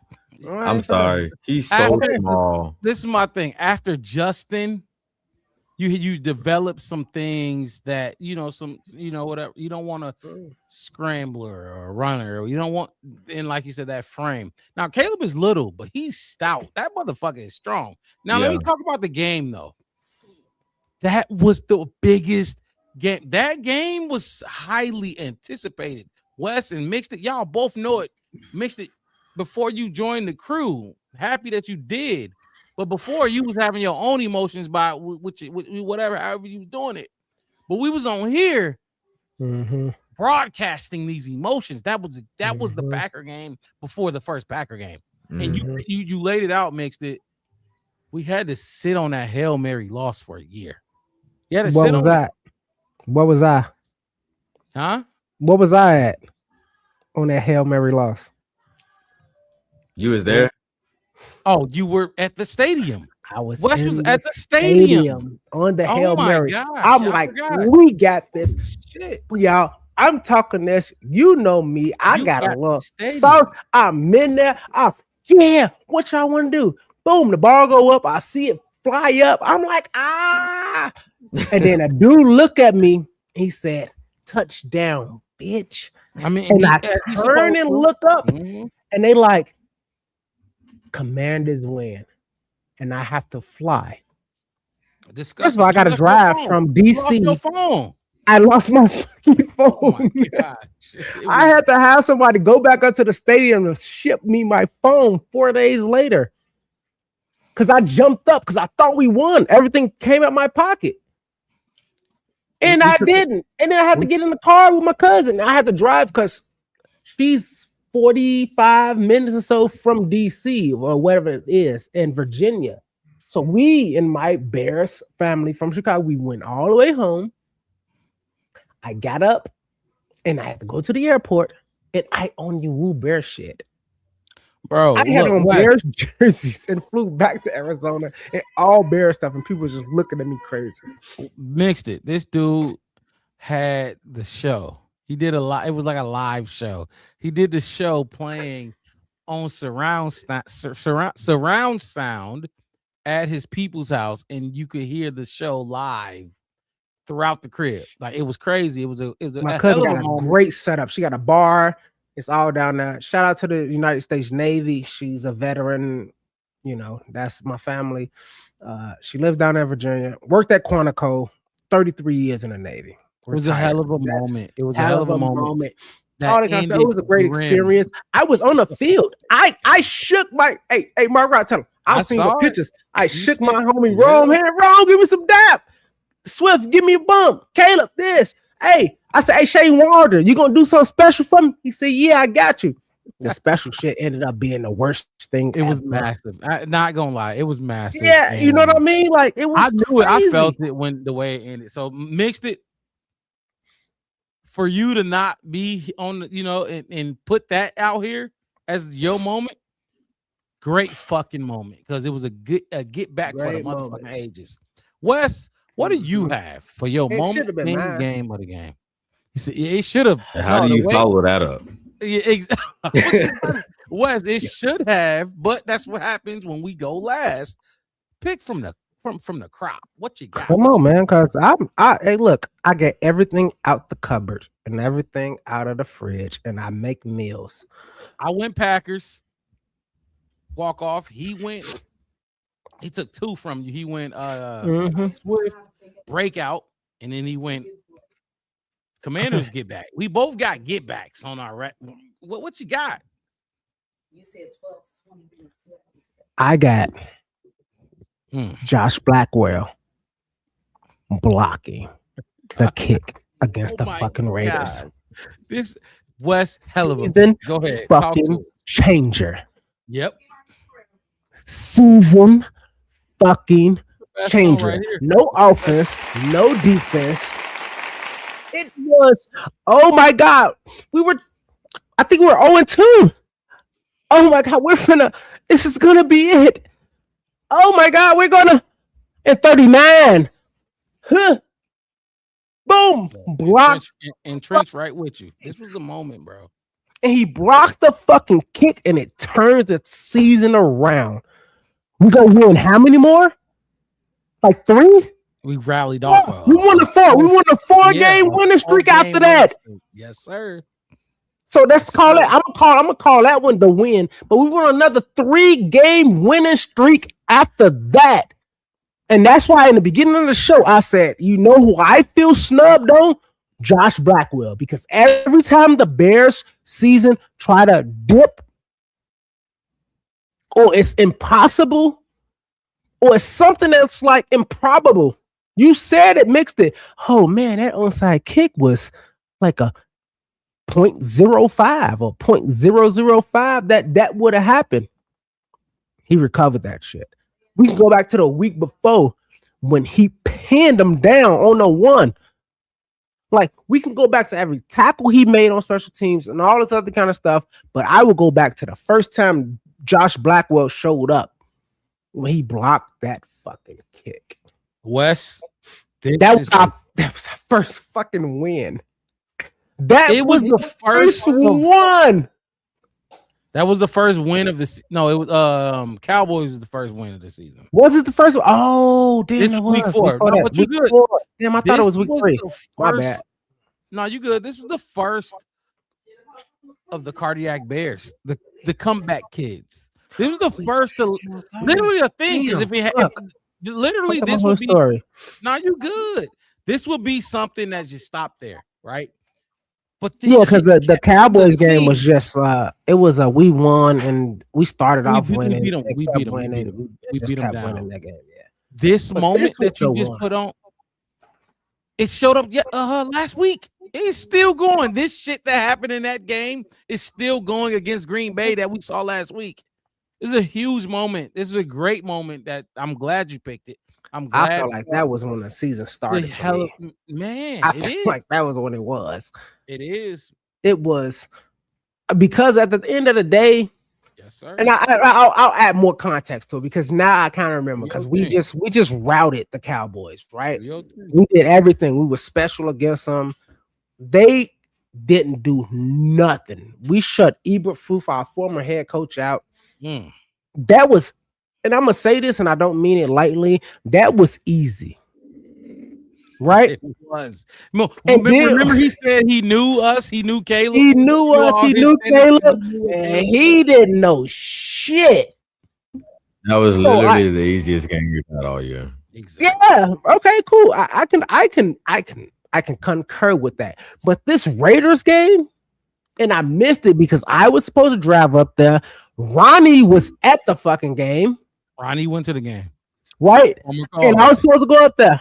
And I was like, damn, I can't make it up. That car kind of fucked up. I don't think I can make that 4-hour drive. I don't want to get stuck in the middle of the desert kind of shit. All right, cool. But all right, I'll watch the game. And I was looking at the game and I'm watching. I'm like, we just had the easiest game of the season against at least mid NFL team. Like the middle of the NFL. They're the Cowboys, America's team. Dak Prescott, all the CD. Did CD come back? No, CD was out. Whatever. But it was a formidable team anyway. But when we got the Raiders, it was turnover Geno. It was stand up tall Genty, who everybody said we should trade all our picks up to 3rd or 4th to go get, who ain't did nothing in the last 3 weeks. He killed us. Right? And then he went off. He that game. And I'm like, oh, that was the worst running game performance we had all season. This is gonna be the game that we're gonna get on here and do what we do, Mark Rob. What we do, we get on here and we try to explain why we look so bad. Yep. And then we turned around and I see the kick coming. I'm like, oh my God, this is gonna happen. Oh my God. And then I seen it and I seen the ball not go in the air. And they say he blocked it. They say Josh Blackwell blocked the kick. I saw the replay. I said, okay. Everybody on this team is trying to fucking play. Yep. I still remember what the play looked like. You could just see him beat the edge soon as the ball was snapped. Like he was gone. He was on. He turned that motherfucker, put his hand down in the dirt, jumped up, got that shit. It was and that was the game. He picked the spot where he planted his feet and just went. And he was there. Yeah. I'm gonna say this right now. That turned the season around for me. No, that's when I started. That's when I started guessing. That's when I started hoping. I'm like, okay, well, if we can play like we played against the Cowboys, and we can do some special teams like that, the only person that I need to do something is like Cairo and Hightower and them, because everybody else, my guy Rome had already had like 4 touchdowns at this point. Like, you know what I mean? Like, I'm like, we can still do this. Let's start playing football. And like I said, we won the next 3 fucking games, and you couldn't tell me fucking nothing. This moment was. This was the best. Hold on. This was the best moment of the season. can't tell me nothing after that one. I'm like, that was the best moment of the season. It literally changed the thought process, the mentality of the entire team.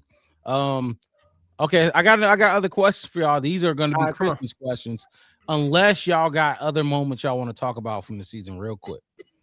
I got other things I want to throw out. There was some other moments, but we ain't got to talk about them. It's up to y'all. I don't have none. Shit. All my moments is like Nation. Nation is your golden boy for this. It's been what it's been. I did this shit before Thanksgiving. I said it, and I put it out there that I'm gonna hold on to him. It's crazy because when we covering training camp, remember I went to training camp. I saw it with my own eyes. I'm looking at it. Did the whole raffles. We was giving out all the tickets and it was crazy. Yeah, we had tickets that I had tickets.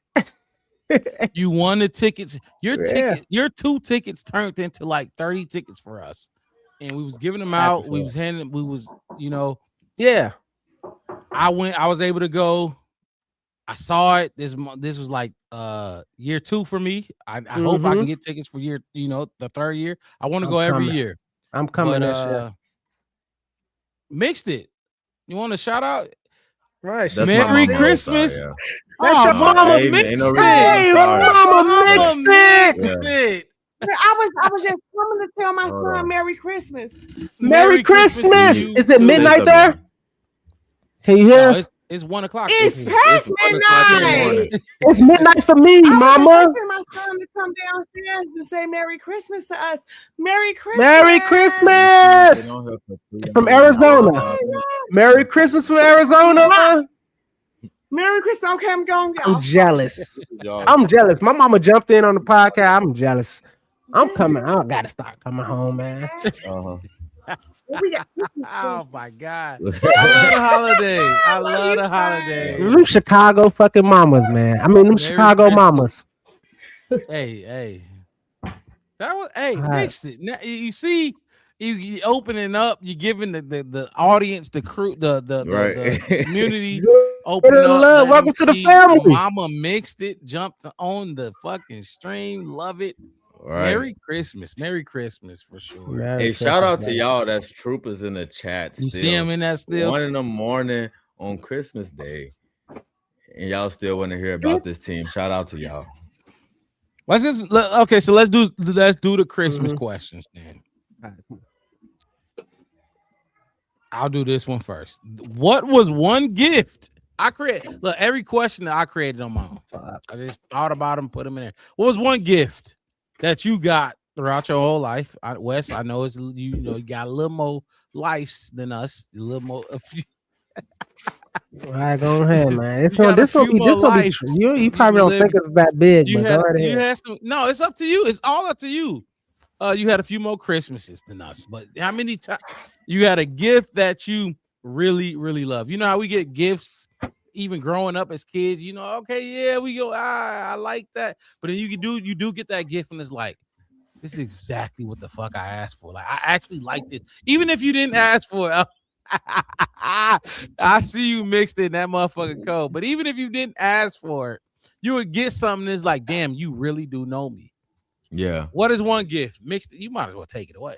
I ain't gonna say this was one I didn't ask for it or none of that, but when I seen this, I was like, oh yeah, all right. Y'all kind of been paying attention to what my conversation's been about a little bit. But I will say this while we're on the topic of Christmas gifts, because I usually like my Christmas gifts, but I have this memory engraved into my brain. When I was little, I promise I might have been like 9 or 10. And I just like, I grew up in a split household, right? Okay. So on my dad's side and stuff, I got like all the toys and stuff from my grandma and all the extended family. I went over my mom's house and every gift I unwrapped was closed. I was pissed. I'm talking about I got down to the very last gift and I was like, hey yo, like somebody need to tell me something. Like, OG always gonna get you clothes, but when you put them on, it's like, I was kind of doing my thing a little bit after that. But at the time, I'm like, I need the hottest toy on the block. Nah, he snapped. No, for sure. I mean, but you had to. That's okay. That's the best of both worlds too. Yeah. You got the toys from Pops, and then you got the swag. Like OG. Look, my mom was the same way. She got me hella clothes. Like all the time, it was clothes, and I wasn't. At the time, I wasn't really, but when I, wear it to school and shit, it's like, okay, yeah, y'all know what's going on at the Robinson household. This, that, and the third. So that's funny that you brought that up. So you had the jacket that you just put up that motherfucker, that's a $200 jacket. And then Wes, who we got, that's the ladies, that's the missus. That's Lola. That's the missus. Tell her I said Merry Christmas. Mark Ross says Merry Christmas. Merry Christmas. The entire show says Merry Christmas. Everybody said Merry Christmas to you. The most annoying Black Bears podcast fan in the world. Look who we got. She's a producer at this point. This is not her. She's stage crew. Remember? We got at the carnival. You forgot? Oh, look. I won this at the carnival for my daughter. I forgot about this. It was the lady's only one. You won a Justin Fields? It's a Justin Fields. It was at the carnival. It was easy to win. I won it. Whatever. It's a Bears jersey. That's massive. Like if that was an 18, that's massive. What? She gonna wear this? She gonna wear this until she like it. Hell yeah. Yeah. Like she ain't gonna know who Fields is. That's what I'm saying. At the time when Fields was here, that's massive. Like it's a huge gift. That's a beautiful gift. Even right now for me, it's huge. It's huge because my daughter saw it. She liked it. You gotta wear number 2. She liked it. You see, I got it. Okay. Wow. Yeah. But she liked it, and she said it, and she said it to me, and she saw the jersey, and she's like, "Oh, it's the Bears." She said, "Bear down." She don't know about the players. She's 5. She don't care. She just knows she got a Bears jersey. People, I'm sorry. That was a Fields one. Gift. And then hey sis. Ari, look, she is camera shy as fuck. I know. I seen her 5 times in like 2 years. Everybody getting camera time right now. But yeah, she ain't gonna show up.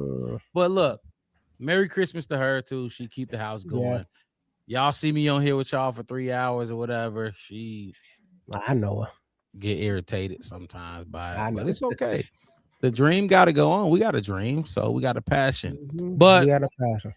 Merry Christmas to everybody in the chat. Everybody in the chat. It's more to life than this football. Our first Christmas show? Like actual kind of Christmas show? Like we only before we was only doing weekends. Yeah, we was only doing weekends. That was when we was doing Saturdays. We was doing yeah. So, okay, yeah, cool. It's the first one. We've done holiday shows, but this is the first Christmas one. I'm glad I like that though. I got to see, which I know knew Lola. I've seen Lola. Yeah. First of all, she took your place on the damn podcast live show mixed it. You remember? Fuck Wes. We almost told her to take your place. That's how good she was. I told her. No, she wanted to. She been wanting to. She been wanting to. I know. We talked to her. I said when Ronnie was here, we talked to her. I said, you get on there if you want to. I didn't want to take it. Go right ahead.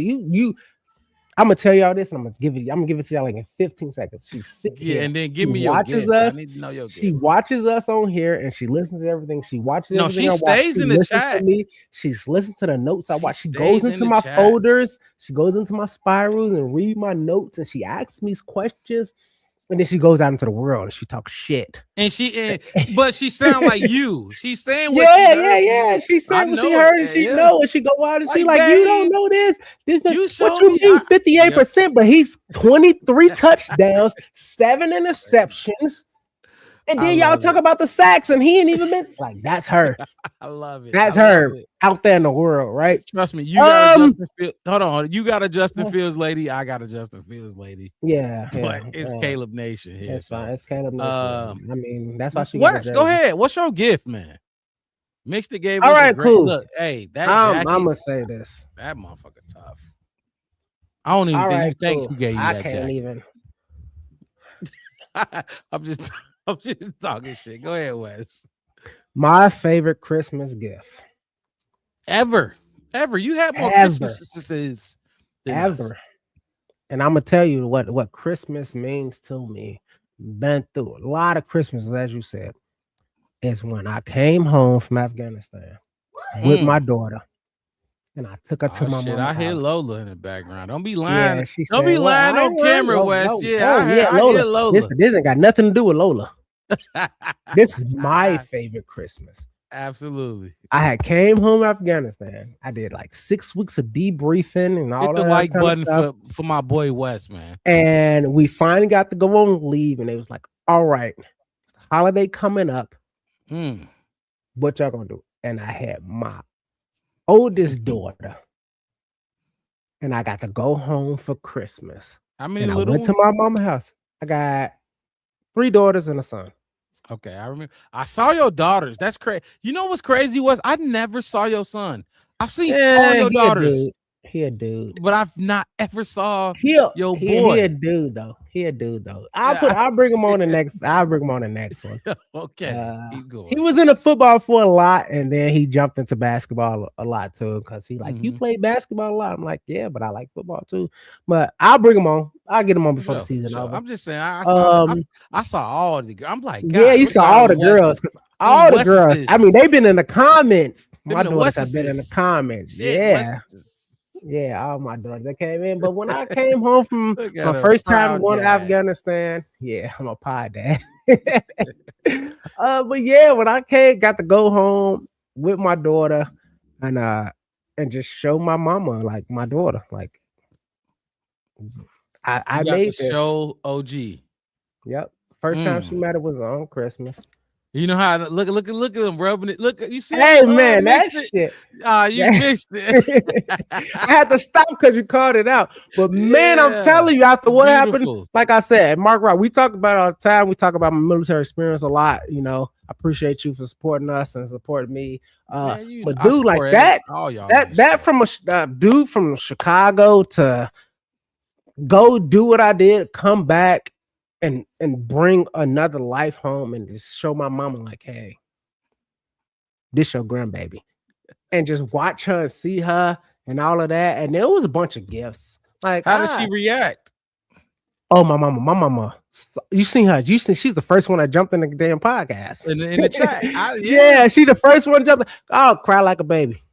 Cry like a baby. I cried. We cried. She said, this you. Yeah, that's us. That's us. That's us until forever.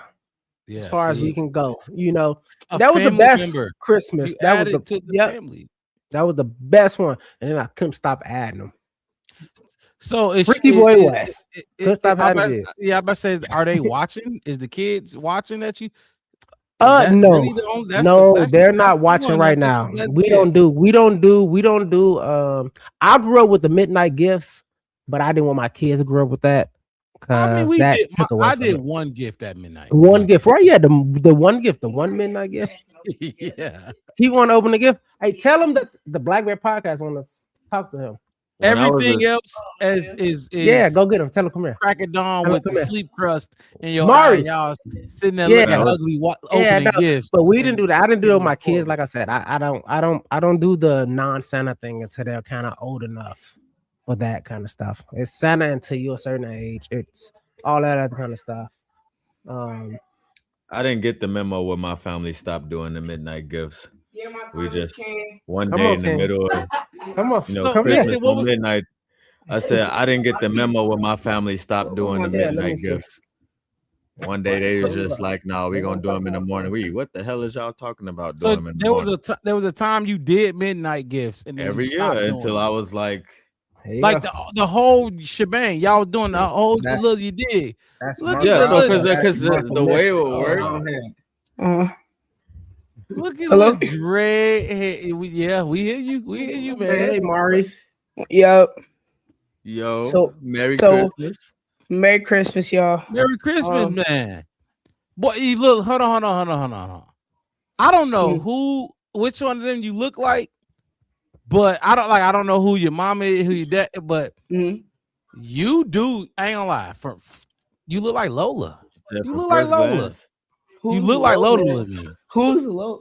That's her. Yeah. Yeah. You look like her. Yeah. That's Chef West, your pops. Why have you not come on this show? We've been doing this for 2 years. I ain't seen you, big ass. He never invited me on. He never invited me. He never had. So do you feel a way that your sister has been on here like 300 times? Anaya been on here like 17 times. Wow. 300. Yeah. Wow. Anaya come on here almost every episode. I feel offended. That's America's sweetheart. Man, you always come home. You embarrassed. Now I'll be celebrating with you, but you never asked me to be on the podcast. Crazy. Like, it blows my mind, man. Like, said I'll be celebrating with you. So you be boosting his spirits and he don't let you come on. This is my first time seeing your face, man. I've been working with your pops. I've seen you a million times by now. I'll be watching our podcast. I've seen you a million times by now. Surprised y'all haven't seen me yet. That's crazy. Yeah, keep looking at him. That's crazy. He be blaming you for breaking the headphones on Christmas Day. Yeah. In my conclusion, the headphones is not my fault. Oh, remember he broke my mind. I said, cut West some slack. He broke mine. Shut up. Remember he broke my headphones and I had the dangling thing? Yeah. One like few weeks. That's what he did. But you also used mine and you also broke mine, so we even. Look, homie, how old you is? 13. Oh, God damn, you ain't tomorrow. Boy, you gotta. Yeah, he gonna be looking at you like, "Hey, yell at me one more time. You take the trash out." Yeah, pretty soon, man. I never did that to him. Nah, absolutely not. Yeah, that's it. That's the little one. That's the little one. Me and Mixit don't got the little one, so the next generation is being followed up by Chef West right now. You know, you never know. Me and Mixed, it might pop a little. You know I'm a chef because I cook. He do the cooking. I'm not cook. What's your name again, man? Mari. So you got Mari and Mario. Yeah. I'm glad you finally jumped on the podcast. I'm telling you, I was talking to my lady, and I'm like, I've seen all of his girls. I have not seen the prince, the heir to the throne. That's the heir, and I finally get to see the heir to the throne, man. Merry Christmas to you. I hope West treating you right. You know, getting you everything you want. And your tree should look, my Rob, this is my Christmas gift to you. I showed you him.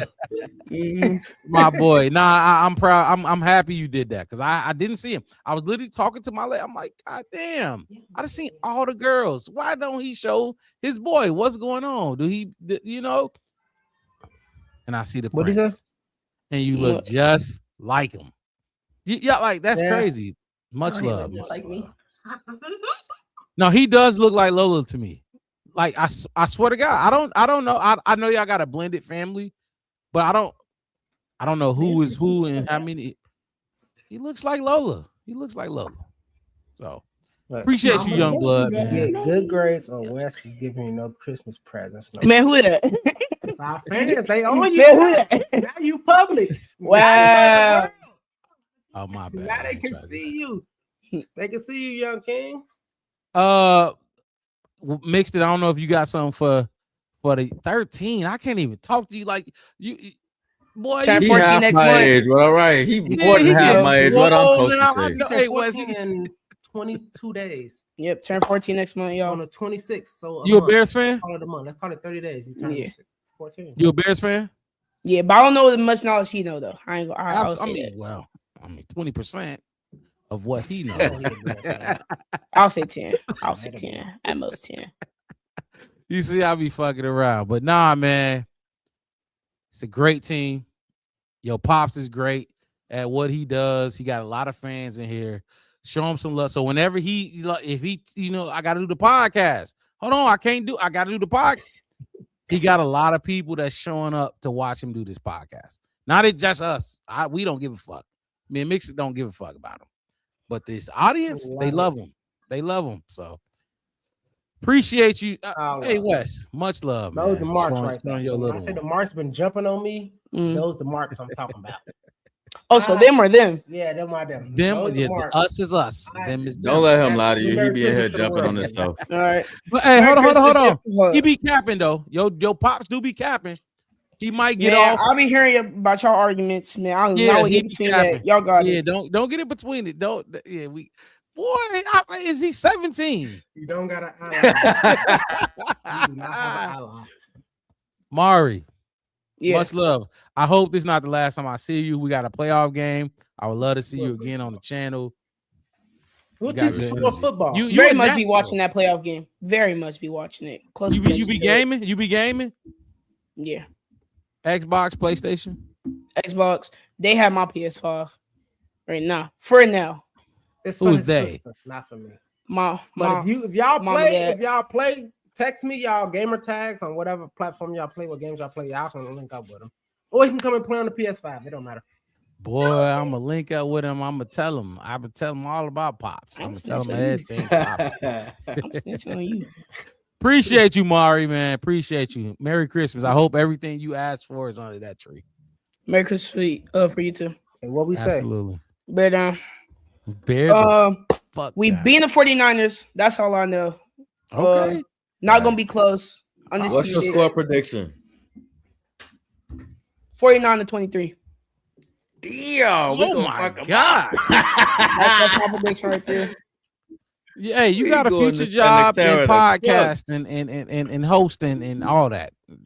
You know, keep going. Get him on. We might if he want to put the work in to do the podcast, what else he be on? I shit on everything he say too. It don't matter to me. The young cub, the young prince. Go ahead, grab them headphones back, Wes. His time is up. His time is up. You ready? Good night. Love you, man. Bye. Wow. Mixed it. I don't think you know. That's my first time seeing him. Not only that, he's probably taller than me. It depends on how tall you are. Shit is crazy. I'm 6'2". He not taller than you. I'm not taller than you. I'm on like 6'1". He like 5'11". 5'11" at 13 is insane. Okay. Well, look, my daughter my 15-year-old daughter is 5'10". That was dope, Wes. That was definitely dope. I ain't never brought that up. I'm like, damn, I ain't never see the heir. That's the heir to the throne. That's gonna be the king. I know. I told you I got kids. He said, I got kids. I got a lot of them. That was I'm happy, y'all. Thank you so much. Appreciate it. I didn't know Sherry was only 16. Whoa. What? Sherry in the comments says she's 16. It's he. Sherry's a he. Sherry is he. Is Sherry a he? Yeah, that's a he. Is that a he? Oh shit. I thought Sherry would be a he. All right, shit. It don't matter to me. I didn't know you was that young. All right, so I got another question for y'all. What are y'all Christmas. Your favorite Christmas movie.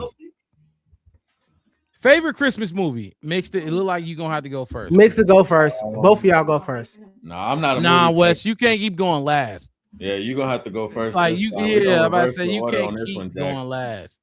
I'm finna put the thing in the chat real quick. I don't know no Christmas movies. I'm trying to think Come of on, a movie. Mixed it. You think on it. Yeah.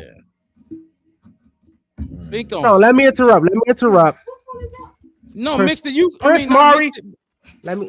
You're going first. Prince Mari wants to open a gift because he heard somebody say that on TV at midnight. Yep. They see I said on TV. TV. Go ahead, show what I'm watching. We got a gift unwrapping. I bought that one. It better be tough. And hey, Mixed it. If it's whack, tell them. Problem with these ones. What is that? That a B on it for a full year. Those solos. Gosh. Issue with these ones. Oh my gosh, Josh Martin, appreciate you jumping in here, John Martin. Wow, that's what you. Die Hard is a Christmas movie. Yep. Get out my face. No, Die Hard is definitely a Christmas movie. That's how you come in on Christmas. Yeah, I don't be knowing nothing. Yeah, I mean not on Christmas, on midnight. The midnight gift. Man, that's the one he wanted to open. I didn't even get to get my gift. I didn't even tell y'all my gift. I'm talking about the movies. I didn't even get my gift. All right, go your gift.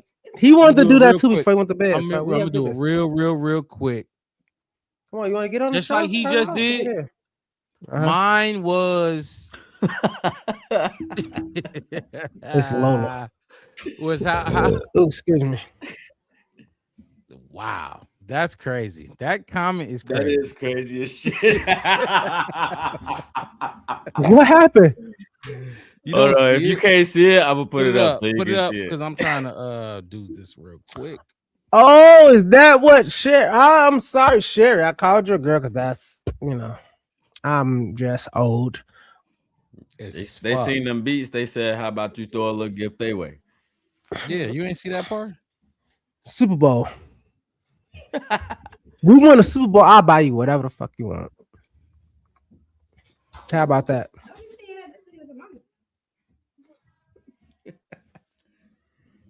Sherry, I'm telling you, son. How long does it We take win a the Super comment to Bowl? pop up? What? You don't see it? I mean, I see No, that I comment, just but see. I'm talking about my comment.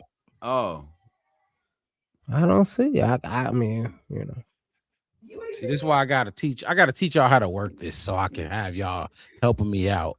No, on the first of back all, end. I don't have no control of that. No, I'm not talking about even when you do got the control of it. I need to teach both of y'all how to because navigating around StreamYard and stuff. Yeah, because I'm just trying to put the comment and pin it up again like I did last week, just so people come in here real quick. But no, my gift was the same way like your boy Mari just opened it up. Mine was this ain't the best gift. This is my favorite. This is most memorable. Mm-hmm. I got a brother that's like a year older than me. So we like this. We like this to this day. We know Older brother. What we grew up together. To this day. Oh, you said you do know him. Okay. My That's bad. what a common brother. Yeah, I about to say Nicholas Carmelo. Yeah, I know. Okay. I'm just. No, you good. So you know how they go. They try to dress y'all alike. Sometimes they get y'all the same clothes. I don't know if y'all know how it go because y'all ain't got. I'm the oldest of 7 kids and 5 of my boys. Okay, so you didn't go through through that. Power Rangers. We were Power Rangers one time. Nah, I'm talking about like clothes to go to school, like outside, not costumes. Oh, you talking about Power Rangers as a like I'm gonna tell you about the 90s. We used to have like jumpsuits and they used to tie dye them, and it was Power Rangers on the jumpsuits, on the overalls. That's what they call overall, the jean things with the something like country boys. We had that, and we all had the same thing, same shoes, same shirt, same everything, but our images on our clothes was all the Power Rangers. But yeah, I hear you. Go ahead, continue. I'm trying to pin this chat and it's not popping up. But anyway, so oh, there you go, right there. Mm-hmm. Can you pin that? Can you try to pin that for me? Mixed it. It's not letting me pin it right now. If you can't do it, it's fine. All right. But anyway, pop up. I was gonna pop up this person right here. His name's Sergio Perez. Which I appreciate him jumping in. But we got gifts that we shared. If it was a game or anything like that, we shared it. And we get the separate stuff. But the NBA Live 09. NBA Live 09. Tony Parker on a motherfucking cover. Tony Parker on the motherfucking cover was my shit. That was my boy at the time. And like your son just opened up, Wes. We knew it because they didn't put it in no box to try to fool you. Hell no, they just wrapped up the case. My OG and them just wrapped up the case. We knew exactly. You pick one gift out the tree under the tree, and you can open that up.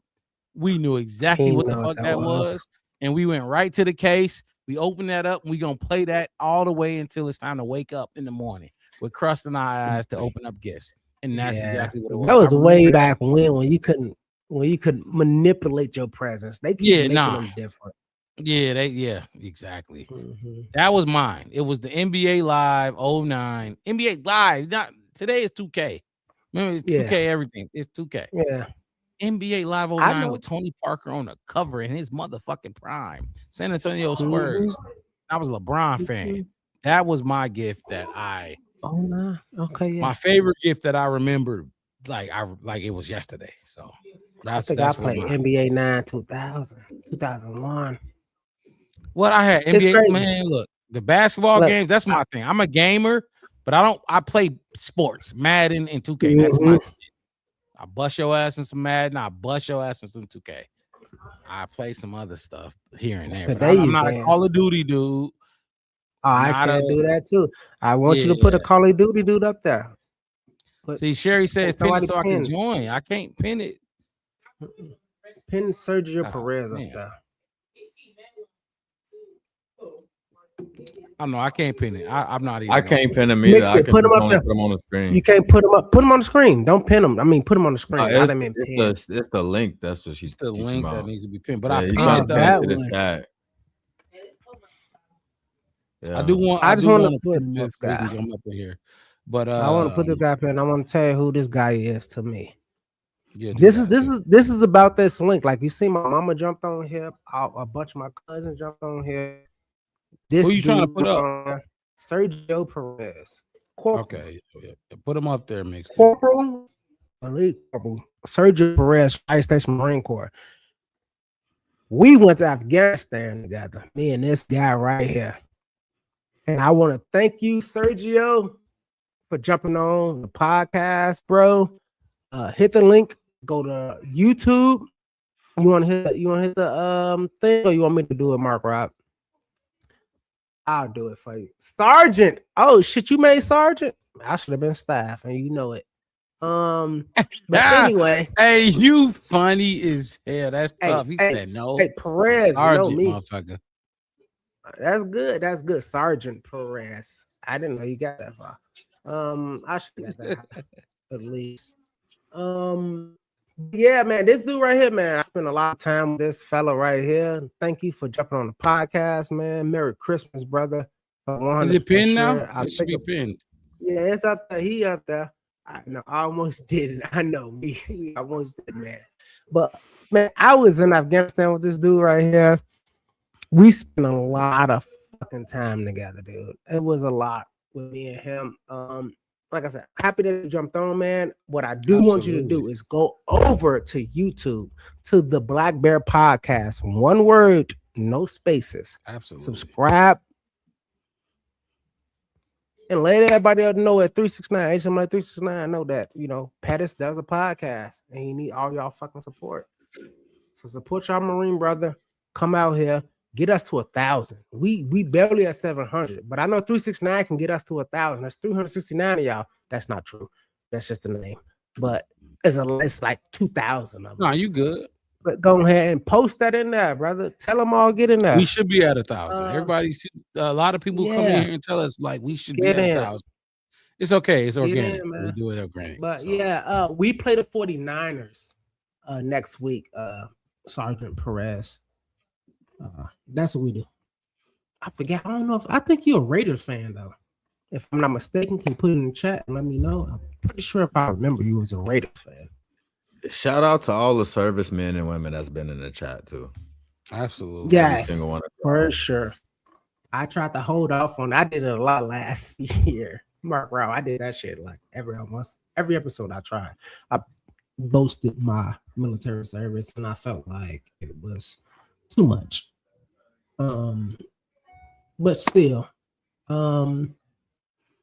thank you guys. Hey, thanks, bro, for jumping in. It's late as fuck. I think he on the West Coast too, so he up here with me at like 12:30. Y'all up at 1 o'clock.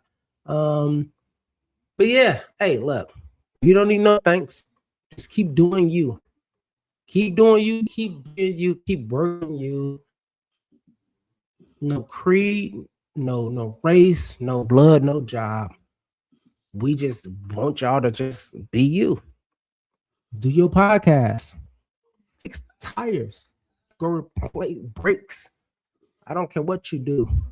Telephone poles, nurses, CNAs. I don't care what y'all do. We didn't do this for a specific thing. We did it for y'all to do any fucking thing. Yeah. And that's what I do have to say. I got another question. Like we was trying. Right ahead. Next question. Christmas movie. Favorite Christmas movie. Ooh, I already got mine. Go ahead. Go first then, because I know Mix is still on got his. Yeah, I'm out. I'm telling you. You still got yours? Yeah, Mix is one of them youngest who don't watch Christmas movies, apparently. But now I need you to find one. Get on your phone and type in Christmas movie. I'm gonna have to give you cliche Home Alone and call it a wrap. Yeah, sure. Call that. That's cool. Yeah. Mine. Mine is The Grinch. He stole mine, so I gotta find another one. Did I? Yeah, you don't know. Mark Rob, you do not like that movie, though. Are you tripping with tell all me, the ugly people? Tell me you like that movie. Face look the same. It's the Who's now the Whoville, Whoville, yeah. Now it's about the acting. When I go back and watch it, I'm like, Jim Carrey, you fucking snap, boy. You snapped. You did your motherfucking thing. I'm not gonna. I ain't gonna lie. That movie is like the Cat in the Hat. Do y'all remember the Cat in the Hat? Yeah. What are they gonna do? Motherfucking Mike Myers. That shit was. Yeah. What'd he say? Yeah. What'd he say? He said, "What am I do? I will go. I'll eat some cocktail strip, and then I will. Oh no! But what if it's a plot? What if it's against? See, like, okay, I don't want like you know what I'm talking about. That is the. I went and saw that movie. I was probably like 10, 11 years old. We all got on the train, got on the green line, switched to the red line, went all the way downtown. It was like 30 of us, and nobody was over fucking 15 years old when we went down to see that movie. And we went downtown to watch that fucking movie. And you know why? And the crazy part about it is I told everybody that's what we were gonna go do because I'm a very big James Carrey fan, like The Mask, Ace Ventura, Jim Carrey. Both of them. Jim Carrey, if you want to call him, Jim Carrey, all those, all of it, everything Jim Carrey. Mask. When he was God, what was the movie when he was God? What the fuck is it called? Oh, Bruce Almighty. Bruce Almighty, yeah. So you look at him. What that dude? Liar. Crazy man, liar. I can't write red. The fucking I don't say it. The pen is blue. This pen is red, and he wrote it. He wrote it 1,000 times. You remember that? Come on, man. That's my dude. Saturday Night Live. You know what he did? Saturday Night Live in Living Color. Yeah, he started in Living Color. Yes, that's what. In Living Color first. Saturday Night Live. And look, that may tell you something. You like, that's what I said. You stole mine. Way back when. That's my favorite Christmas movie. You definitely stole mine. That's a classic, instant classic. That's why I gotta have Mixed to go next. Fire Marshal Bill. There you go. And Trench Twitter. Mixed it. You ain't got no Is this a movie? A Miracle on 31st Street? No. I don't know what that is, but is Fire Marshal Bill Miracle on 31st Street is when Fire Marshal Bill is from In Living Color. It was a skit. Okay. He was the burnt up fire marshal, and then he would go into the burnt place. Oh, and that's what Jim Carrey was. He'd be like, you know, what he had? The Cable Guy. Remember, he was in the Cable Guy. Oh, Cable Guy, yeah. Truman Show. I don't like 23 shows. So like Dave Chappelle show. I did not like Dave Chappelle show. That was something I wasn't gonna watch. If you're doing skits like random ass skits, I wasn't watching those. So, but I know In Living Color. I do. Obviously for the culture. Like I'm not gonna not know. You know what I'm saying? And I know what came from it. Who. Yeah, exactly. I know my shit. So he was the only Caucasian person in that skit show. On the only white he was one of the best people on there. One of the best people that came from Saturday Night Live. And he came and he did a skit on Saturday Night Live, and they told him that. And I'm gonna tell you this. I love Sherry. Find me on Facebook or Twitter or something. I can send you the link. I don't know why the link not putting up there. Okay, that's fine. But yeah, I don't know. Come on. Yeah, I want to. Not the Polar Express. Mark missed it. The Polar Mixed Express. It. The Polar Express. Oh, you waiting on Mixed It too? I'm waiting on Mixed It too. I'm trying to get him something. I ain't know y'all was waiting on me, but no, I ain't never seen the Polar Express. I seen everything else y'all talked about except the Polar Express. What you got? What I say before? I think I said Home Alone, but that was me just Home Alone.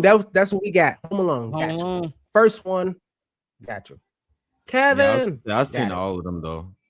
The Grinch and all of them too. Yeah, I know those movies. I just don't know like movies and actors and actresses and all of that shit. Like I seen the Grinch plenty of times. Right. But I couldn't tell you who the fuck played it, to be honest. Like, you know who played the Grinch? Who played that role? You ain't. I haven't seen it in so long that I wouldn't. But right, like, but you ain't ever been chilling. Like, who the fuck is this Green Man? Look. Google. Who the fuck is the Green Man? I do it with other stuff, but I just don't do it with movies. I don't know why. I got you. Like, I don't know why. Like, we watched it.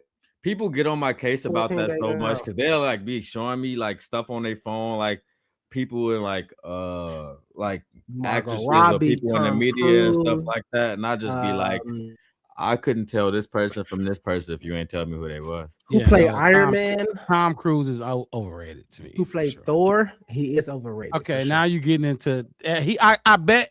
I'm Hey just Wes, saying, I like- bet you he know everybody who you just named. I bet he know just who saying. played Iron Man. Who played Iron Man? I know them, but like that's a cheap one. Everybody That's knows who the easy. fuck That's Iron what I'm Man saying. is. Those are easy. Give me Those are layup. easy. But who you just say played Thor? You don't know who played Thor? Yeah, who played Thor? I don't fucking know. He got are they twins? They got a brother that No, he got a brother something? though for sure. Yeah, no. Yeah, Chris- the Hemsworth. Chris got a brother. Liam The Hem- Hemsworth. Chris Yep. and Liam. Liam, okay, Chris, Liam. Yep. Yeah. That was gonna be my guess because I've heard it You from seen the somewhere, movie but I Troy? can't definitively like you can't show me a picture of Chris Hemsworth and be like, who is this? I'm gonna be like, oh, that's Chris Hemsworth. I'm not gonna do that because I don't fucking know. Crazy. Oh I wow, don't that's know, like, crazy. I I ain't gonna lie, Those they don't 5 play him presidents. much, but those couple ones. Chris does. Okay. So you went Grinch. I was you gonna ask went him. with- I was gonna ask him. If, I'm gonna give you a good movie, and a movie that I think everybody should know. Sherry, I'm trying. Who I don't played know what's going on with Achilles in Troy? that. Okay, Wes, you doing too much. Is that not mean who- easy? You mean who played the main? Is that the seen main Troy. character? The main killer in the movie Troy. Oh yeah, okay. Because I Who ain't- is that? yeah. I don't know why you do this. This is why nobody would know. No, your he's name. not gonna know that. He's You not gonna know that? But it's Oh, yeah. shit. Okay, well I'm it's old. Brad Pitt. I'm It's Brad old. Pitt. No, I'm saying when you said Achilles, I'm like, who the fuck is he talking about? Even I The didn't main know who character in Achilles. Troy. Exactly, but I knew Brad Pitt was. I knew Brad Pitt. You Oh, you know his name was Achilles? No, I Oh, I shit. barely Okay, remembered cool. the movie Troy. Right. That's a movie that Okay, was signed all right, off cool. of watching in school. You know what I'm saying? Movies that signed off in, I watch shit like How to Be Not a for me. Menace. Not for me. Think about it. Think about How it. to Be Not a for Menace me. while drinking your juice in the hood. Shit. That type of shit. All right. Cool. You know, yeah, all that. Yeah. Yeah. Yeah. All right. So we Ask can do me this. We who can do played another the show. part- We Ask can me- do this. All right. Let's do movies and pop culture after the season over. Ask me who It'll played build on in us. Friday after the next. Who played in the first That's Friday? a Christmas movie, ain't it? Dated, Friday Mike after, Epps no. and- It's Yeah, with the Friday Santa after that the was next. stealing. Friday after next. All right, Friday who after the Santa next. that was stealing? Who the Santa? Who played the Santa that was stealing? What's his Who name? the fuck? I don't know. That motherfucker mask was barely off. What the fuck? Who was it? Wes? He played in some other stuff though. But who was it? Who played in some? You talking about Brad Pitt? Smiley. Oh, Ricky Smiley. It was him, wasn't it? It was. How Yeah. the fuck do you not remember that? I don't know wwhy I couldn't remember that. See, Because who the Ricky fuck is Smiley Ricky face always Ricky that damn- Smiley? Ricky Smiley don't be A in shit, comedian. man. I know who he's he a big is. stand-up comedian. Though. I know who Ricky Smiley is, but my point is, who the fuck is he? He been in Let's a not lot do of that. shit though. Okay, so Okay. well, y'all gonna learn a lot about me. We'll do it. I'm with the, if you, yeah. That's all. Anyway, You know, a lot of these people play the voices in a lot of the games that we play. Halo, I didn't play Halo. Call of Duty, Didn't play that for real. 2K, Love 2K. Madden. And they definitely have they You definitely know, have Ice a Cube. You know, huge Ice cast. Cube played a voice in. You know, Ice Cube did a couple voices in Madden. Well, I know Ice Cube from other shit. I don't need it. Don't mean I know. I'm just saying that's what he does. I'm just saying Ricky Smiley. Like, okay, if Ricky's, I don't think Ricky Smiley was in Madden. I'm trying to think what else he voice acted in. Wes, you know me. I'm a Kevin Hart guy. Kevin's my boy. I like people that make noise, that sell tickets, that make the money, that actually are like, you know what I mean? Yeah, you can find the undergrounds, the alternative. These are not underground people, and they're not on the turn. Ricky Smiley is underground. No, you're not. Okay. Well, okay. It's like Bill Bellamy or yeah, he's underground.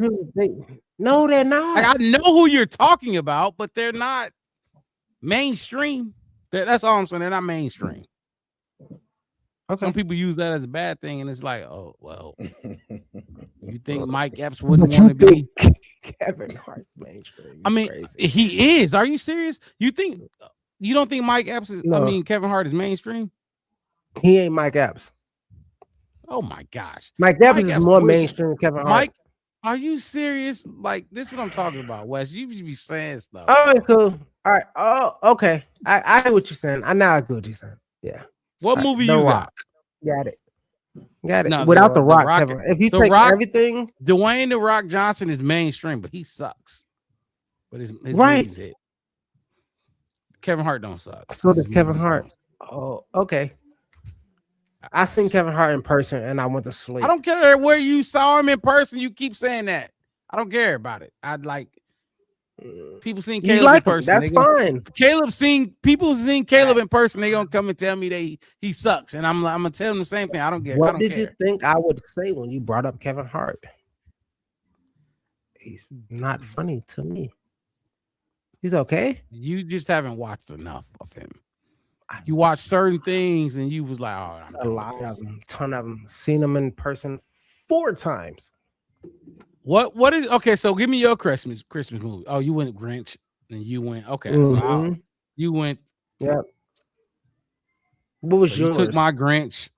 It was Grinch, but I'll go. I'll go. And this is not gonna. I got some more. I got Elf. I'm go Elf, and I'm gonna tell you why. I like that. Elf with Tim Allen. Tim Allen, you know. I like no. Allen. Not Tim Allen. It's not Tim Allen. It's Will Ferrell. Will Ferrell. Yeah, Will Ferrell. Yeah. I'm gonna tell you why. I like it. Good movie. Obviously idiotic and all over the place, just like a movie should be. A Christmas movie, children's movie should be.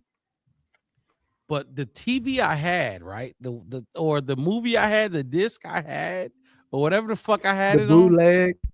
The bootleg. It ain't trust me, it ain't that. You could go and play games. You could play Elf games on the damn. I remember screen. that. You could have a snowball That's fight. The Christmas disc. Yes, the Christmas, whatever the fuck disc. It was. But you could go and play the snowball fight, and you can do this and that and the third with it. Mm-hmm. Good one. Okay. That's a really good one. Even just the movie by itself. You got what's good? Wes, who this is? It's a second son. It's Sherry Khan. Oh shit, Sherry. You finally figured out how that shit works. Uh-huh. Yep. I don't like your headgear, but okay, cool. Nah, let him stay in the ski mask because this your son that you ain't been taking care of. And now you mad at him because he's showing up in Pooh Shiesty. Don't be mad he in Pooh Shiesty. He ain't heard from you in years. Sherry, what you got to say? What you want to talk about? The Christmas movies or the gift? What you got to say? I'm gonna take a hot. I'm gonna say DeMarco Jackson can definitely stop that passing game. Oh my God, you've been talking about DeMarco Jackson for 2 weeks now. He's a practice squad player that's making everyone like just generally amazed. Where you from? He's go ahead with your question, Mike. Oh, what just happened? Oh, he left. Okay. I don't know. Yeah. I text you though. Either that or tossed them out. So I didn't do nothing. No, he said I lagged out. He lagged out. He did make some noise though. That's not what we're saying. Well, I just like we were talking about DeMarco last. Anyway, Elf is mine. Like goddamn, Elf. Whatever the fuck it goes. However it goes. Good one. Can I get an honorable mention? Absolutely. Tim Allen, The Santa Claus. Have y'all ever seen that movie? Wes, what is this text? I'll tell you. I'll tell you after this. Okay. Let's see, what the fuck is Tim Allen, Santa Claus 1, 2, and Jack Frost? Yeah, those were good. Those were really good movies. I like the Tim Allen, The Santa Claus. Mixed it. Do your young ass even know those, right? What? The Santa Claus movies. Oh, yeah. I thought you was talking about Elf. No, I mean, do you know Elf? No, I don't know Elf. With the big ass kid. Is that big fucking what's his name? Will Ferrell, and he wore green. Yeah. New York. He was yeah. Holy shit, mixed it. What you be doing? You be in the streets. Music-related shit. Stop making music and watch a movie. Damn. That's no, keep making music though, but don't never stop. But man, get some cinema in you. This next one I got gonna be right up his alley. All right, come on. What you got? Locked in the room for a long time. All right, well, the next one I got favorite Christmas song. Yeah, I can go first. Not that Mariah Carey shit. Oh, you don't like the That is Christmas. Shit. She is Christmas. I like it, but this your wheelhouse, dog. Go ahead. You know what? And I see. I worked in retail before, and it was like on a freaking Christmas playlist that played in the store all day, long. all day. I was just like, I'm over it.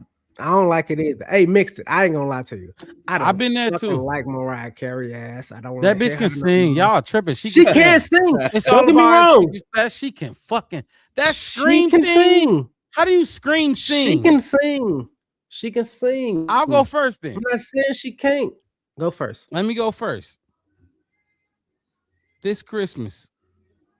By who? Chris Brown. Chris. Man, fuck Brown. you.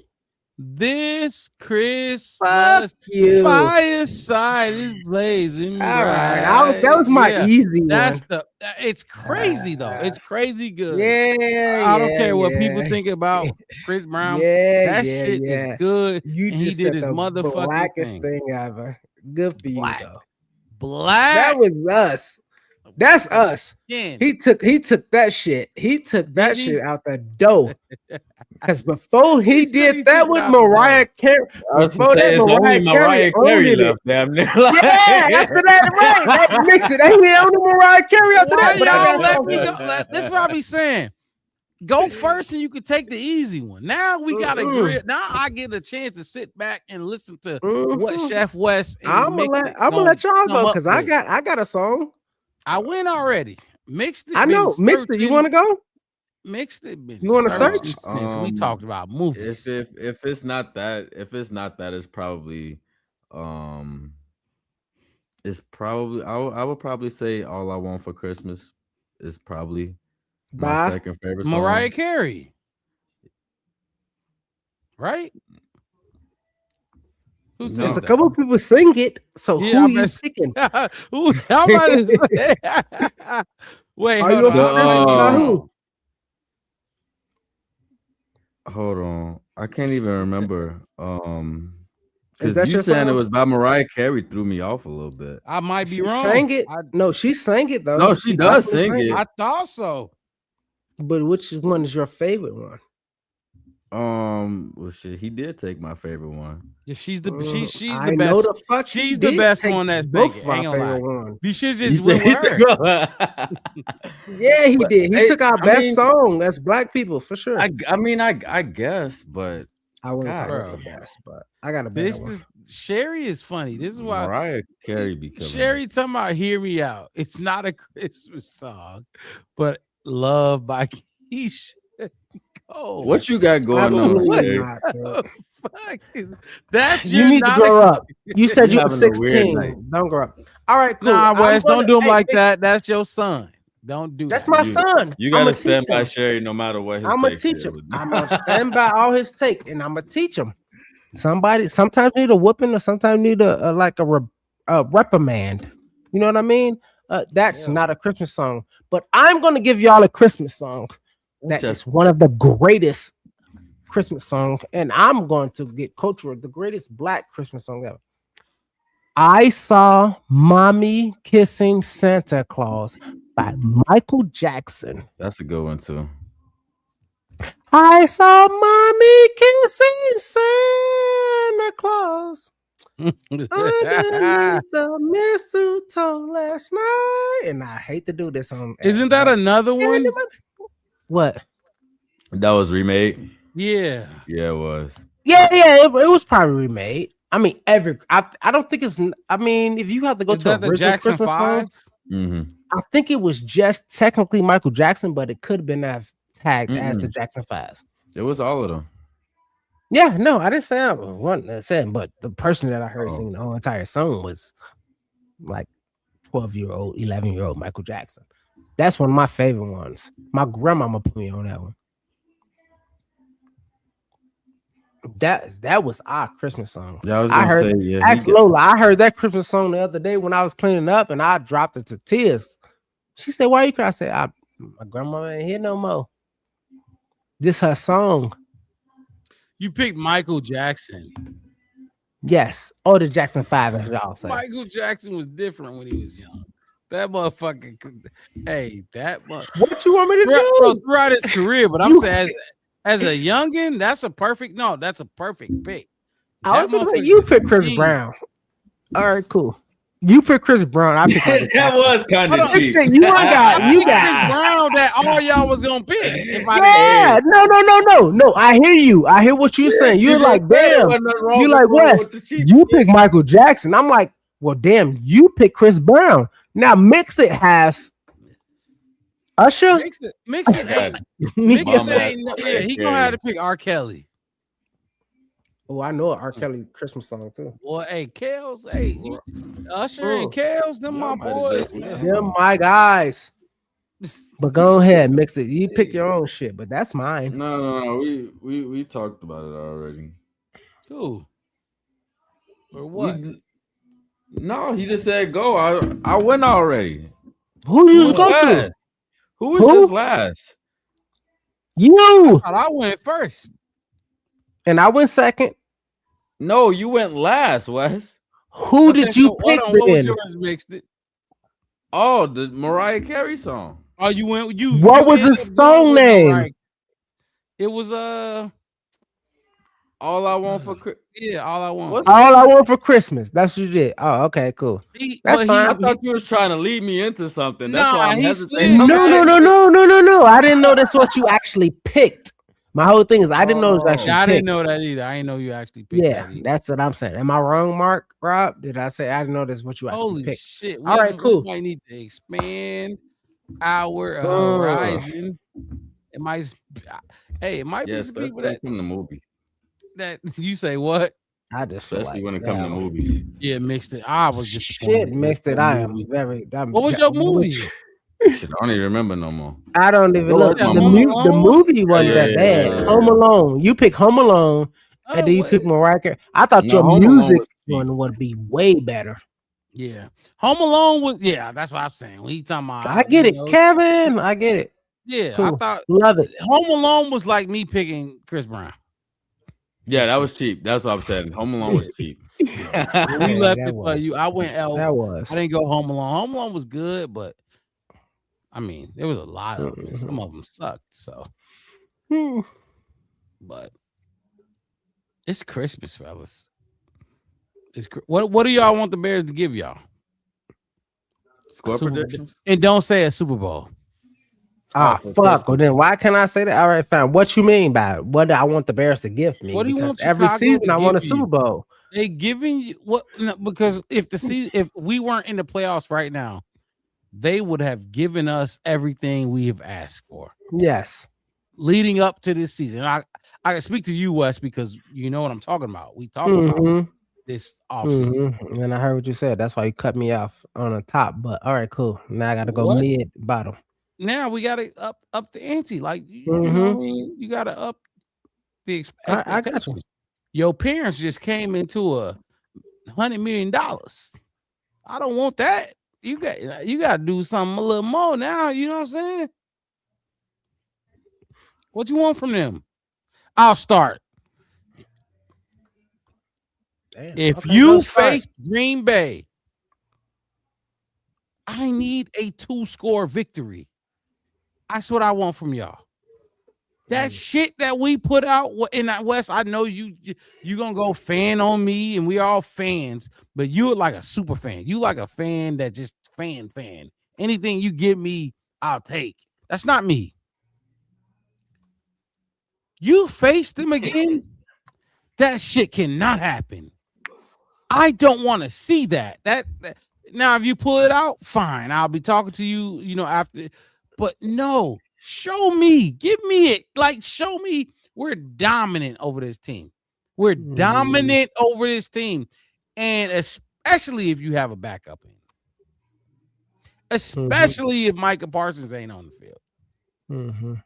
I need. Thank you, entrenched. Statement game. Statement.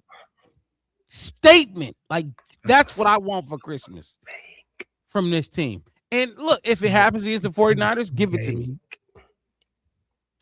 I don't want to be sitting here. I'm happy we just won. We won. So, okay, nobody say nothing to me. We won. That's not what I do. That's not what I'm here for. I need to be able to look at and break down this game. You beat their ass.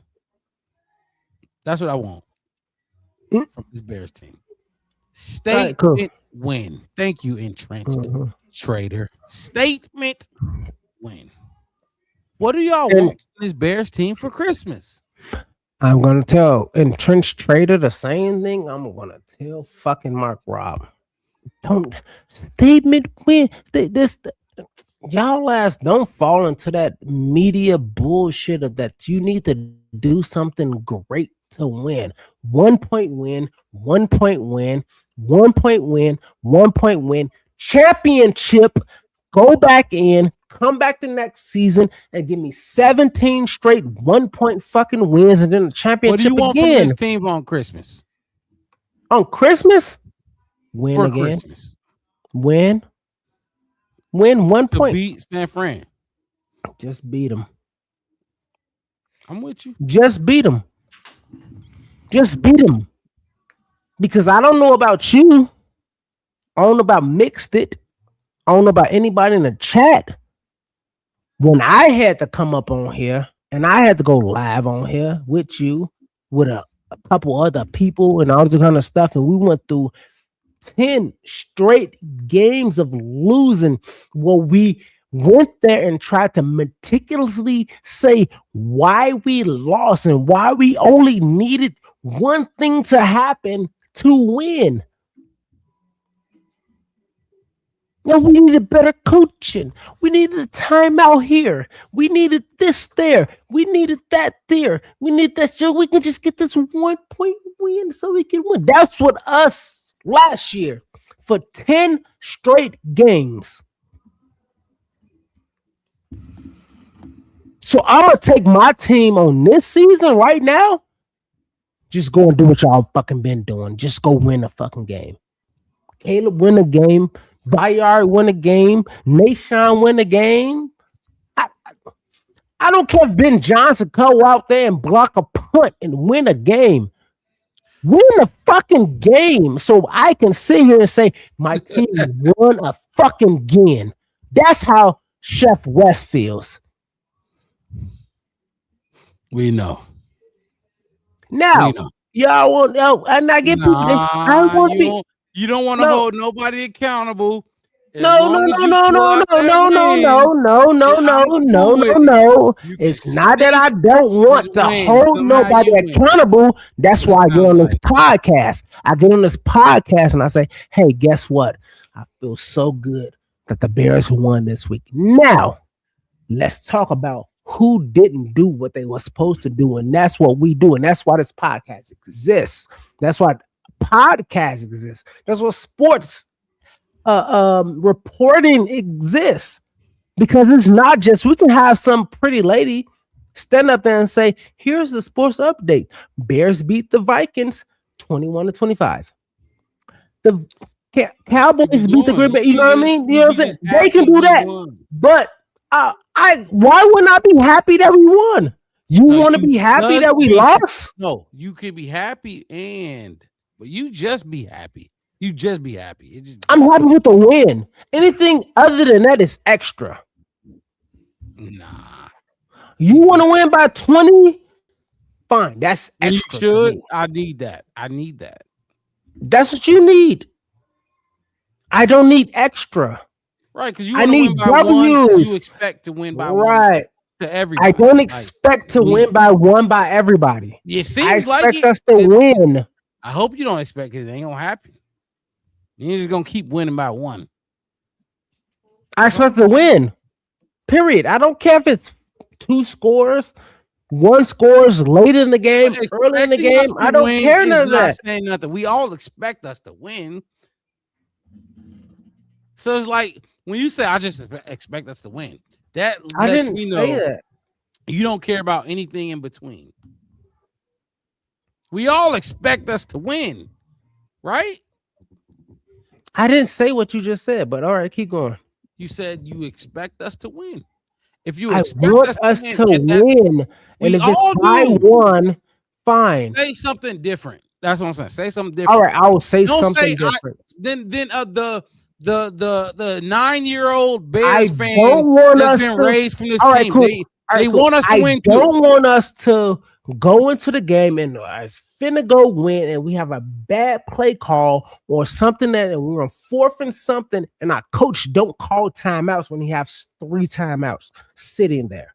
I do not want my team to sit there and make a bad play or a bad call, and then we turn around and lose the game. I do not want to lose at all. But if he makes that bad timeout and bad play call, whatever, and we still win, you're ecstatic. Like you're okay with it. Oh, no. I'm okay with the win. Thank you for winning. Now I get on here. And I say, hey, Ben Johnson, that was a fucking shitty ass call on this play. That was a bad call on this play. I even said it even in this game that just happened that, hey, look, I'm going to jump in the live podcast. And I said, I haven't seen nothing. I haven't seen nothing. I haven't seen nothing that made me jump out my chair. You are mixed. Y'all didn't see it at the time. See what play? What place that I jumped out in the first 2 quarters? The fourth down. I hope you're talking about the 4th down direct snap to Kyle Monunga. You were mixed and didn't see it. Y'all didn't see it. No, that was in the first quarter. No, I didn't see it. I didn't see that one. And what play are you talking about? I'm talking about the whole first half when I sat down and I looked at, not the whole first half, but I'm just saying when I sat down and I looked at, I'm like, damn, we didn't do shit. I'm not excited. I'm going to sit here and be not excited. Right. See, but that's what I'm talking about. And then my team build up to excitement. You built that, but I'm going to say narrative, this. And you didn't even see what happened. I did. I didn't see it at the moment, but I went back and watched it, and I said, damn. Still not excited. I knew the outcome of the game when I rewatched it, and I still bit my nails when I was watching. Like, that's stupid. Fuck, y'all should do better. Mm-hmm. Damn, fuck. Yeah, I did. So what you want from them for Christmas is to just keep winning. Just keep on winning. Keep on winning because you want them to seem to be perfect.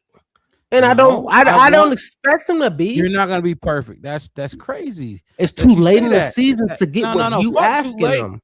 No. See, that's where I have an issue. You think I'm asking for perfection, and that's disrespectful when you know who I am. For me to ask for a football team, you can roll your eyes all you want. This is a football team. No. Exactly. So let me finish. For me to ask for a NFL football team to be perfect is crazy, but that's what you're saying. I'm saying, and you know who I am, and that's disrespectful to my knowledge of the game. Mm-hmm. So what are you There's asking? No way in hell I would ask this team to be perfect. So in the first year of a first-year head coach, which I've been preaching to you all season.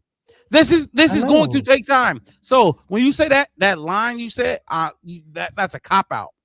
You don't want to talk football when you say something like that. You don't want to get into the nitty-gritty about my issues with this team because you say blanket statements like that.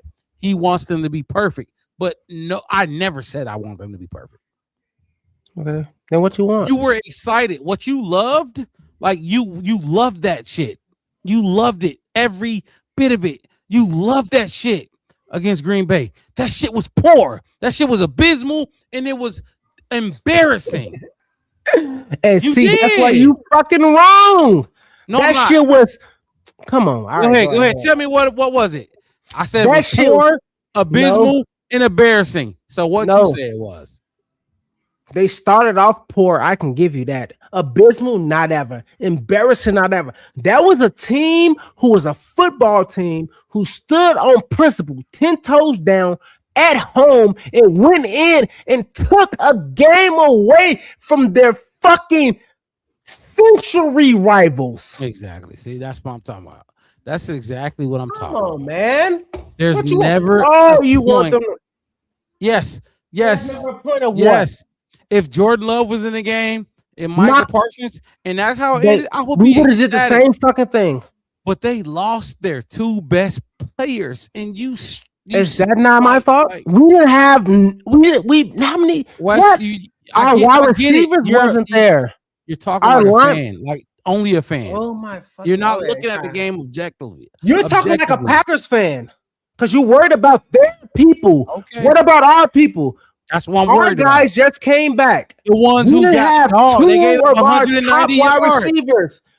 We didn't have our starting 190 yards rushing. We missing our starting defensive end, which you don't even like. It's fine. Dio. The one that didn't do shit when he was in the game. Come on. Yeah, fine, whatever. Let's talk about who's supposed to be there, what they supposed to be at their job. You know I didn't like Dio my fucking God. All right, and you know I don't like Jordan Love at all. I'm not talking about them. You said Dio Adangbo. Right. He sucked. He sucked when we signed him, and you know that. Parsons ain't shit. Okay, so Micah Parsons. That's you see, you get what I'm Come saying, on, man. You just told me Micah He's Parsons not as great as you think he is. Jordan Love is not as great as you think he is. Okay, well, you see what I'm saying, Wes? That's the difference. You just talk. You just say whatever your emotions, wherever I'm saying what I watch, and I'm looking at the stat.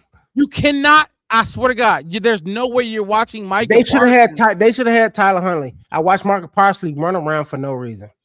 There's no way you're saying Micah Parsons sucks, and you saying you watched him. I didn't say he did. I don't say no. I'm not saying that he sucked. Wes, I'm it's okay. Us, he no. Wes, it's okay. You are a like you're a fan over everything. Yep, I know. Right? You know what I mean? Never not say that. The game of football matters. So not not. To you.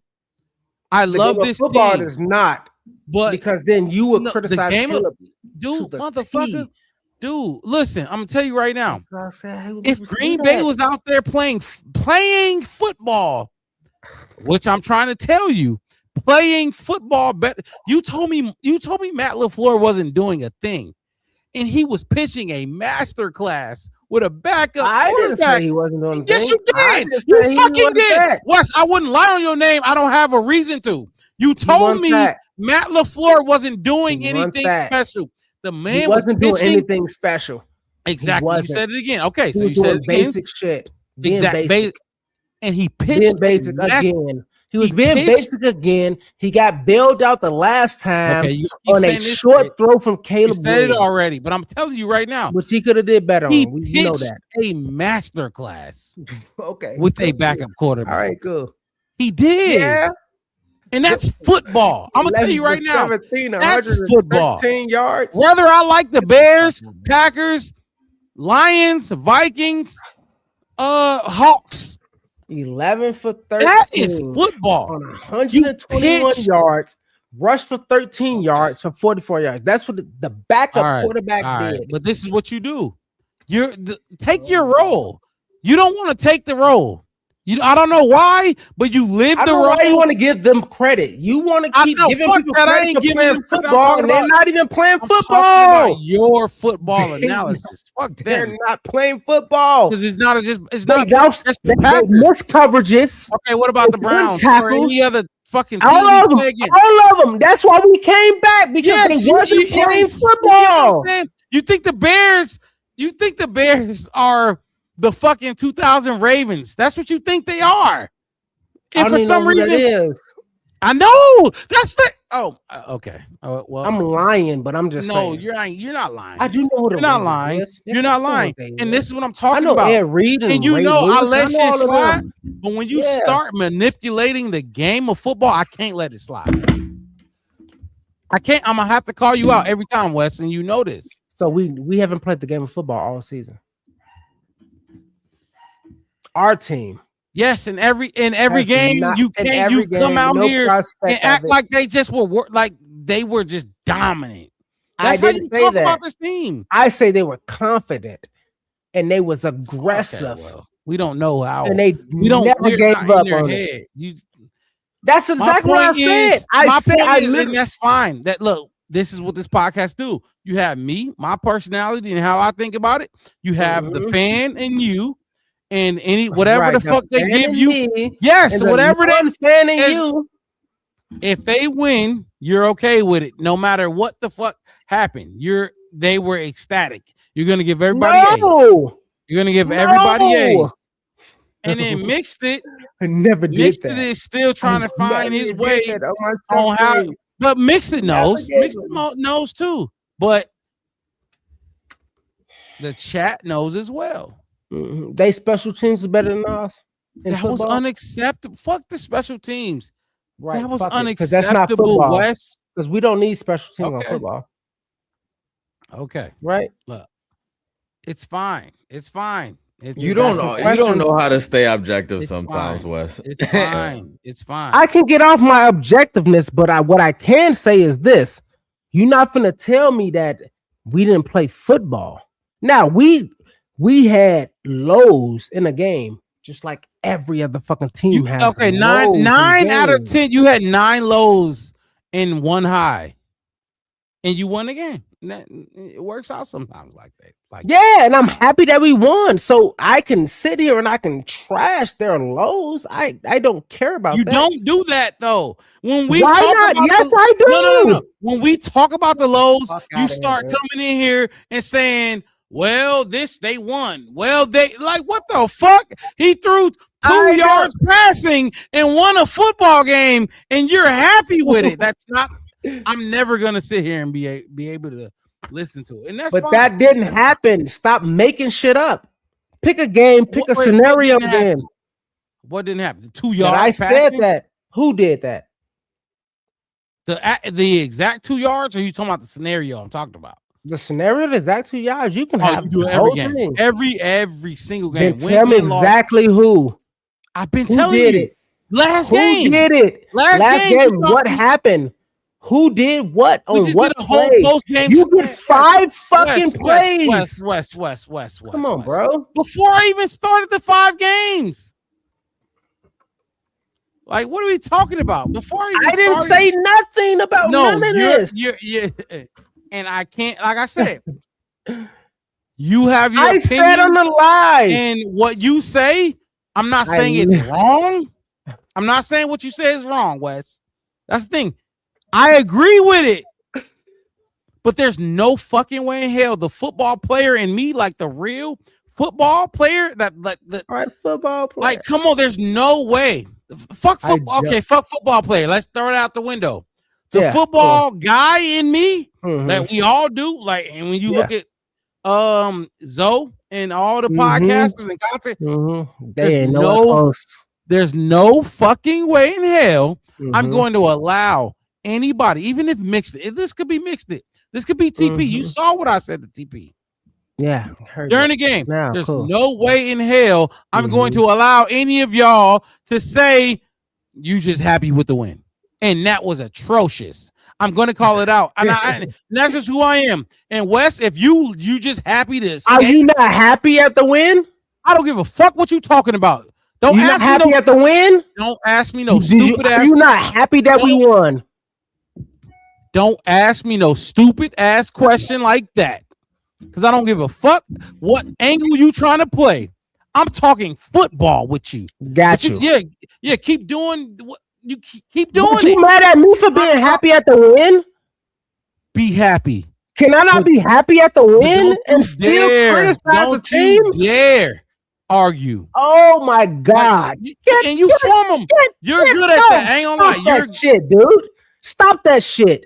I sat here and I got on the live stream that y'all put up, and I said it for the first 2 quarters. I sat at the bar and I said, ain't nothing they did in the first fucking 2 quarters made me jump out the seat at the bar. Right? Yeah, you said that. That's why I can't believe you switch up as soon as the. But I'm happy that we won. You switch. I'm happy that Caleb threw 2 great fucking passes. I'm happy that Nashawn Wright did what he did. I'm happy that Blackwell went in there and got that ball. I'm happy that Cairo made those kicks. What are you talking about? You want to be an antagonist? Be the villain. Be Thanos. I'll send you a t-shirt. I am being honest. They sucked. You're not going to tell me they sucked. Keep going. They sucked. They sucked, Wes. They could have been a lot better. No, fuck what they could. They sucked. They sucked. They did, and you know they did. You gonna talk about these other teams that you say gonna beat us, who sucked, who quarterbacks throw 5 interceptions in a game, who ain't did shit that we done did. All these other people that didn't do nothing, who players don't. I'm not lying. I'm just saying what team did I say was gonna beat us? You said you scared of the 49ers. Whoa! You talk about CMC like he's who? Hold on. Let me jump in the conversation. I'd rather face the 49ers than let me jump in the conversation. Go ahead. Jump in the conversation. Y'all go right ahead. Do what y'all gonna do. Because that's bullshit. All right, go ahead. I said I'd rather face the 49ers. You're lying. First of all, let me speak real quick. Oh, go ahead. My bad. Fucking ahead. So we can be clear on the sequence of events here. Nobody said that we all actually very, very clearly stated we think we can beat anybody that we got left on the schedule. We said it 2 weeks ago. So us making a point about what we think the opposition does well versus not do well or whatever, it's us analyzing the game or whatever. I will never get up here and be scared of any fucking body, whether it's a Packer, a 49er, a Lion, a Raven, a Brown, none of that shit. So us having this conversation that we had throughout today, none of it was to signify this is, we're scared of this person or we're scared of that. Like, that wasn't the conversation. So I don't want that to be taken from the conversation by you, Wes, me, Mark, Rob, or anybody. Correct. That's just football talk. But in the same regard, as far as what we said, and as far as what it sounded like Mark Rob is saying, as far as what this Packers game is, we talked about it on live. Like you said, for 3+ quarters, this is not good enough. I think what the conversation though is that had we lost that game, the way that you talk about the game versus the way that Mark Rob would be talking about the game is different. Because I feel like if we would have lost that game, Wes, you would have came on here and you would have agreed and said X, Y, and Z shit sucked because it didn't get done. But but that's the thing, though, is he's saying that you have to stay objective even if we win, because when you start feeling like that, it gets hard to continue to talk football, and that's why I've said on multiple occasions, like, I feel like you moving the goalpost a little bit. That's where that comes from. Nah, bullshit. I mean, you don't have to agree. You can have your opinion, and that's my opinion, and that's mine, and I'll keep it. But I respect it. I do respect it. That's why we get right. But that's why we get on here and we have these conversations and stuff, because we all can come and provide a different perspective. And if we don't agree, we just don't agree. But whether or not if somebody agrees and none of that shit, it don't make nobody stupid. It don't make nobody, not able to watch the game or dictate what they see from it from their own 2 eyes. None of that shit. But I think at the end of the day, though, when we have debates like this, a lot of the time we be saying the same shit. Like we be saying so much of the same shit, and then it come back. Look, I respect what you're saying. My whole thing is this: yes, we could have had a better full game from jump till end. Right. I will not say that. But what this team did to get the win again shows how good this team is and how good this personnel is, how good this coaching staff is. It's the don't give up concept, because we gave up 10 straight times last year. Yep. We gave up. We called it. Our coaching staff gave up. Caleb was dealing and willing against the Vikings in overtime, and he just needed somebody to be behind him to help him call plays, tell him what he thinks or whatever to do, utilize the timeouts, and go and win another fucking game, even if it was just that one. That's what I'm saying. That's what I'm happy about. That's what I get. Now, like I told y'all, like I said in the live that I said, I ain't been happy. I sit at this bar. Mark Robb said, you at your bar? I'm at my bar. My bartender came and said, hey, it's going to be okay. Here you go, you another shot of whiskey. That's what I'm saying. Okay. Don't worry about it. On the post-game show, you switched up. Like, you're great. How? You're great. You gave it to the players. And then when it was time for your grades, you just said, fuck the players. Like, you know what I'm saying? I paid attention to how, because there was half and half. Okay, like you said, it was half and half. I should have gave the coaches probably a little bit of lesser grade for sure. Fine, I can give that much if that's what you want to still hold me to. Yes. Cool. I could have gave the coaches a lesser grade for sure. But the reason that I'm giving the coaches a higher fucking grade is what I said last season about the coaching staff.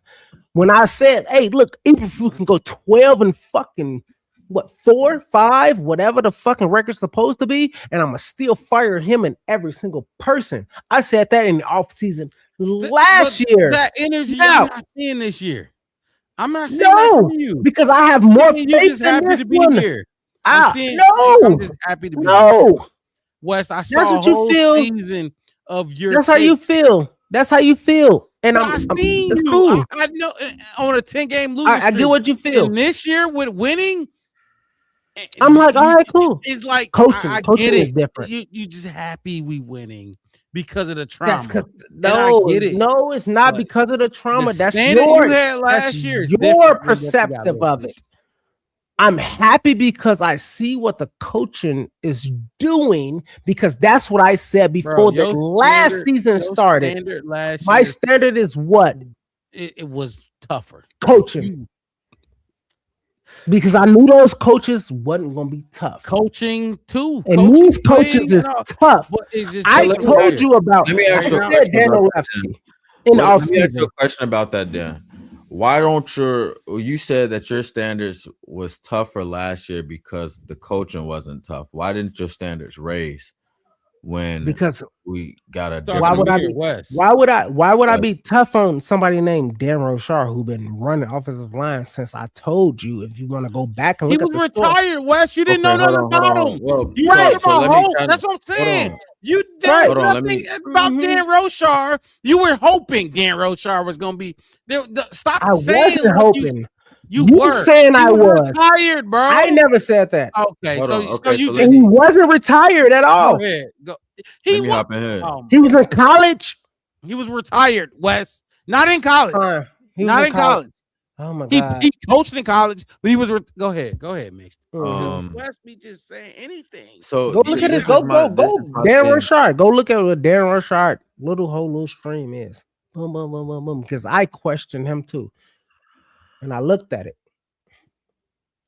Go right ahead. My question is, when you come from a team that's a losing team into a team that's having a successful season like we are with the 11-4, the standards are supposed to raise because the thing is once you get here and you get comfortable, you start losing games, and that's how we start seeing teams like the quote unquote Cincinnati Bengals who had a Super Bowl run and then now they 8-8, and everybody's still trying to convince everybody in the world that Joe Burrow is still one of those ones when we haven't gotten a chance to see it. You know what I'm saying? So for me, for me, where the confusion lies is like, how do you get here and feel like you can't, like, how do you get to this point and be satisfied? Like it's a delicate balance, because it's like, yeah, you want to look back at it and be like, yeah, we did something good and that's different than what we used to. But at the same time, we know that what we're trying to get to, we ain't there yet. So if we sit here and it's the same thing the Bears been doing all season, essentially. They've been building off of the fact that they felt like they ain't did shit up to this point until they secured 11 wins. Like they've been talking about, we ain't did nothing until we make number 11. Now that they're at number 11, the goal has to change, right? They have to keep raising the stakes so they have something to chase. But if you have nothing to chase, how do you look at that and just be like we're there? You know what I'm saying? That's the thing that was scary for me in this situation, because it's like, okay, cool, we didn't got to 4 wins. We didn't, we lost the first 2, then we won 4 straight. After that, we lost 1. I was like, okay, can we get back? What is getting back gonna look like? And then after that, we won 5 more. Then after that, we lost 1, then 1-2 more. And you know what I'm saying? So it's like, all right, now we're here now. But in order for us to stay here, we have to keep raising the stakes, or we gonna fall behind. So I'm trying to figure out like where your mentality is in comparison to that argument, because I don't get how we get, like, I get where both of y'all are coming from, but I also I get where Mark Roberts coming from in terms of the fact that like if we don't look good but we win, we be like, well, we still won, so it's kind of okay. But it's like, no, in reality, no, that was a big talking point before the clock hit 000. So what are we talking about now? You know what I'm saying? I get his talking point of the team. What I very much and constantly disagree is his talking point of me. I've said this week in and week out. I've called out certain players week in and week out, and I talked about, hey, look, we still can. And it came back to me like, it might be, it's even this game right now. Oh man, CMC might go off on us. I still know that he could. Don't think I don't believe that or don't know that that's a possibility. But like he said, the fan in me about Chris McCaffrey. He's just a nobody to you. We gonna run through him. That's what it sounds like to me. This is the same motherfucker and the same show. Do you want to go back 4 hours when I just told you that CMC is way better than his quarterback and how bad he is, how bad Mama Jamma he is when we was talking about Pro Bowl? I get it. I just said that. And you will still come up, spin the block and say, we're going to beat the fuck out of him. Chris McCaffrey ain't shit. I didn't say we're going to beat the fuck out of him. That's what you, but I didn't say that. I didn't say that. Never said that. I said I look at Tremaine, if he can come back and be 100. I look at TJ coming back 100, And even if they don't, I have faith in Ayo, D-Jack, and Noah Sewell to support us in holding him off. That's all my whole statement was. I don't disagree with you. Nothing. That was it. That's how I was saying. No, you were defending that win. No. You were defending what win against Green Bay. Of course, I defended. Yeah, we won. But no, you're showed up and showed out. No. You're acting like you're talking to a Packer fan. If I was a Packer fan, and yes, all right, cool. Stay your ground. And cool. But in sports, okay. So anybody, it's football, basketball, any type of locker room, team setting. Yes, you went out there and you won the game. But when you get back you together, the football guy. Huh? You the football guy. That's a locker room talk. Hold on. First of all, locker room then. First of all, I absolutely am. All right, cool. Then be locker room. And absolutely. Because I take all pride I in said that. was this: keep you us have close. To know it. Like it matters. Lose. No, but that's what I said. No, that's right though. Keep us close and yes, but you're forgetting other stuff. The game that we're talking. No, because you're trying. I don't know what you're trying to do. And the game I'm talking about is the one that we was talking. We got into this debate about, which was the Packer game. I didn't get in. You were absolute, huh? I didn't get in this. Oh, now. Oh I didn't get into this. Okay, that's all. fine. You can do that. Rewind it. We were absolutely atrocious against the Packers. Mm-hmm. You said that late. All three of us, including your score, my score, and predictions. Those are wrong all the time. They were, just for fun. We expected better. That's what I'm talking about. Okay. I expected better from, huh? Is that atrocious? Without Micah, I thought we had the edge. Without Jordan Love, if we got the edge, we didn't know we were going to not have Jordan Love though.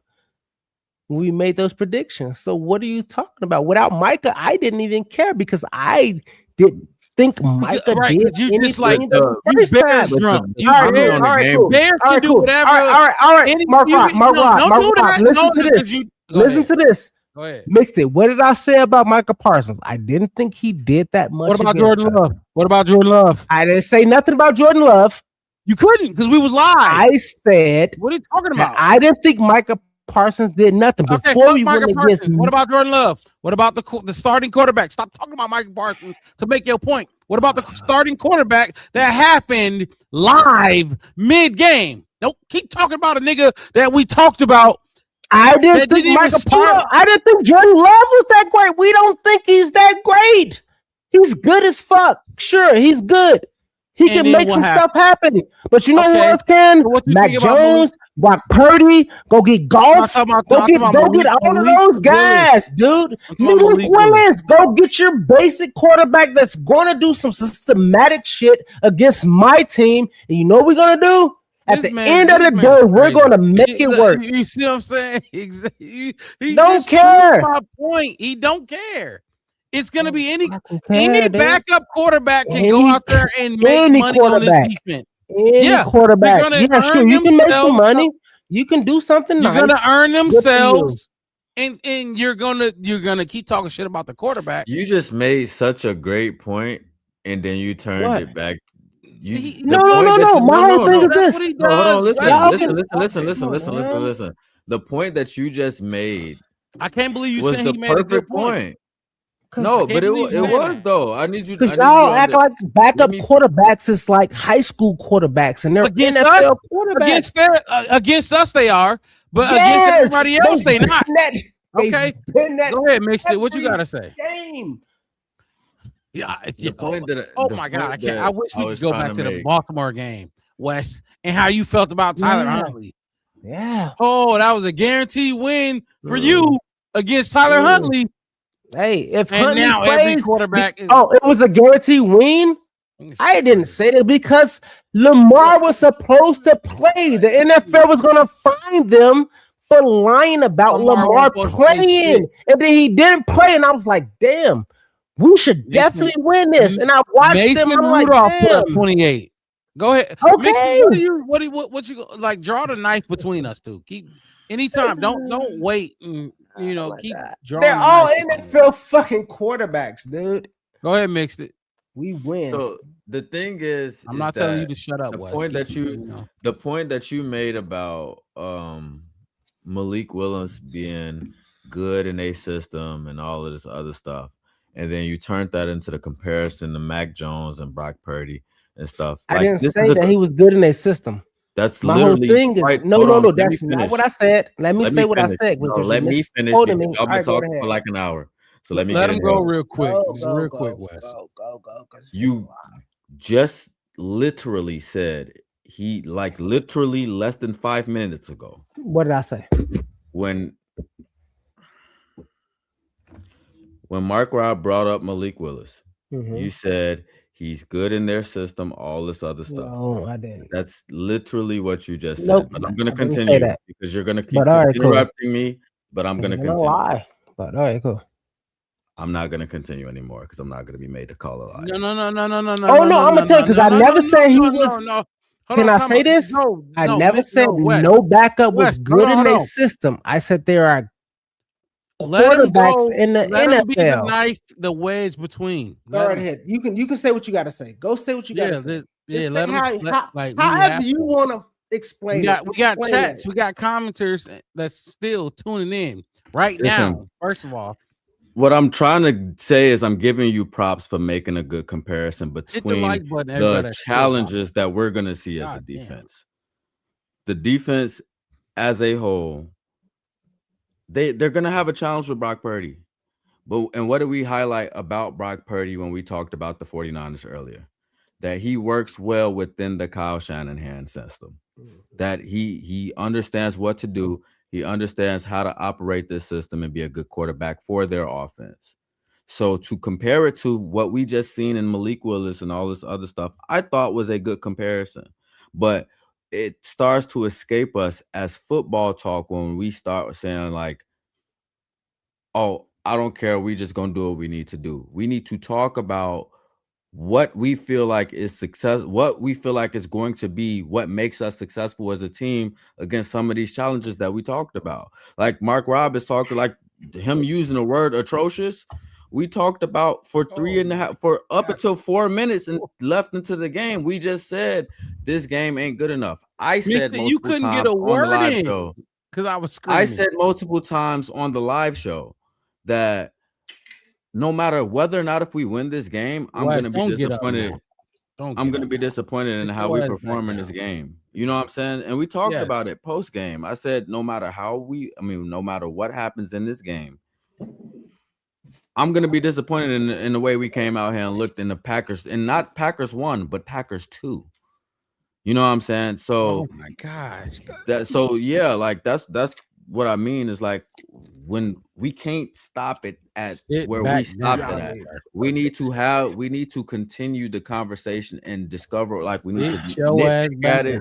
We need to get to the bottom of it and figure out what is it that this team hasn't done well, what is it that this team has done well, etc. Because those are the type of conversations that equip us to be able to go out here and have conversations with other football fans from other teams, from other organizations that just talk nonsense. Put them back on your head. Sit here and actually discuss what's going on with this team. No, you can't. No, put them back on your head. Ain't no reason for you to. I don't have to.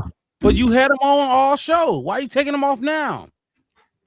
Why are you taking them off now? Is the heat? Is it like getting to you? Can you like? Yeah, we're here. We talking football. Thank you. That's all. I'll give it to you. I'm finna give it to you. Thank you. I appreciate that. Late. Let me ask y'all both this. And I want to answer from both of y'all. Yeah. This team, like, and keep it above. Keep it 100%. This defense, not this team. This defense. Do you like truly like keep it truly feel, and don't tell me, the offense gonna have to score 30. I don't want to hear that. Do you truly feel this defense is Super Bowl ready? Give me a simple, hold on. Give me a simple yes or no in a brief, because I feel like it's not that long-winded of an answer, whether it's yes or no. But just give me yes or no and tell me why, and be quick with it, because I got more questions. You talking? I'm gonna go first. Go ahead, what you? I'm gonna say the reason why I'm gonna say no is because we don't generate enough pressure from our D line. Hold on. You good? No. Actually, no. Entrenched Yeah, it. Go ahead. No, I'm just looking at the comments until you I'm trying to buy you time. That's what I'm trying. Unless you're ready to. No, take yeah, off. you're good. Okay. No, you're good. True Pilgrim said no. Hell, he said hell to the no. Entrenched it said entrenched it. Short answer, no. And hold on, a lot of people think me and Wes don't. That's not true. Me, like, this week, dude. This week we can do. Yeah, absolutely. My boy. Exactly. I can call him out when I think he's being dumb as fuck, and he can call me out when he think I'm being dumb as fuck. That's what we do. No hard feelings. Absolutely not. And then Jay coming in said, I agree. Not pressure. Not enough pressure, and not great against the run. And that's my thing. Hold on. Mixed it. I'm still buying time for you to jump in here. No. You're good. And my whole thing with Love going down. Let Matt LaFleur know he needs not he can run the ball with a injured Josh Jacobs, right? He knew he need to run the ball. Okay, so now that's like not just Josh Jacobs, but Elijah Wilkins and whoever the fuck they got, Elijah Wilson or whatever. We cannot stop the run. Not only that, but the game plan we brought into this game was built to stop Bo Melton and all the explosive plays that the Chicago Bears had in the first game, right? It was a lot. Everybody, Wes, you were too. I don't know. Correct me if I'm wrong, but we were all looking like, wow. And after they look like us, they looked like they led the league in explosive plays and entrenched it. What was in Lambeau? He said, "I love the show." By the way, appreciate that. This show right now is longer than any ever show we ever had. We can keep doing this. What y'all want to do? No, we gonna absolutely, because we locking horns right now, and I have to based off this game, because I remember we talked about it on a post game show and we got into it a little bit. This was unacceptable. What you want to do? It was unacceptable. Wes. No, it's not what I kind of what I want to do. I like to argue. My lady would say that, but it was unacceptable, Wes. And I cannot allow anybody, you or even Mixed It, if he wanted to go there, or TP. You saw what I said. TP's the people that I fuck with. I love y'all. We see, and now when he does that, the rolling eyes, I gotta say fuck it. I can't allow y'all to say. I can't allow y'all to say doing nothing. To say stupid shit. Keep going. I'm going. I can't allow y'all to say stupid shit about my team, about the sport that I love, when dudes are getting their heads knocked off and you motherfuckers coming in here and just saying anything. Why do you think I get so emotional about Caleb when people say anything about Caleb? And that's the most vulnerable position on the football field. He's a quarterback. What? Don't say stupid shit and I won't call you out on it. It is that simple. The Chicago Bears played an abysmal football game. The clip I showed you about the Packers D tackle, he had every right to cry is crazy, but he was finna cry. That motherfucker was finna cry. But Wes, you talking to a fellow Bears fan like you talking to a Packer fan? But why? Like you just beat our ass or beat their ass or however you want to. But why? Like you just beat our ass or beat their ass or however you want to. We won. Bro, I'm a Bears fan with you. I watched it. It was horrible. You cannot play. I won't say that. So you went into that game expecting that without you expected a loveless, a Micah-less game to come out like that. Come on, man. Actually, I expected a Loveless game, a Micah game.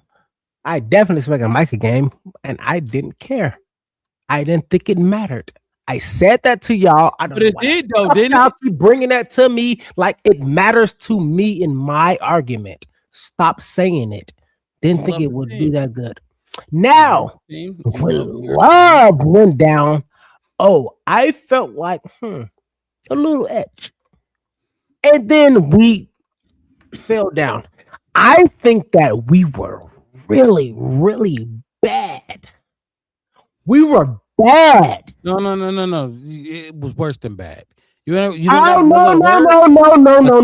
up.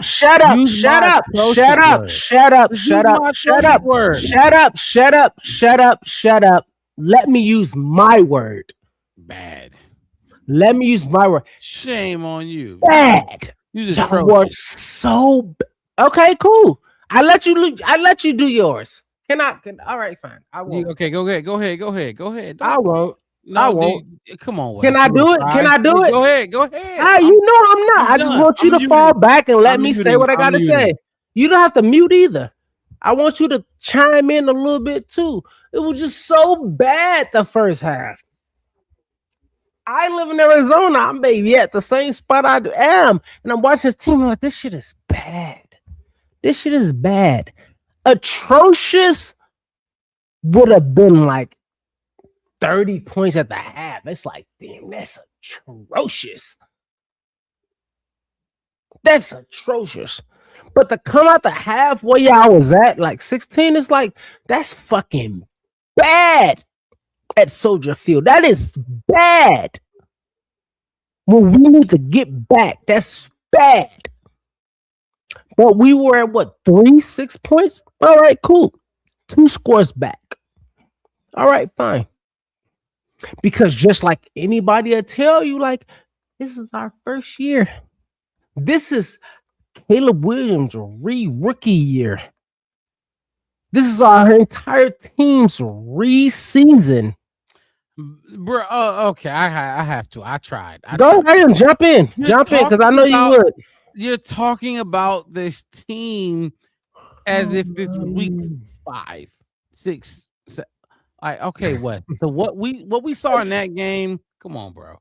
All right, come on. I wanted to. You want to call you out? I'm gonna call you out. I would be okay if you owned it and you. I would tell you if you owned it. I'm a fan. I don't. I'm a fan for sure. Yeah, we did it. I'm gonna tell you how you call it out too. But you sitting here trying to act like you talking analytical and this and that. All right, cool. Yeah, I'm just gonna be fanical. I'm gonna be fanical. You told us we will not be here this point in the season.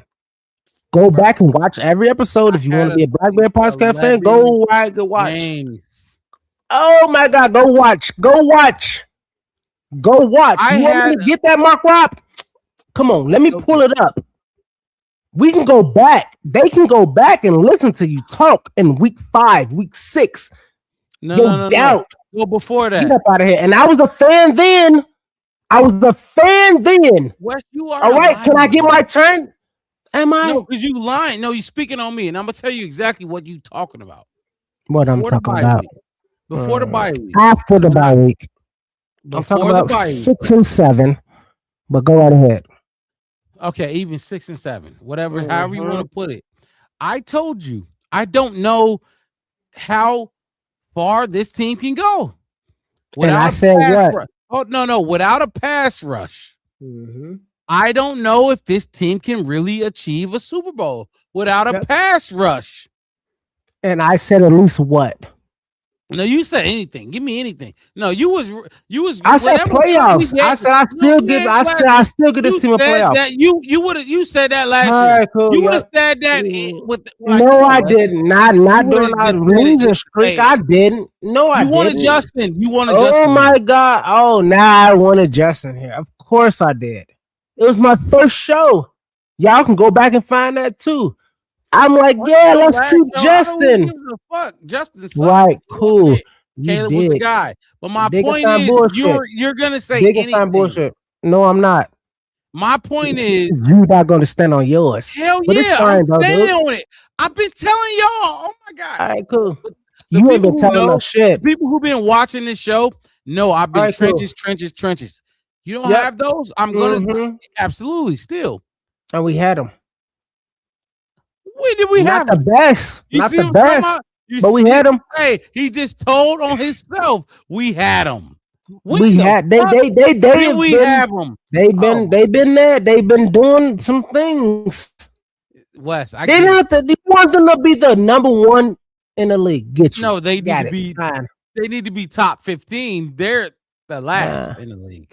Yeah. They suck. They've been injured. Like, you see what you're doing? You're making a case. I'm just saying what you said. I didn't say nothing about the pass rush. You brought it up, and I'm saying that they've been. Have they not been injured? Healthy, they suck. Healthy, fully healthy. Fucking injured, they suck. We haven't had all of them since week 1. Is that not true? Is that not true? I don't care. We have not all. Exactly. Who do you want to bring back to make them the Avengers? Who? Bring one back that you said they're hurt. That's hurt, and we'll talk about it. Bring them back. No, don't find me. Bring one back. I can tell you this much. It's okay, Mixes. You just sit there. Have you can tell me this since week 1? Have we had in our entire O-line defense or offense? Yeah. Come in here, Mixed. You need to be the knife between us. Whatever, man. Y'all can have this. And then you go with y'all.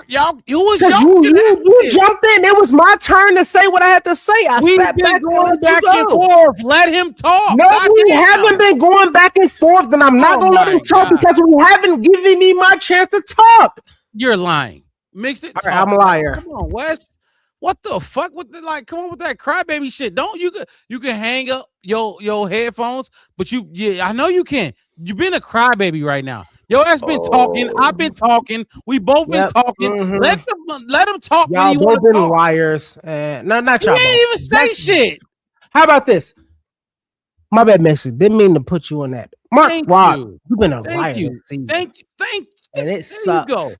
It sucks that you've been a liar this season, That's dude. Fine. Let him. You were on point last season. This season, nah, dude. You been off your shit. And I'll take that. Oh my god! I'll take it. Mixed it. What you got? You can go. I can hear you. I just want to take it off of my ears. No, don't take it off. I can hear you. No, don't take shit off. I can hear you. Why? No, don't take shit off. My bad, Mix. Go ahead. You want to take it off? We have a conversation about this team and what it's not what we do here. We've talked about all season that where our team needs the most help at right now is our pass rush. That is not something that's not something that's new to us. That's not a new conversation on the show. That's not a new topic for the Bears. That is something that we've talked about since the beginning, since before the beginning of this season. It's been talked about since Dayo Adingbo got his contract. And we tried to figure out whether or not if that was the right move for the team. But to get on here and say they're not healthy right now is moving the goddamn goalpost. Because yes, it is, and I'm going to tell you why it is. And then that's what we had. We didn't get to see, and I'm pretty sure they probably would have sucked. All right, fine, but you can't say then I'll let you have it back. They ain't been there. I don't. Whatever. It's the same thing that we said about Jalen Johnson. It's the same thing that we said about Tyreek Stevenson. Oh no, it's not. Let me speak. You didn't call me stupid and some more stuff. You didn't told me to shut up and some more stuff. Let me speak. I said to you and Mark Robb on the show, stop saying Nashawn is a backup. Stop saying so-and-so is a backup because they're starters now. I had this conversation with both of you. I had it with both of you. I said it as soon as I came in the show. We're going to stop talking about Nashawn as a backup because he's a starter now, Wes. So it's the same thing when we talk about this pass rush and who's been hurt. We don't give a fuck about who's hurt. Let me finish. We don't care about who's hurt. We care about who's available and who's on the field. I don't care about Dio being hurt because Dio ain't gave me no production. He ain't gave me no production being on the sideline. He ain't gave me no production being on the field. Period. Dominique Robinson came up in here and put a sack up before he did. Austin Booker came in here and put up a sack before he. Yes, he did. That's an absolute. Dio had a sack before Dom. No, he had a sack in week 2 and a loss. Stop. Dio sucks, Wes. Stop. I didn't say he don't suck. No. Because now you're doing antics. I'm not gonna say what you said. Stop with the antics. I'll check. That sucks. You know what he's saying. He's trying to tell you he sucks. So stop. For sure. After I'm done. All right, cool. I'll give you that. He sucked. All right, cool. But you're not gonna say that Dom Rob got a You're sack not gonna keep Dio. interrupting me. Let me finish speaking, right, please. Cool. Give me Dom Rob over Dio. Like, what are you talking about? He's telling you he hear that much, but you're not gonna sit here and lie. So why are you sitting with antics, Wes? No, Wes want to do antics. That's antics. We want to, nigga. You didn't say a bunch of shit that wasn't factually correct. Stop it. We didn't call you out on it. Stop it. It's antics. You know what the fuck he talking about. Right, cool. So let him talk. Yeah, stop with antics. Mark me up. The fact of the matter is, we've all said on multiple occasions that our pass rush is not good enough. So we can't get to week 16 and be like, oh, this is a Super Bowl caliber defense. They pass rush just hurt. We cannot do that. That is not having good football talk. That is not sharing good information with the people that watch this show. It's not. Because when we get in here and we have a game where Montez puts up a sack and Dominique Robinson puts up a sack and Austin Booker comes in and puts up a sack, we're going to talk about it as such. And we're going to come in here and we're going to give him his props. We talked about for 5 straight weeks. Montez, you're doing better. You're getting a sack. We don't know whether or not if you at that price point that we paying you, but we do like the production that we seeing out of you. And what I say, Fred Johnson, the swing tackle from the Eagles is the one that broke his streak. That's what we talk about. But this is what I mean when I say moving the goalposts. We have to come in here and still be objective no matter where our fandom lies. Mark Rob, we get on the live shows or whatever. We ain't did no live shows prior to this year.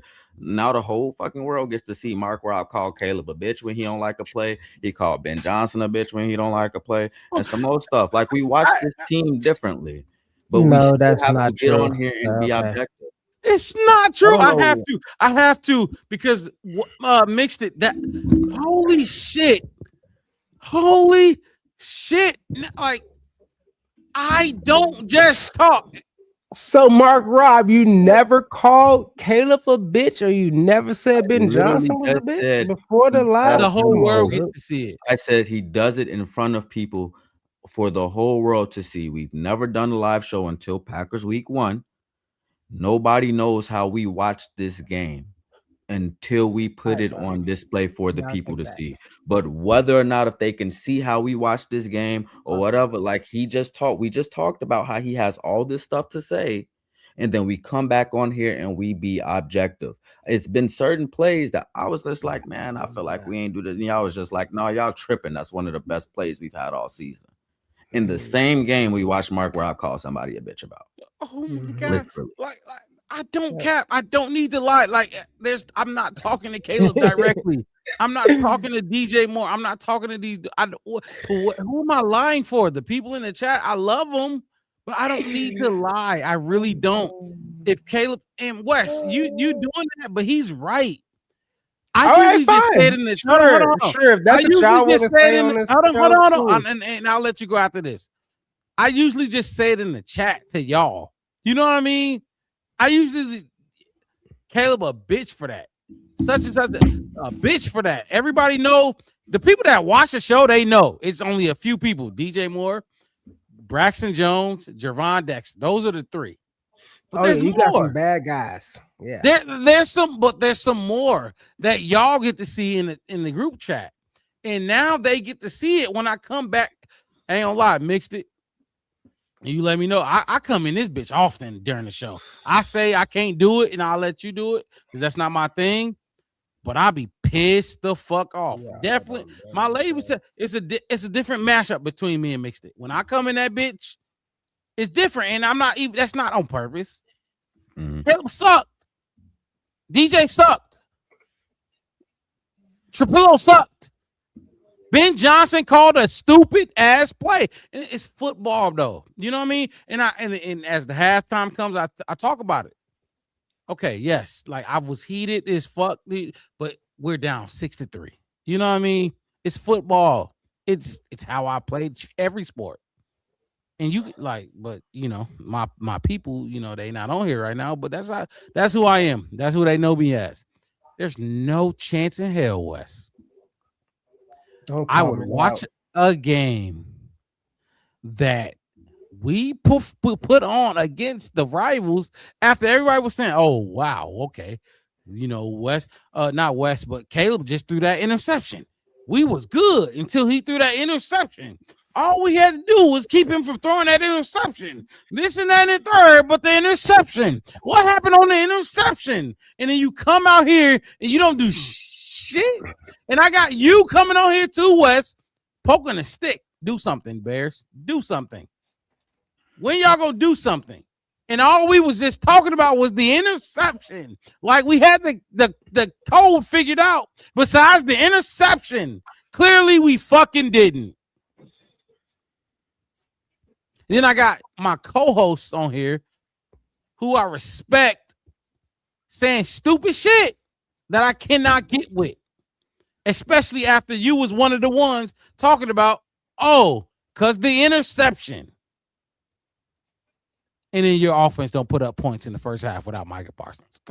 Without Jordan Love either. Like, come on, man. And you going to come here and defend this? There's no way I can get on board with it. We going to argue every single time you defend it. Hopefully Mixed It is around to draw the wedge between us. Because this is what you do. I'm calling you out for what you do. Teacher. Go whenever you want. Not whenever I want. I'm just going to wait. My turn? Yes. I'm going to say this. Let's get into it. Before y'all started the live streams, the marks. You did this shit on every post-game show. Every Wednesday show. You act like you didn't shit on Caleb until you start doing live, but you did. Shit on Caleb is crazy. Yes, you did. Wow. I wouldn't even call it shit on Caleb. Let me call it critique. Critique Caleb. Absolutely. I will critique. He said he could be better here. He could do this better. He could do this better. I mean, I can go back, like I said, the whole entire time I've been on this show. So my other thing to say is this. Right. You brought that up. I'm not sitting here saying that they need to do better. And I'm not saying they were perfect. And I'm not saying that I'm not happy.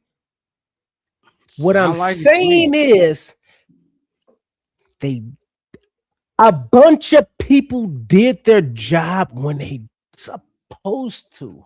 We can go back to last year, even on a losing streak, when TJ was doing his job when he was supposed to.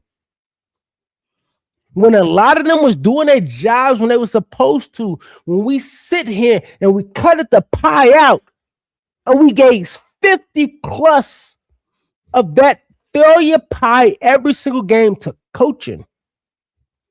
Am I wrong? Yes. Right. Okay, cool. Stop.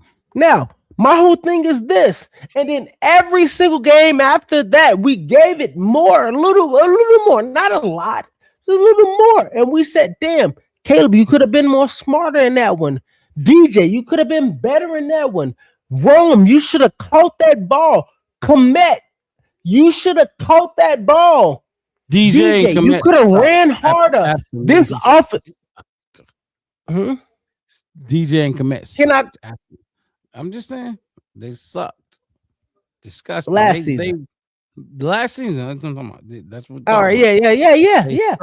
And then we looked at offensive line and we watched their ass go to sleep on the field. The same offensive line happened. That you told me. Hold on, no. Don't move past the offensive line. You fought me on that offensive line, Wes. You like that offensive line. You got down on me because I called them Band-Aids, and you called me out for calling them Band-Aids because they suck. I didn't call you out. Wes. I said my thing was I'm gonna believe in what they gonna do.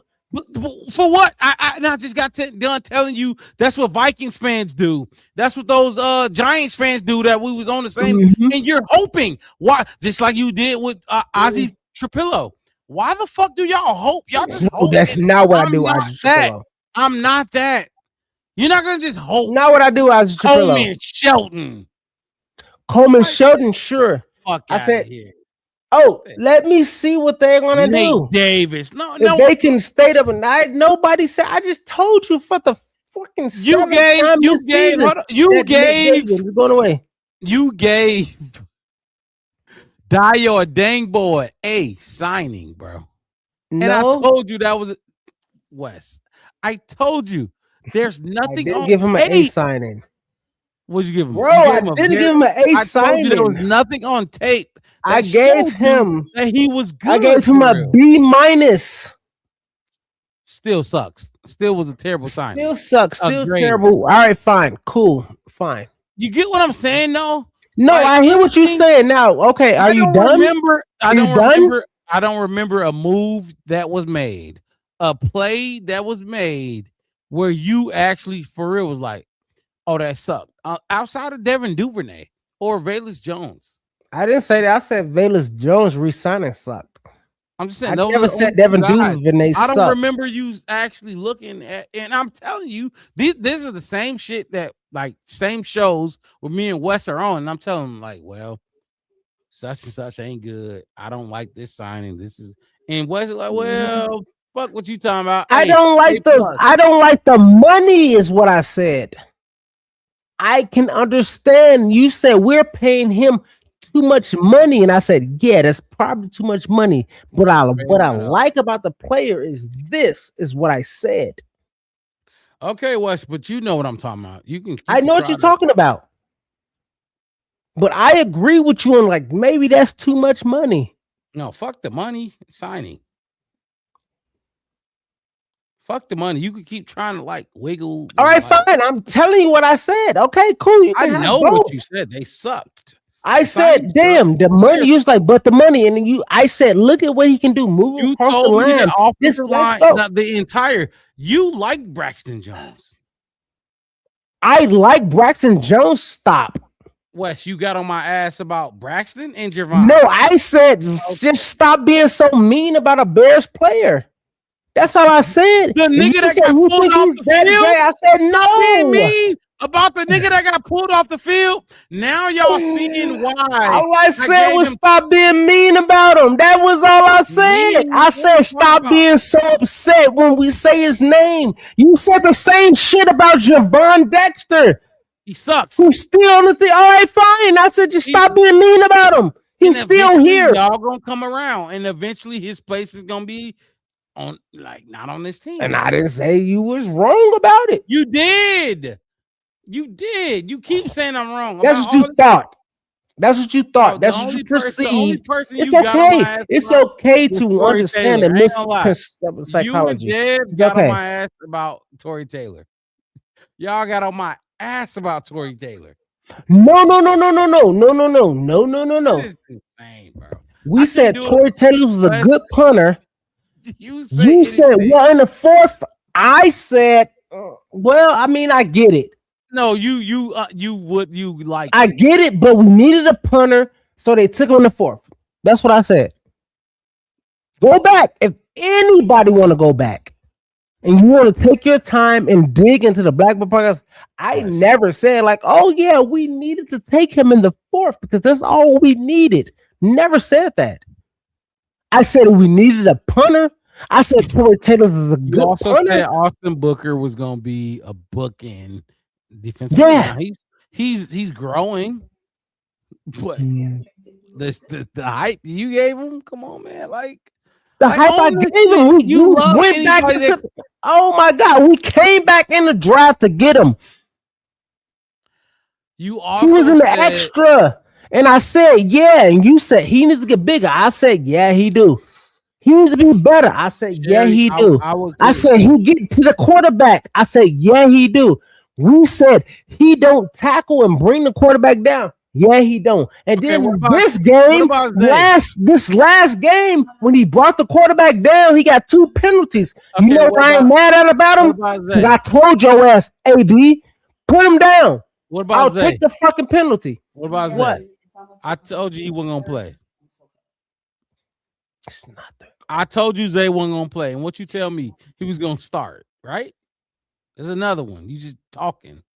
I don't think you said that, but okay. If you said you said I told you. I recall, but if you say you said it, fine. What did you say? No, start. Yeah, no, start. Yeah, you're right. Yeah, not start. I thought he was gonna play though. Yeah, I thought he was gonna rotate in for sure. Yeah, horrible take, horrendous take. Yeah, I thought he was gonna rotate in for fucking no, horrible take. Stevenson. Horrible, I thought he was gonna rotate in for Stevenson. That's what I thought. Exactly. Yep. Horrible take, right? Or horrible. Yep. Yeah. Mistake, right? Mm-hmm. These are the things you do that you fight me on. And you see what God gave me? What? Nashawn, right? Yep. Well, you were wrong, and I was right. What was I wrong? 10%. Oh, you were dead wrong. Because I said I would have benched him over Steve. You didn't even question. You didn't even care. I didn't. Right. All right, cool. So what next? This motherfucker West. Can I keep going?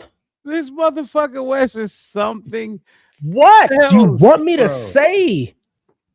You want me to go? You want me to go back into what we supposed to be talking about? Because I missed the whole point of the whole thing that I was supposed to be talking about. Fuck, I don't know. Oh, we've been talking about how our team is atrocious. We've been atrocious for 7 weeks. Atrocious. Okay, go ahead. Put words in our mouth. That's how I feel. No. I didn't say that you said this. Okay, put words in my mouth. Like, who gives a fuck? I didn't say that you said this. To be doing antics. Who gives a fuck? Talk about it. What you got to say? Me, him, us, they, them, me. What did I say?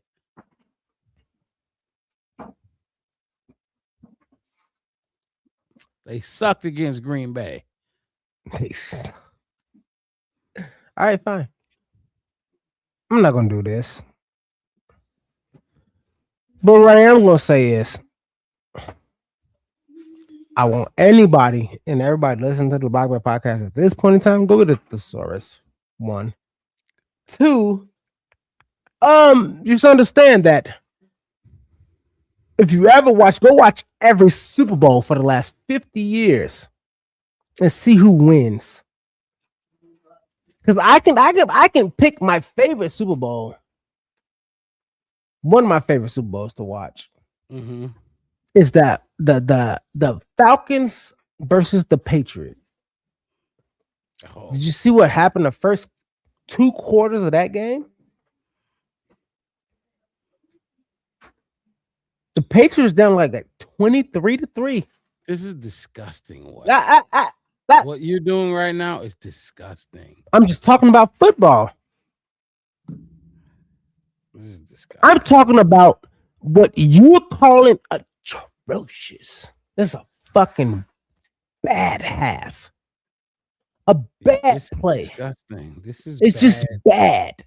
Taste. I can understand the bad. You're going back. You guys need to understand what the word atrocious, atrocity, Maiardi. Go Google that one. I mean, you love Braxton Jones. You atrocious. I don't. Maiardi. That's and what I Braxton never did. Jones, and you did. And I never did.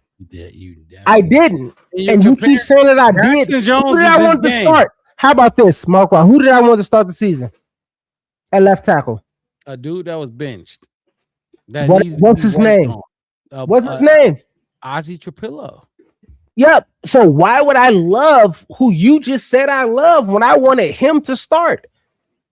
No, before Ozzy Trapillo was a thing, you loved. Okay, fine. You can shit on it. Go back and say. Oh my God. Yeah, okay. Man. So you go and then even then when Ozzy was supposed to start, who was the first person to say it? Not you.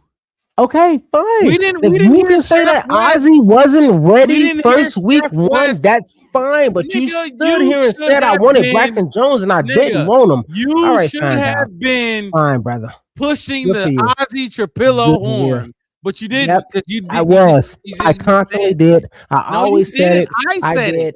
I did, even though I was wrong. I did. I said I'm starting. You're a fucking liar. Mixed it, jump in here. You was in the chat. Y'all can't be letting his ass get away with bullshit. He be lying. You told me Trapillo was a right tackle and a right tackle only. On draft day, and they coached his bitch ass up. And guess what? Yep. I said on draft day, I said he's gonna come in. I said he did a little bit of right tackle. I think he's gonna do that. Wes, you be saying anything. I was the first to say, okay. You the first to say what? You know what? Ozzy needs to start over who the other guy? Theo Benedict. I was the first to say it, Wes.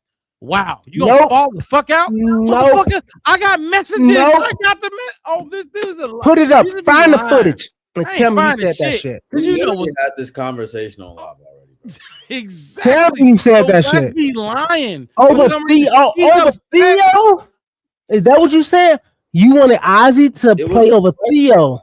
Oh my God! Is that what you just said? I'm asking a question. It's a general question. I'm gonna take my suck out of my mouth. Yes, Theo. Yes. Over Theo. Oh, okay. My bad. I missed it. What was you fucked up at? What was you fucked up at? I missed it because I said Ozzy should have been starting since the beginning. That's what I was stuck on. No, you know what you told me. So what? You told me Ozzy was gonna be starting week 1. That's what you told week 1. Yep. Mm-hmm. Yep. And what did I tell you? They're gonna start Braxton. Did I not? Yeah. Yeah. Oh, okay. Oh. Mm-hmm. Mm-hmm. You just be saying anything. That's what no, I don't, because Braxton wasn't gonna be starting. He shouldn't have been starting. He started up until the fucking 49ers, not the 49ers. Okay, the Raiders game. I'm sorry that the Bears staff got it wrong. And then Theo came in. Do you know when? Yeah. Oh my God! You just be saying anything. Okay. No, I don't. What you? I said who should be the left tackle. That's what I said.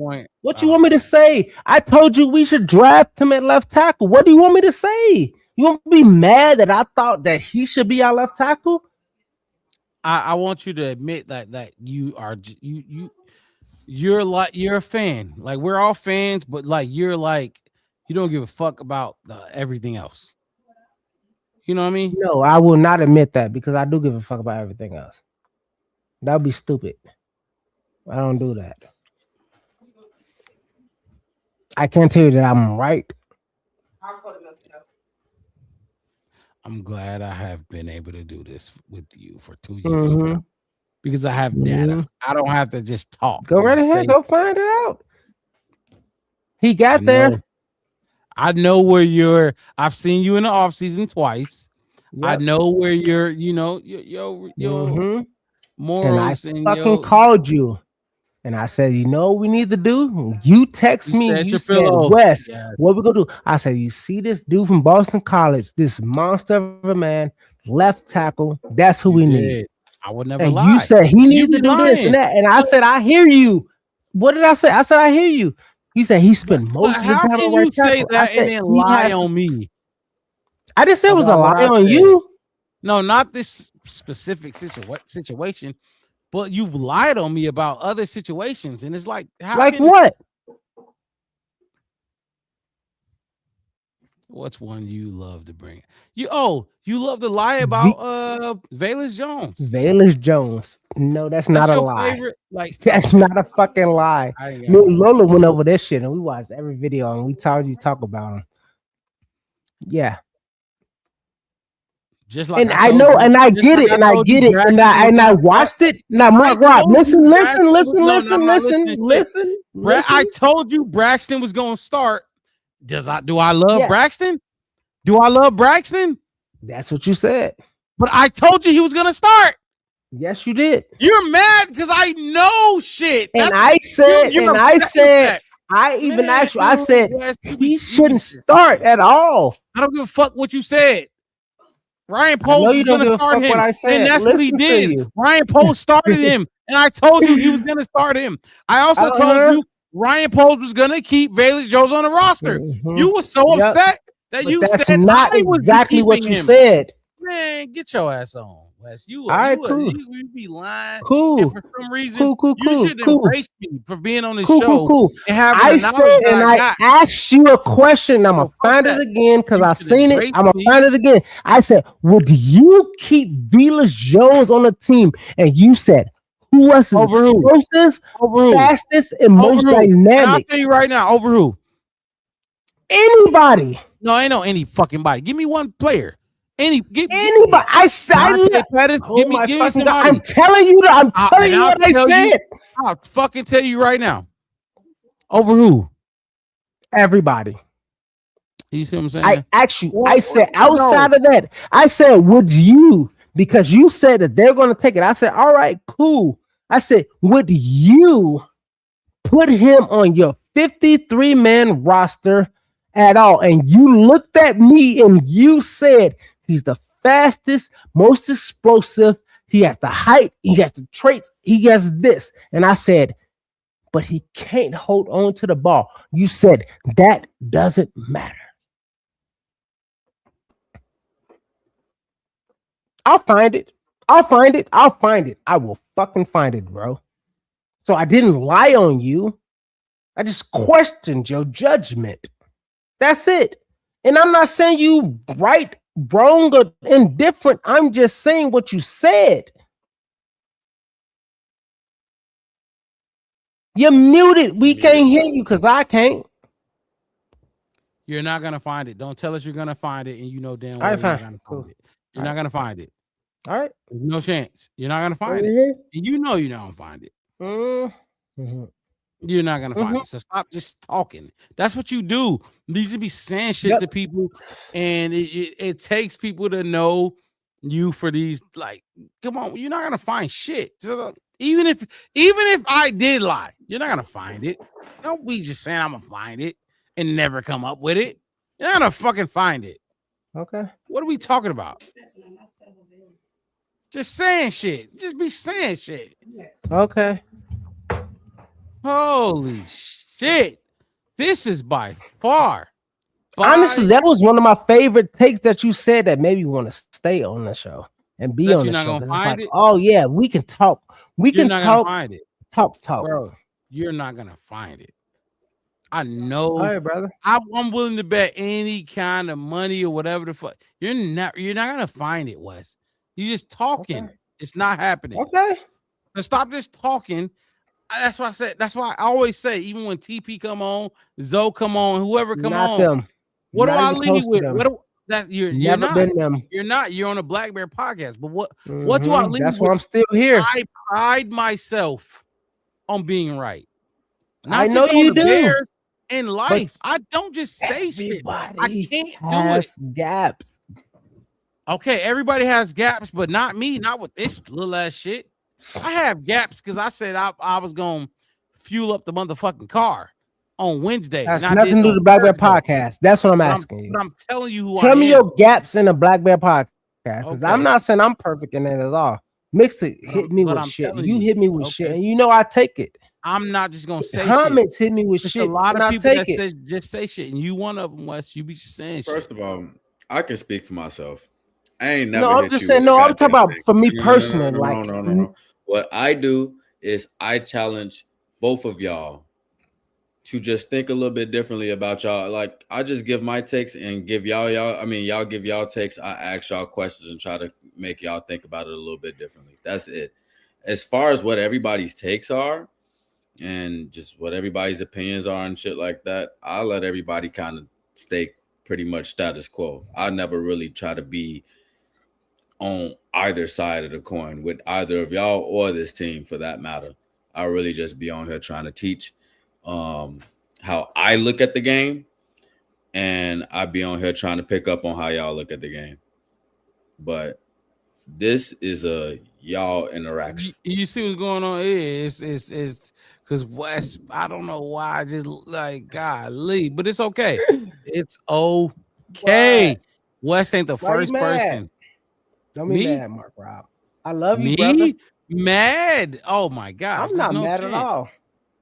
No, I'm saying me. I'm not mad. This is what I do. Okay, go. Mad is different. Like,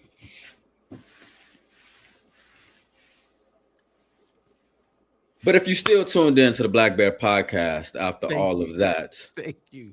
Please do. What we ahead, do, Mace. Please or do. what we try to do, is we try to make sure that we talk to all of y'all about what our different takes is on this team. Kind of give y'all a live view of us talking about what our different perspectives is. As y'all can tell, we come into this conversation no script, nothing written down. The most we might do is compile a few stats so it's easy for us to look at with y'all. But outside of that, we welcome anybody and everybody to come in and give their opinions, talk to us about football, as we're going to try to do the same. But make sure when you do come in, you know how to talk football, because if you don't, you see what happens. Make sure y'all like and subscribe to the channel, the Black Bear Podcast. One word, no spaces.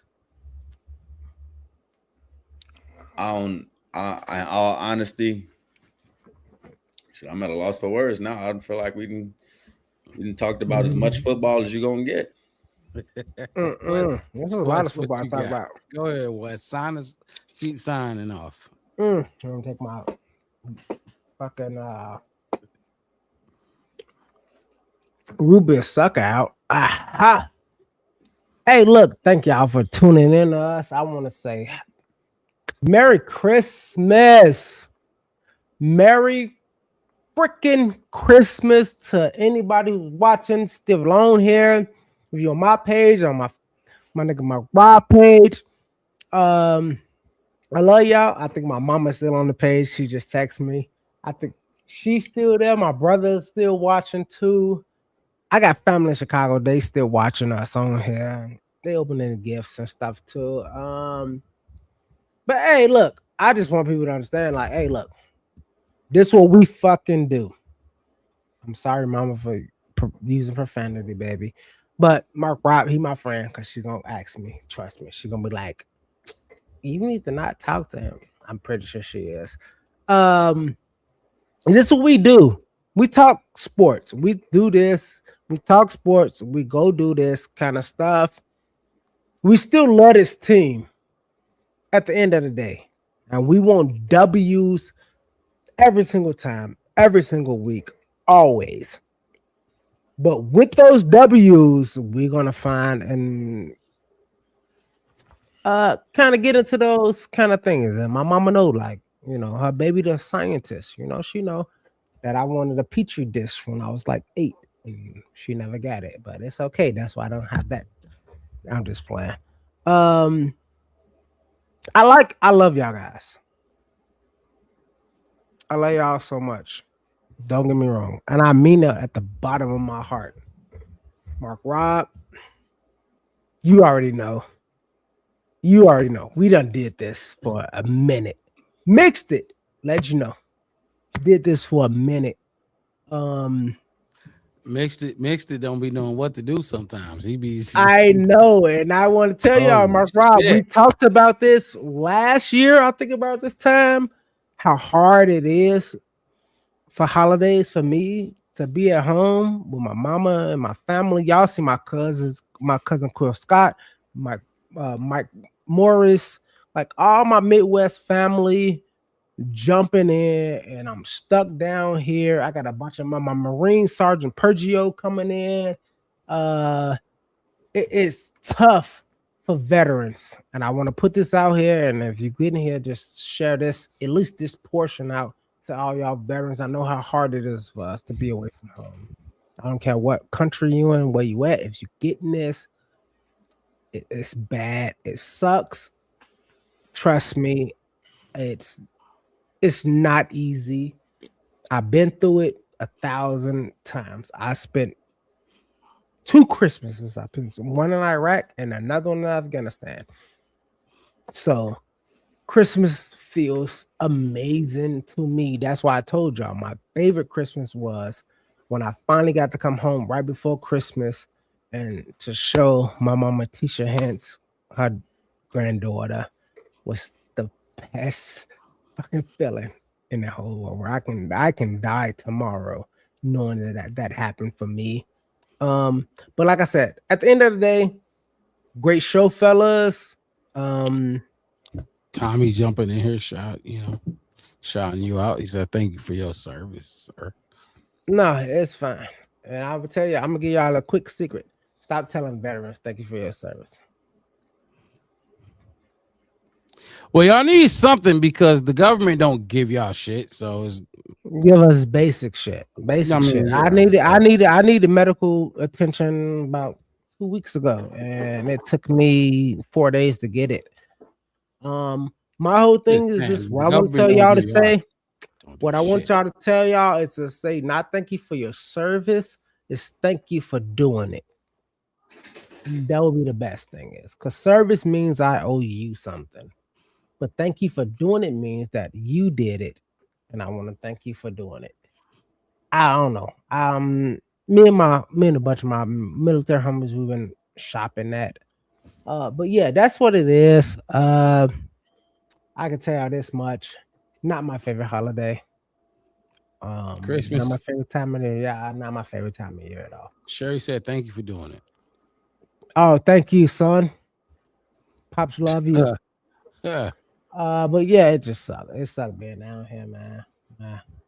It is what it is. I'm not really like Christmas is fine for me, but it's like not great. I'm one of the dudes like, okay, y'all, like it's all like, okay, you're spending a hell of like, okay, chill out. You're just spending money to spend money. Like, relax. That's not what we doing. Like, it's a facade. Stop spending money. Like, that's where I'm at with it. You know what I mean? Not that I don't have it, but shit needs to stop.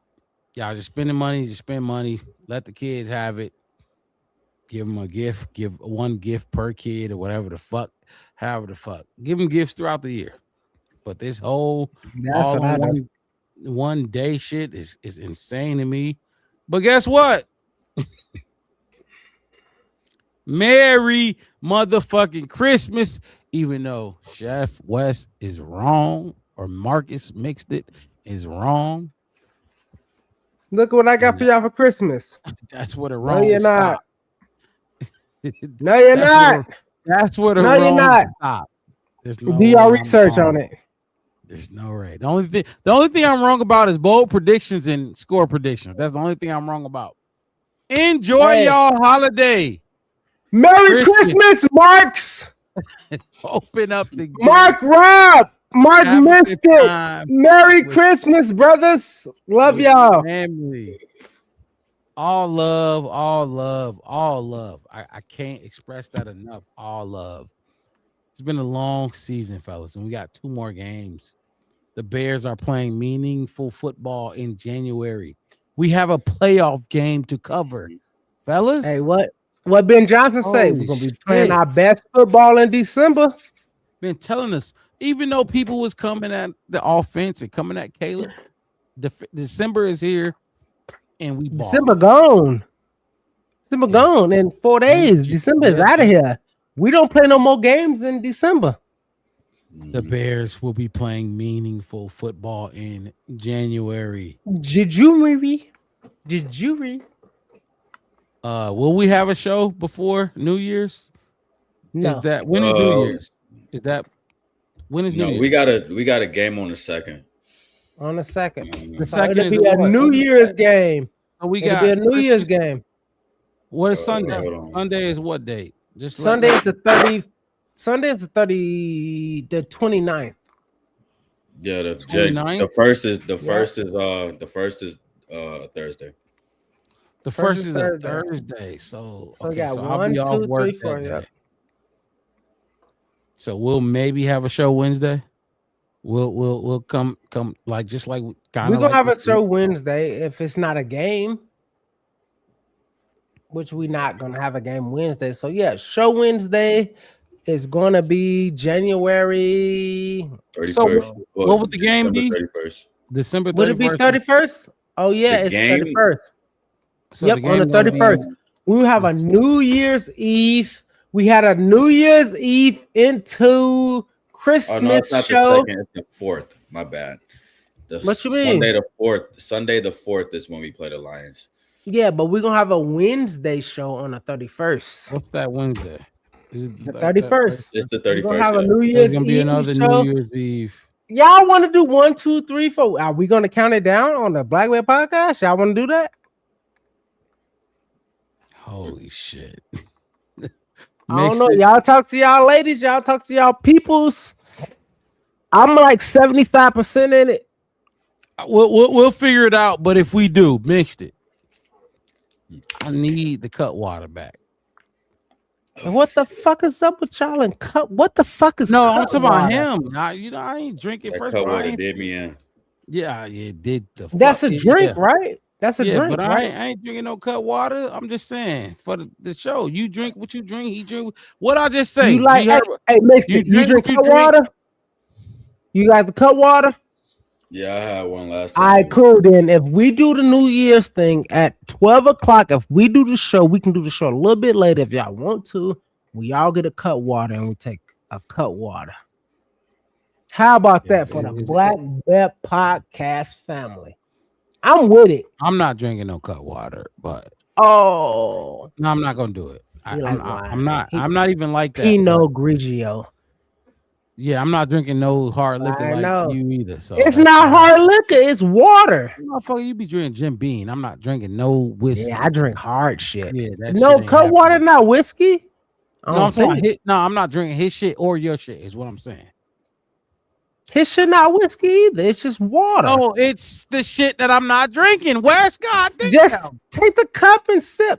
I'm not Damn. drinking it. God, Alright, fine. I'll be trying like God, I ain't drinking your shit. I ain't drinking his shit. I'm gonna drink some shit, but it is what it is.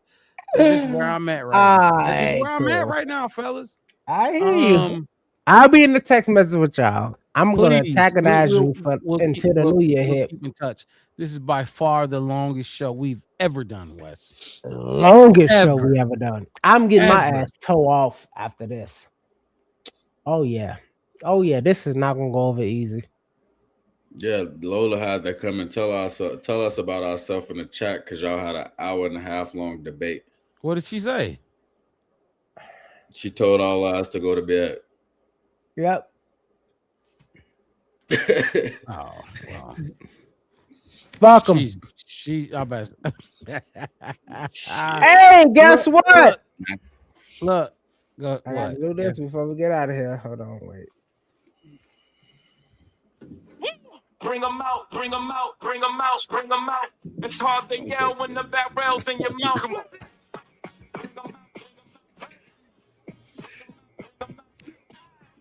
49ers, Packers, Rams, Seahawks, whoever the fuck you want, West said, bring them out. Hit that like button, subscribe to the channel, the Black Bear Podcast, one word, no spaces. I'm your host, Mark Rob, my co-host in the building, Chef West to the right of me. Marcus mixed it at the bottom of your screen. We're going to be back on Wednesday, New Year's Eve. We love y'all, Every man. post game, For sure. we'll be here Thank for the y'all playoffs. for coming. We will be here for the playoffs. Thank y'all for being here. We gonna see y'all next week. Enjoy the holidays. All right, here, brothers. Get to your lady. Get to your mama. Love y'all, man. Peace.